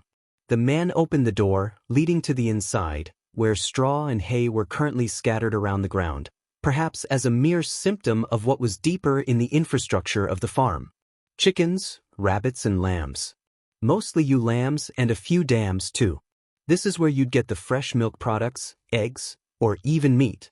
Though the main resources don't reside here, but slightly more away, in a more remote location that you can find by following the path of dirt and the trail of smells. Izuku didn't snort, and tried on the contrary to catch a glimpse of one of those. Lambs. Could they be modified by quirks? A hand came over his head to pat it, but Izuku removed himself from the grip before the man acted any more. The man tilted his head. Izuku. He didn't look back. He hadn't realized how much he had started giving in. It had to be Christmas in summer for the man. Do you want to see the younger ones?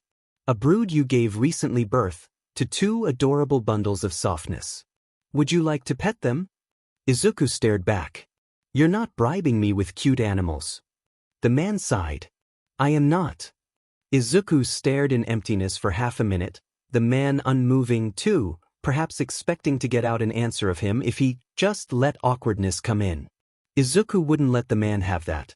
Or maybe, with the names, anyway, he said, eyeing the planks of dark and pale wood around them.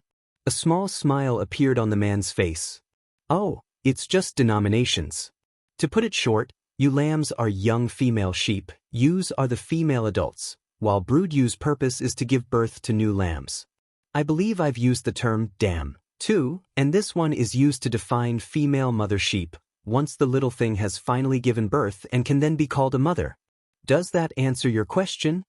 Izuku didn't say anything back. He let awkward silence come in.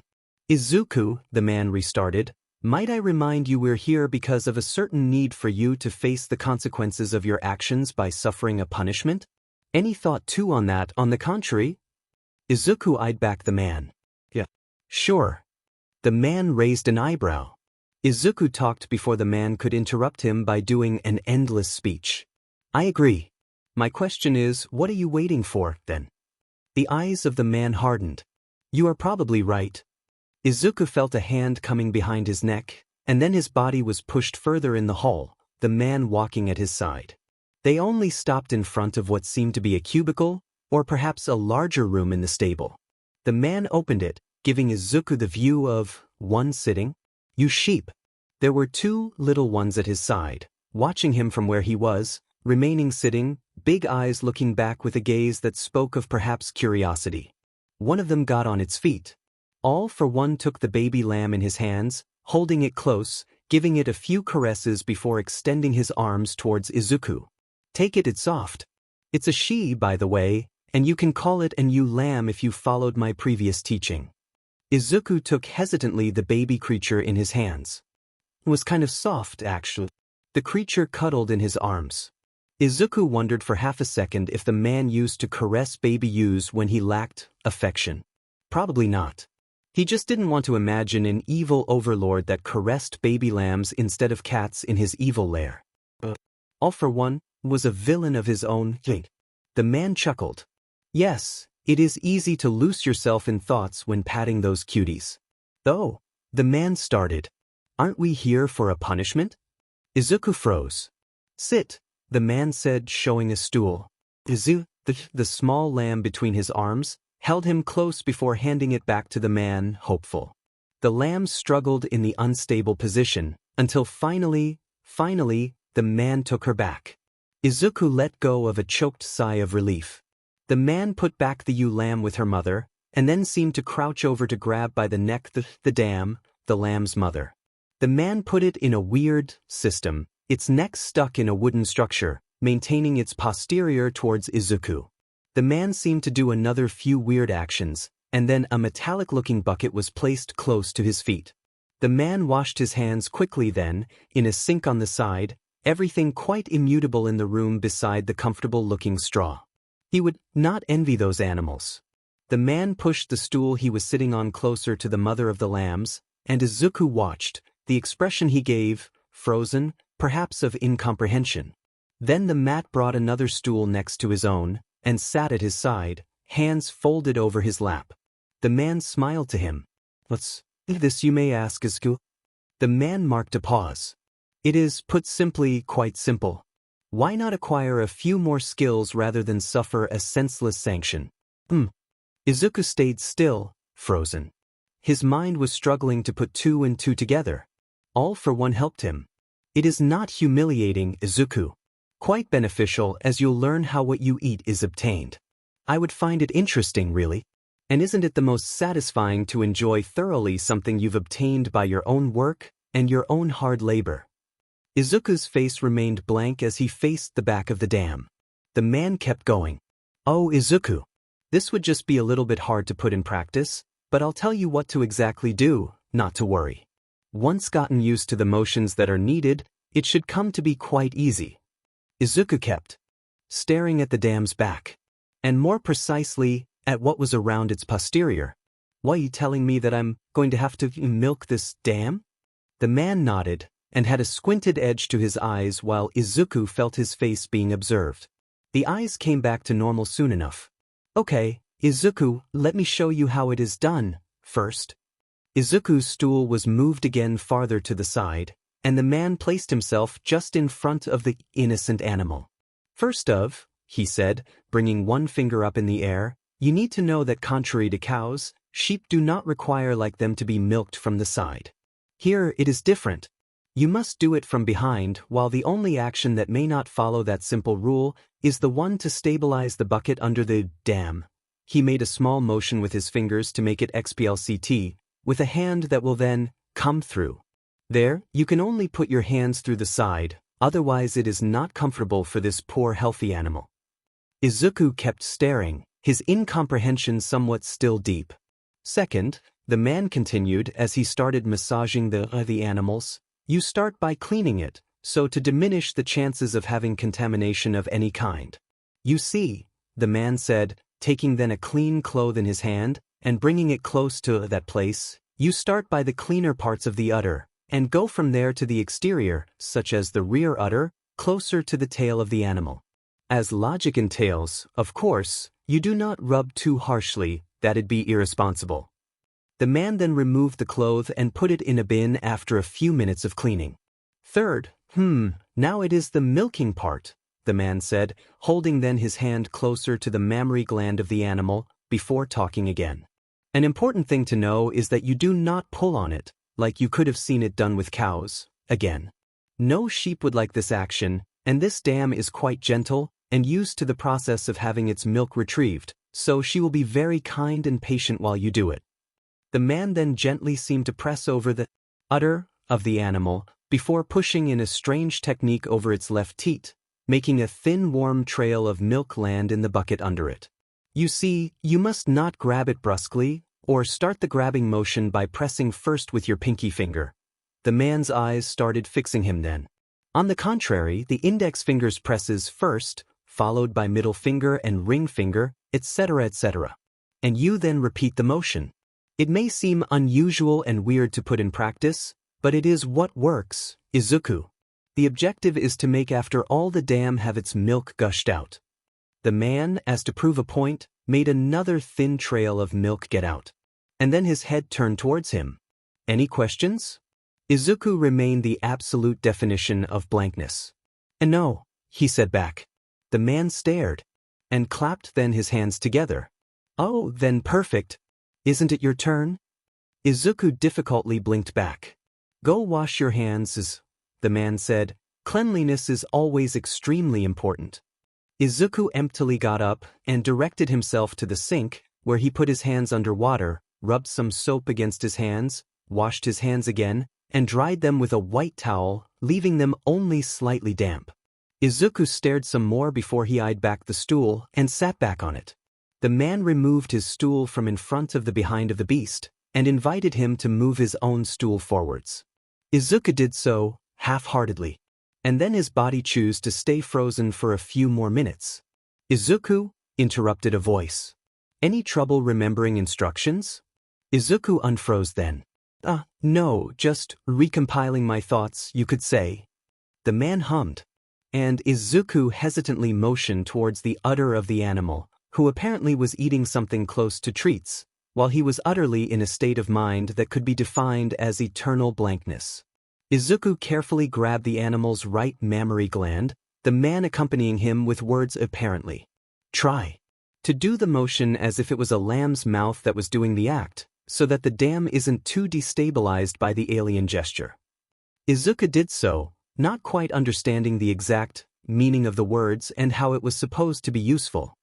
His index first came around it, followed by the other fingers as the man had asked.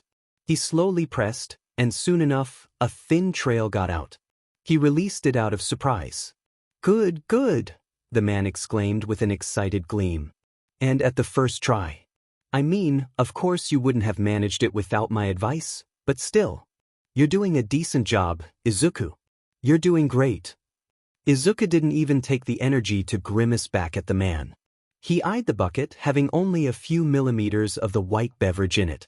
Izuku slowly continued his work, pushing again, massaging the udder's animal from time to time, as, from the man's words, it helped to concentrate the milk in it towards the orifices of the udder, keeping doing the motions, forgetting a bit his mind from the concentration he needed for the simple tasks.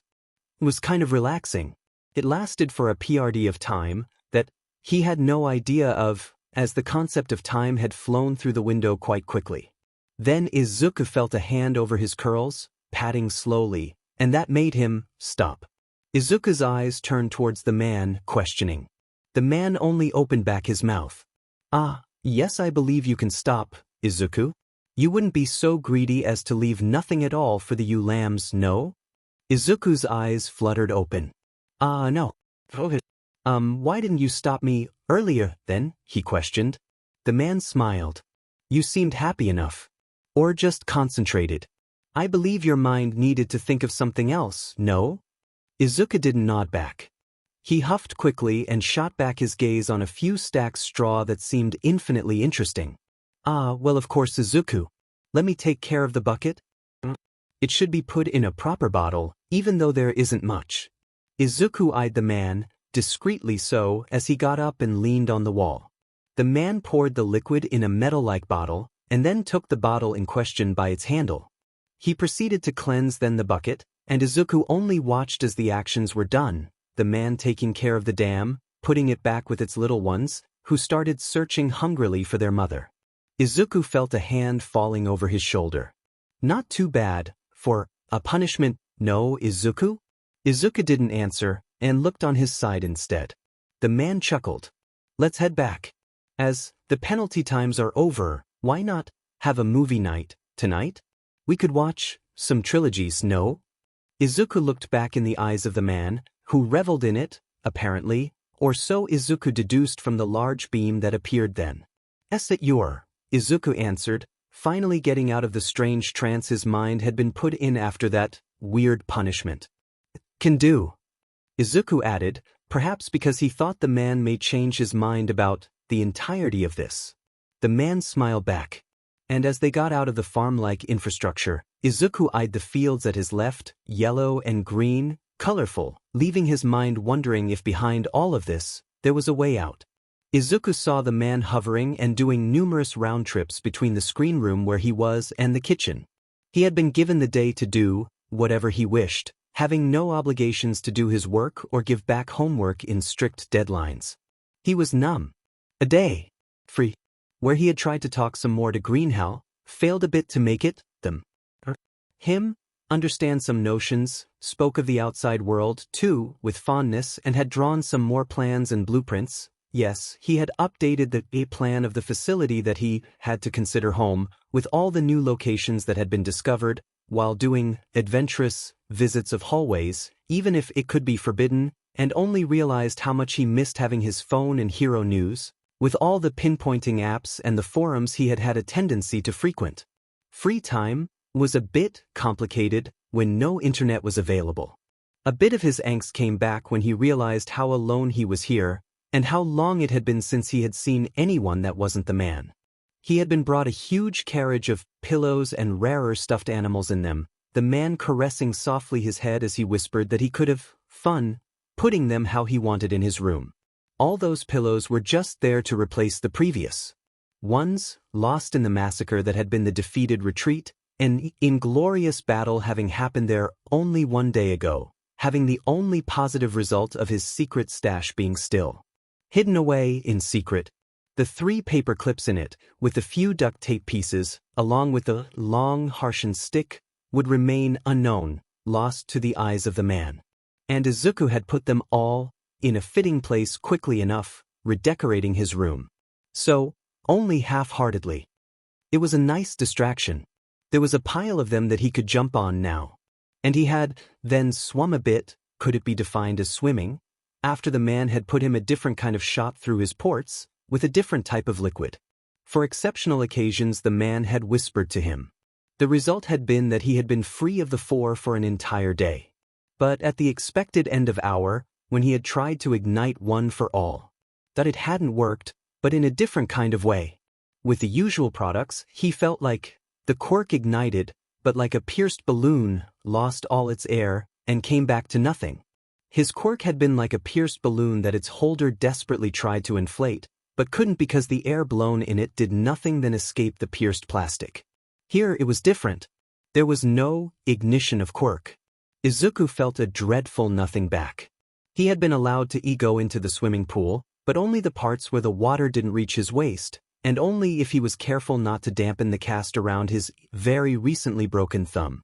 The cast was waterproof. Perhaps just a slip-up of the man. He didn't know. Izuku had managed the feat, and ended up sleeping on the edge of the too large swimming pool, having swum in it in the morning and having fallen asleep shortly after having started to dry with the only help of the sun, because he had forgotten to take a towel with him. He had started eyeing the most important pieces of wood, stacked for fires, or even around him, as there were a few trees around that left him plenty choice and that had the forms of bricks or other exotic forms, and made a small stack of them, perhaps to build something with them. The man had eventually erupted around him, suddenly, like a screamer in a silent horror game, where the only previous sounds to be heard had been the one of birds chirping.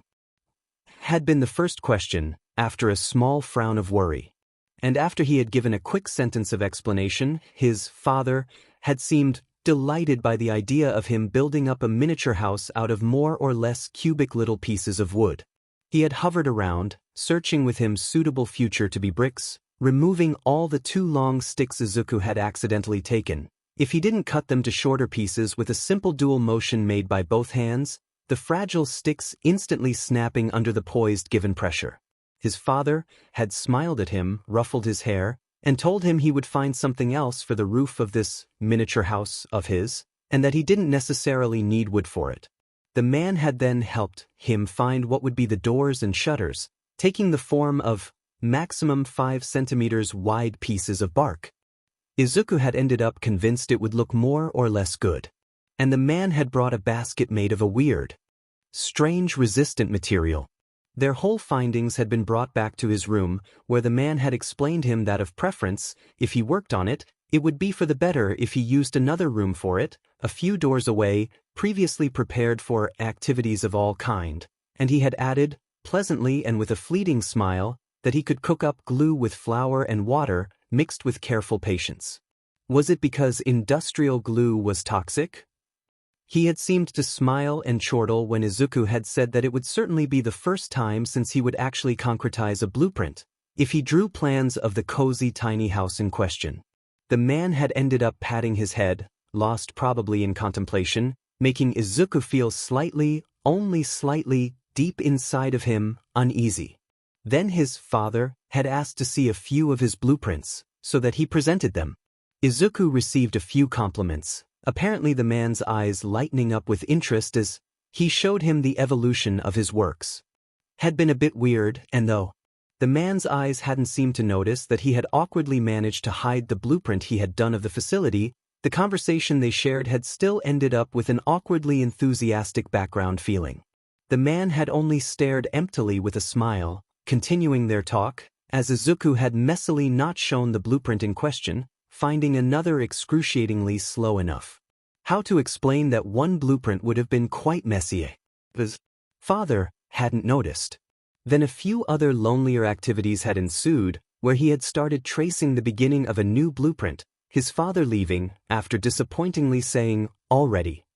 Lunch had then happened, the man bringing noodles and plates of salad with a whole lot of different sauces to the dining room, apparently quite too content with the fact that he was here. He didn't feel obligated to come. Just it was wiser, as the man could certainly change his mind at any instant. Though from what he had seen from his father's attitude, the man had most likely forgotten that, if he had identified the clues he had simply observed. And apparently it was the man's day off too, since for the rest of the afternoon he had hovered around far too close, playing with him a bit far too important amount of Monopoly games with his stupid silly rules. The important fact was that he had managed to win 2 times. Of the 5. And nope, it hadn't been the man pitying him. Just a very clear understanding of the rules of the game, while having the experience necessary to know what petty moves his father tended to do. And then, there had been again some other free times, where he had drawn and analyzed from memory a few heroes. Making crazy suppositions, but at this point, he was bored. Perhaps he'd begin analyzing villains. Like from the League? It could be interesting. And then the man had erupted in his room with an exclamation of giving help for the preparations of that movie night. And there he was now, in utter suffering, with an ungodly amount of popcorn, small delicate pastries neatly presented over the coffee table, with the same cookies from that brand his uncle used to buy his own from. What a mess of a family. Izuku had noticed over a wheeled chariot the presence of various beverages, including that milk he had extracted in its metallic container. His father was a disaster. A walking disaster of a madman that apparently described bonding with his son under the words of threatening him to do so, or making him have the illusion of development. There was no real development, of course. He was too stubborn for that. The man burst the door open, dressed with formal clothes as always, and his hair a mess, apparently from the running. "Izuku," the man exclaimed, "do we have enough petit fours?" Izuku had been sitting on the couch so far, sighing at the ongoing amount of food he needed to put in place artistically speaking, as, of course, "Izuku? Don't you want to help me a bit too?" had been the only answer given by the man. Efforts he needed to give. His head fell back, his eyes finding then the eyes of the man who was walking towards him, a platter in hand. Another one? Oh God, they would need multiple coffee tables at this point. "What's a petit four anyway?" he shot back. The man gasped at him then, and looked at him horrified. "Are you serious, Izuku?" Izuku deadpanned as an only answer. The man approached, Izuku still eyeing him with his head thrown backwards, feeling a bit of blood accumulating over his brain because of the uneasy pose. "This," the man said, shoving through his mouth some weird small pastry, making him cough and cough back as his head was brought back forwards, away from the sight of the man. An amused hand went through his curls, and made a few pats before appearing again in his range of vision. The platter was put on the ground, just at the right of the full coffee table. "I think we have enough," the man said with a smirk, still eyeing the table that looked ridiculously exaggeratedly full of goodies, and then sitting at Izuku's side, a comfortable 40 centimeters separating them. Izuku nervously tapped his right leg with his fingers, the man then starting to watch the motion by the corner of his eyes, making Izuku freeze and stop when he noticed too by the corner of his eyes that the man was watching. Then the man's eyes suddenly found his, that had been limply observing, making Izuku very slightly jig, as the man smiled at him, still eyeing him while standing straight, hands comfortably folded over his lap. An arm and hand then raised close to his shoulder, and Izuku closed his eyes. There. It was okay. He breathed out, and then felt a light nudge over his cheek, caused by the flick of a finger, making him open his eyes, hesitantly so. The man was still smiling pleasantly at him. "Izuku," he started, "any preference for what you would like to watch?" Izuku eyed the table and all the various types of food and delicacies that he hadn't finished putting in place in a correct fashion, and his mouth started opening to say something when he closed it back immediately. "I don't have one," he finally settled to say, after a way too much deep thought. The man frowned at him. "Oh, are you sure?" Very well, Izuku. I'll choose the first one then." Izuku could only stare at the food apparel in front of him, pick a random small pastry, and eat it slowly as he saw the man taking the remote control and then patting the top of his head semi-insistently. Izuku eyed the man on his side, who had comfortably installed his own self, and ended up removing his formal jacket 1 hour after the start of the first movie. It had been put on the side of the modern couch they were sitting on, and Izuku had only taken so far 1 chocolate pastry, something strawberry-themed, and 1 cookie of that type. They remained untouched until now. That was the only absolute truth in the room so far. "I still think the special effects are outdated," added Izuku to their previous conversation. The man's shocked eyes came back on him. "Really? Izuku," he seemed to say, something extremely bothered in his eyes, or so it seemed from what he showed. "I strongly believe that those are fine. And you shouldn't judge a book by its cover, or here, judge a movie by its special effects. Don't you agree that despite all the blah blah you could say over it, it remains a quite excellent classic?" Izuku rolled his eyes. "You just like the science fiction theme. And what's that mess with the trilogies? I don't get it." The man heavily sighed. "Oh, don't get me started. The first trilogy comes after the second one, chronologically speaking, in line with the story, meaning that what was seen first by us humble human beings was this first trilogy. What we just saw was the first episode of the prequel, simply speaking." Izuku squinted his eyes at the man. "Well, that first movie, frankly speaking. No harsh feelings, but I'm only saying the harsh truth." The man chuckled back. You are such a cold-hearted young man, Izuku, he said, marking a pause. And thinking along with the thoughts of the public and the critics of the time, too. Many persons were disappointed by this little movie that could have given so much more. But don't let me start rambling over the third trilogy, please. Izuku quirked an eyebrow. Well, don't tempt me then, Izuku shot back. The man amusedly smiled. More milk? The man asked with apparent amusement over his face. You won't have the courage to get up afterwards, I promise. And the taste of your own effort does appeal more to the tongue, no? Izuku emptily nodded back, sighing a bit back when the man affectionately rubbed his dark green curls, again for the 1-something-hundredth time since they had ever met. Izuku only watched as the man gave him the drink in question, before he tapped again some buttons over the remote control. Izuku had ended up saying, screw it, in his mind and chosen to choose another position than the sitting one he had stayed in. He currently was probably looking a bit like a cat. Highly flexible. He knew the man had eyed him for a little while, but ended up being all right with his new non-artistic position since after all, his legs were half slightly on the man's lap. And he wished internally he had perhaps kept his socks, just so that they marinated on themselves for all the day and finished very smelly for this only instant. But, well, Izuku wouldn't deny a little massage that half through the second movie he realized his father had been absently doing. It had weirded him out quite a lot, but the action scenes of the movie had distracted him enough. And he would say that it felt good to have a massage. He didn't know how stressed he was inside, after all, without having quite forgotten it. He had ended up a bit dozed off at the end of the movie, though. And the man had only brought him refreshments to eat. Apparently, there were still 4 to see? He could do some efforts. Even though his mind was slightly tiring.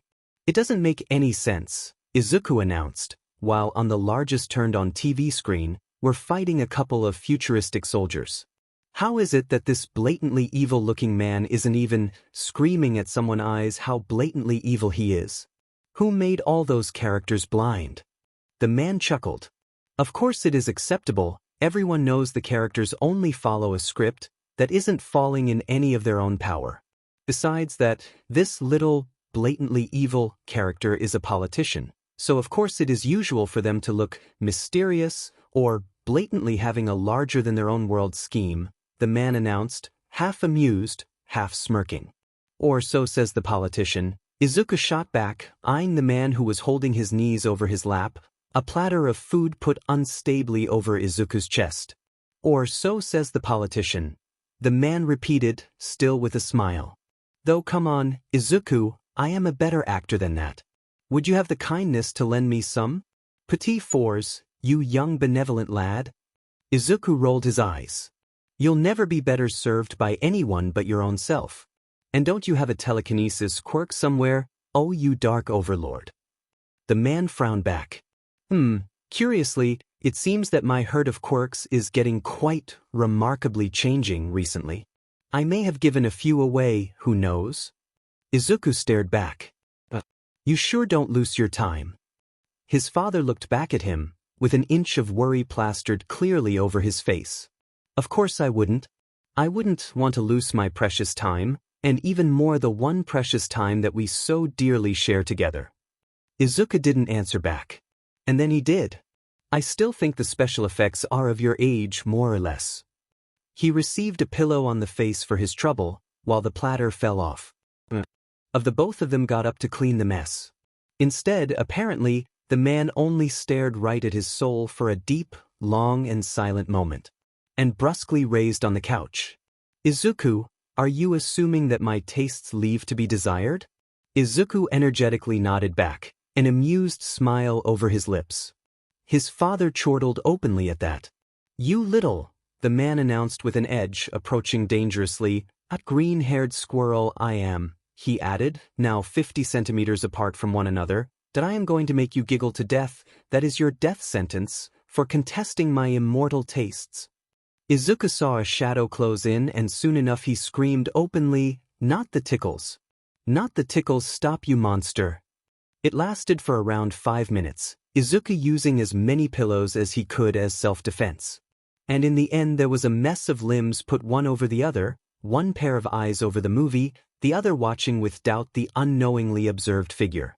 "I am the Senate," the man repeated from the actor, eventually. "If only the House of Counselors had a shorter name in Japan. I would adore to reenact some scenes. But only some scenes." Izuku gave back a judging stare. Yet they were only at the prequels for now, after all. "I'm tired," Izuku said, knowing fully well that this fourth movie would be the end of him. His eyes had a hard time remaining open. A hand made a mess of his curls. But, when hadn't they been a mess already? Izuku yawned, sending a glare to that father of his in question. "I wanna watch the end of this one, Izuku," the man whispered lowly. "You can fall asleep, I don't mind. You know fully well who is going to clean this mess up." "A robot?" Izuku answered back, half mischievously, half dash, "I'm gonna die of tiredness anytime," kind of way. His father laughed. "You little silver-tongued clown. You got me there. Of course it would be a robot." The man smiled back at Izuku's tired beam. He was so tired. And the couch and the pillows were starting to get really comfortable. "Now hush, I'm trying to listen there, you green ray of sunshine. Stop disrupting every 5 minutes, okay?" Izuku closed his eyes and proceeded to frown with all his might. "I'm sure you've already watched them more than 3-something thousand times, anyway." The man's chortle appeared again in the room. "Yes. It has a nostalgic value to me. My brother was quite a fan. I intended to see the ending, finally, tonight with you, you see." Izuku yawned and whispered, Sure, while he waited for his mind to finally come back to the world of the livings. Tomorrow would be a feat. Izuku cradled himself in the blankets. "Are you sure you don't have a coffee like Quirk? I'd be dead asleep if I were you." The man rolled his eyes. "You just never shut that little mouth of yours, don't you?" Izuku rolled slowly back his green eyes too. I guess. That reminds me of someone. Like the man froze for a little moment, and then finally looked at his face. "You seem tired. You should sleep, Izuku. I already told you, I don't mind if you sleep on the couch, I'll move you back to your bed if you want. Or head to bed already. We can watch the other movies later on. For a later date. I don't mind. That ending can wait." Izuku slowly blinked once, and twice, and thrice. Sure," he said, putting his head over the man's lap, openly bothering him by trying to induce one of those tickle attacks. "Yeah." The man grabbed his hands and tried to settle them down. "No." Izuku mouthed. The man released them. "You sure act theatrical when you are feeling sleepy." Izuku stared. "I'm not sleepy. You're just not entering the conditions to be accepted as a part of the human race anymore, and I am observing the strange creature that is just over my eyes." The man's hands started caressing the curls on his head. "Of course, Izuku. Of course." Izuku threw a weak punch on the man's chest, hoping to earn somewhat close to a paternal sigh. He liked hearing those. It was fun to provoke them. Izuku yawned. "So boring," he added as he watched back the screen. "I was told the ending of this one was quite good-hearted. You would surely like it, Izuku." Izuku blinked very slowly. "Whatever," he said as his only answer. He wasn't going to lie, he had kinda hoped to hear one of those sighs from his dear father. Izuku closed his eyes and put a pillow over his head to avoid that man to have a too easy access to his messy soft curls. He was tired, and probably going to sleep. It was a first, and not an exciting one. Great. The food had been deliciously impossible, like always, and the man, that father. Bearable. "Whatever, good night, Dad," he said, turning over himself, his mind more than in a deep sleep already. The man remained frozen for the rest of the night. Only the blue screen remained after the generic appeared, illuminating a still frozen man, having his son sleeping peacefully over his lap. "Rise and shine, sunshine," was the electronic voice that woke him up. Izuku almost jumped out of his bed for a reason he didn't know. He fell down of it, though, and landed on his posterior, while the blankets flew and fell in the air. He rubbed first his eyes, feeling one blanket covering slowly his knees as it finally reached the ground, and then remembered how he had ended up here. Right, that movie night. It was mostly blurry, but he'd guess watching 4 movies without any sort of interruption. "Hi Greenhow," he said, slowly getting up, noticing the 4-pole had been put next to his bed, the tubes connected back to him. Thought of course, it wouldn't have lasted. He started going back to his bathroom, movements still somewhat dull. He did need to take care of some of his most trivial needs. "Hi, Midoriya-san, I had an idea to propose for my name." Izuku opened the door leading to the toilets, and froze in the air then. "Ah?" he asked distractedly looking back at the very large mirror that found its place not too far from the bathtub, which could be described as a very small swimming pool. And not as a bathtub instead. "I thought of Igatifamatan, standing for the abbreviation of I Greenhow, am designed to evolve in function of my interactions to adapt to their needs, would be a fitting one, Midoriya."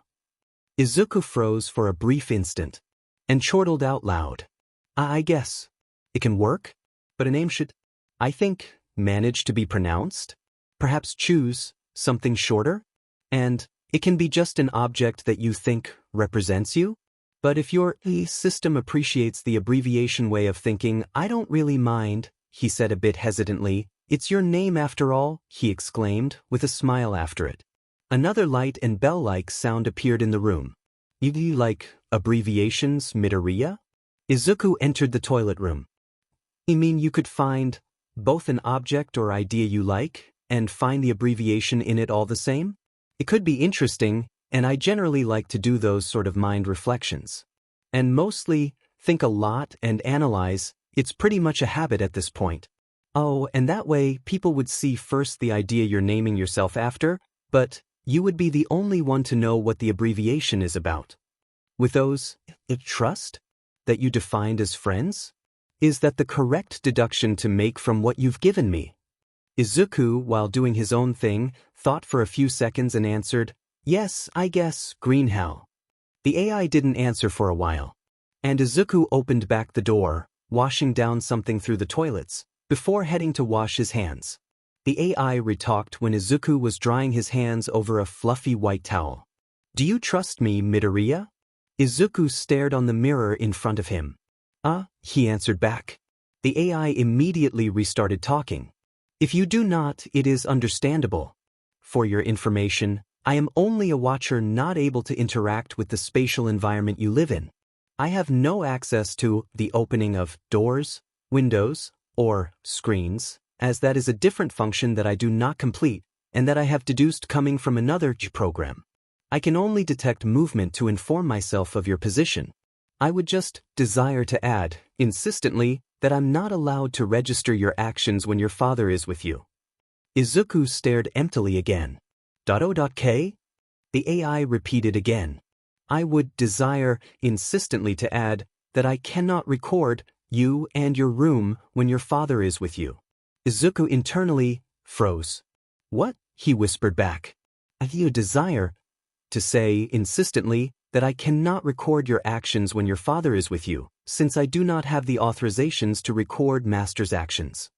Izuku was still frozen, and raised slowly a hand in the air. "How many fingers do I have, Greenhow?" A short silence, and AC hymning bell-like noise. There was no answer to his question. Izuku stared emptily in front of him. "Your father, master, is also arriving, since I was instructed to signal it to him as soon as you woke up." Izuku got out of the bathroom. "Since when, Greenhow? Since when were you able not to record me when my father was in the same room as me?" The AI shortly answered by silence. "It seems that exact instruction has always remained this way." Izuku lowly breathed out.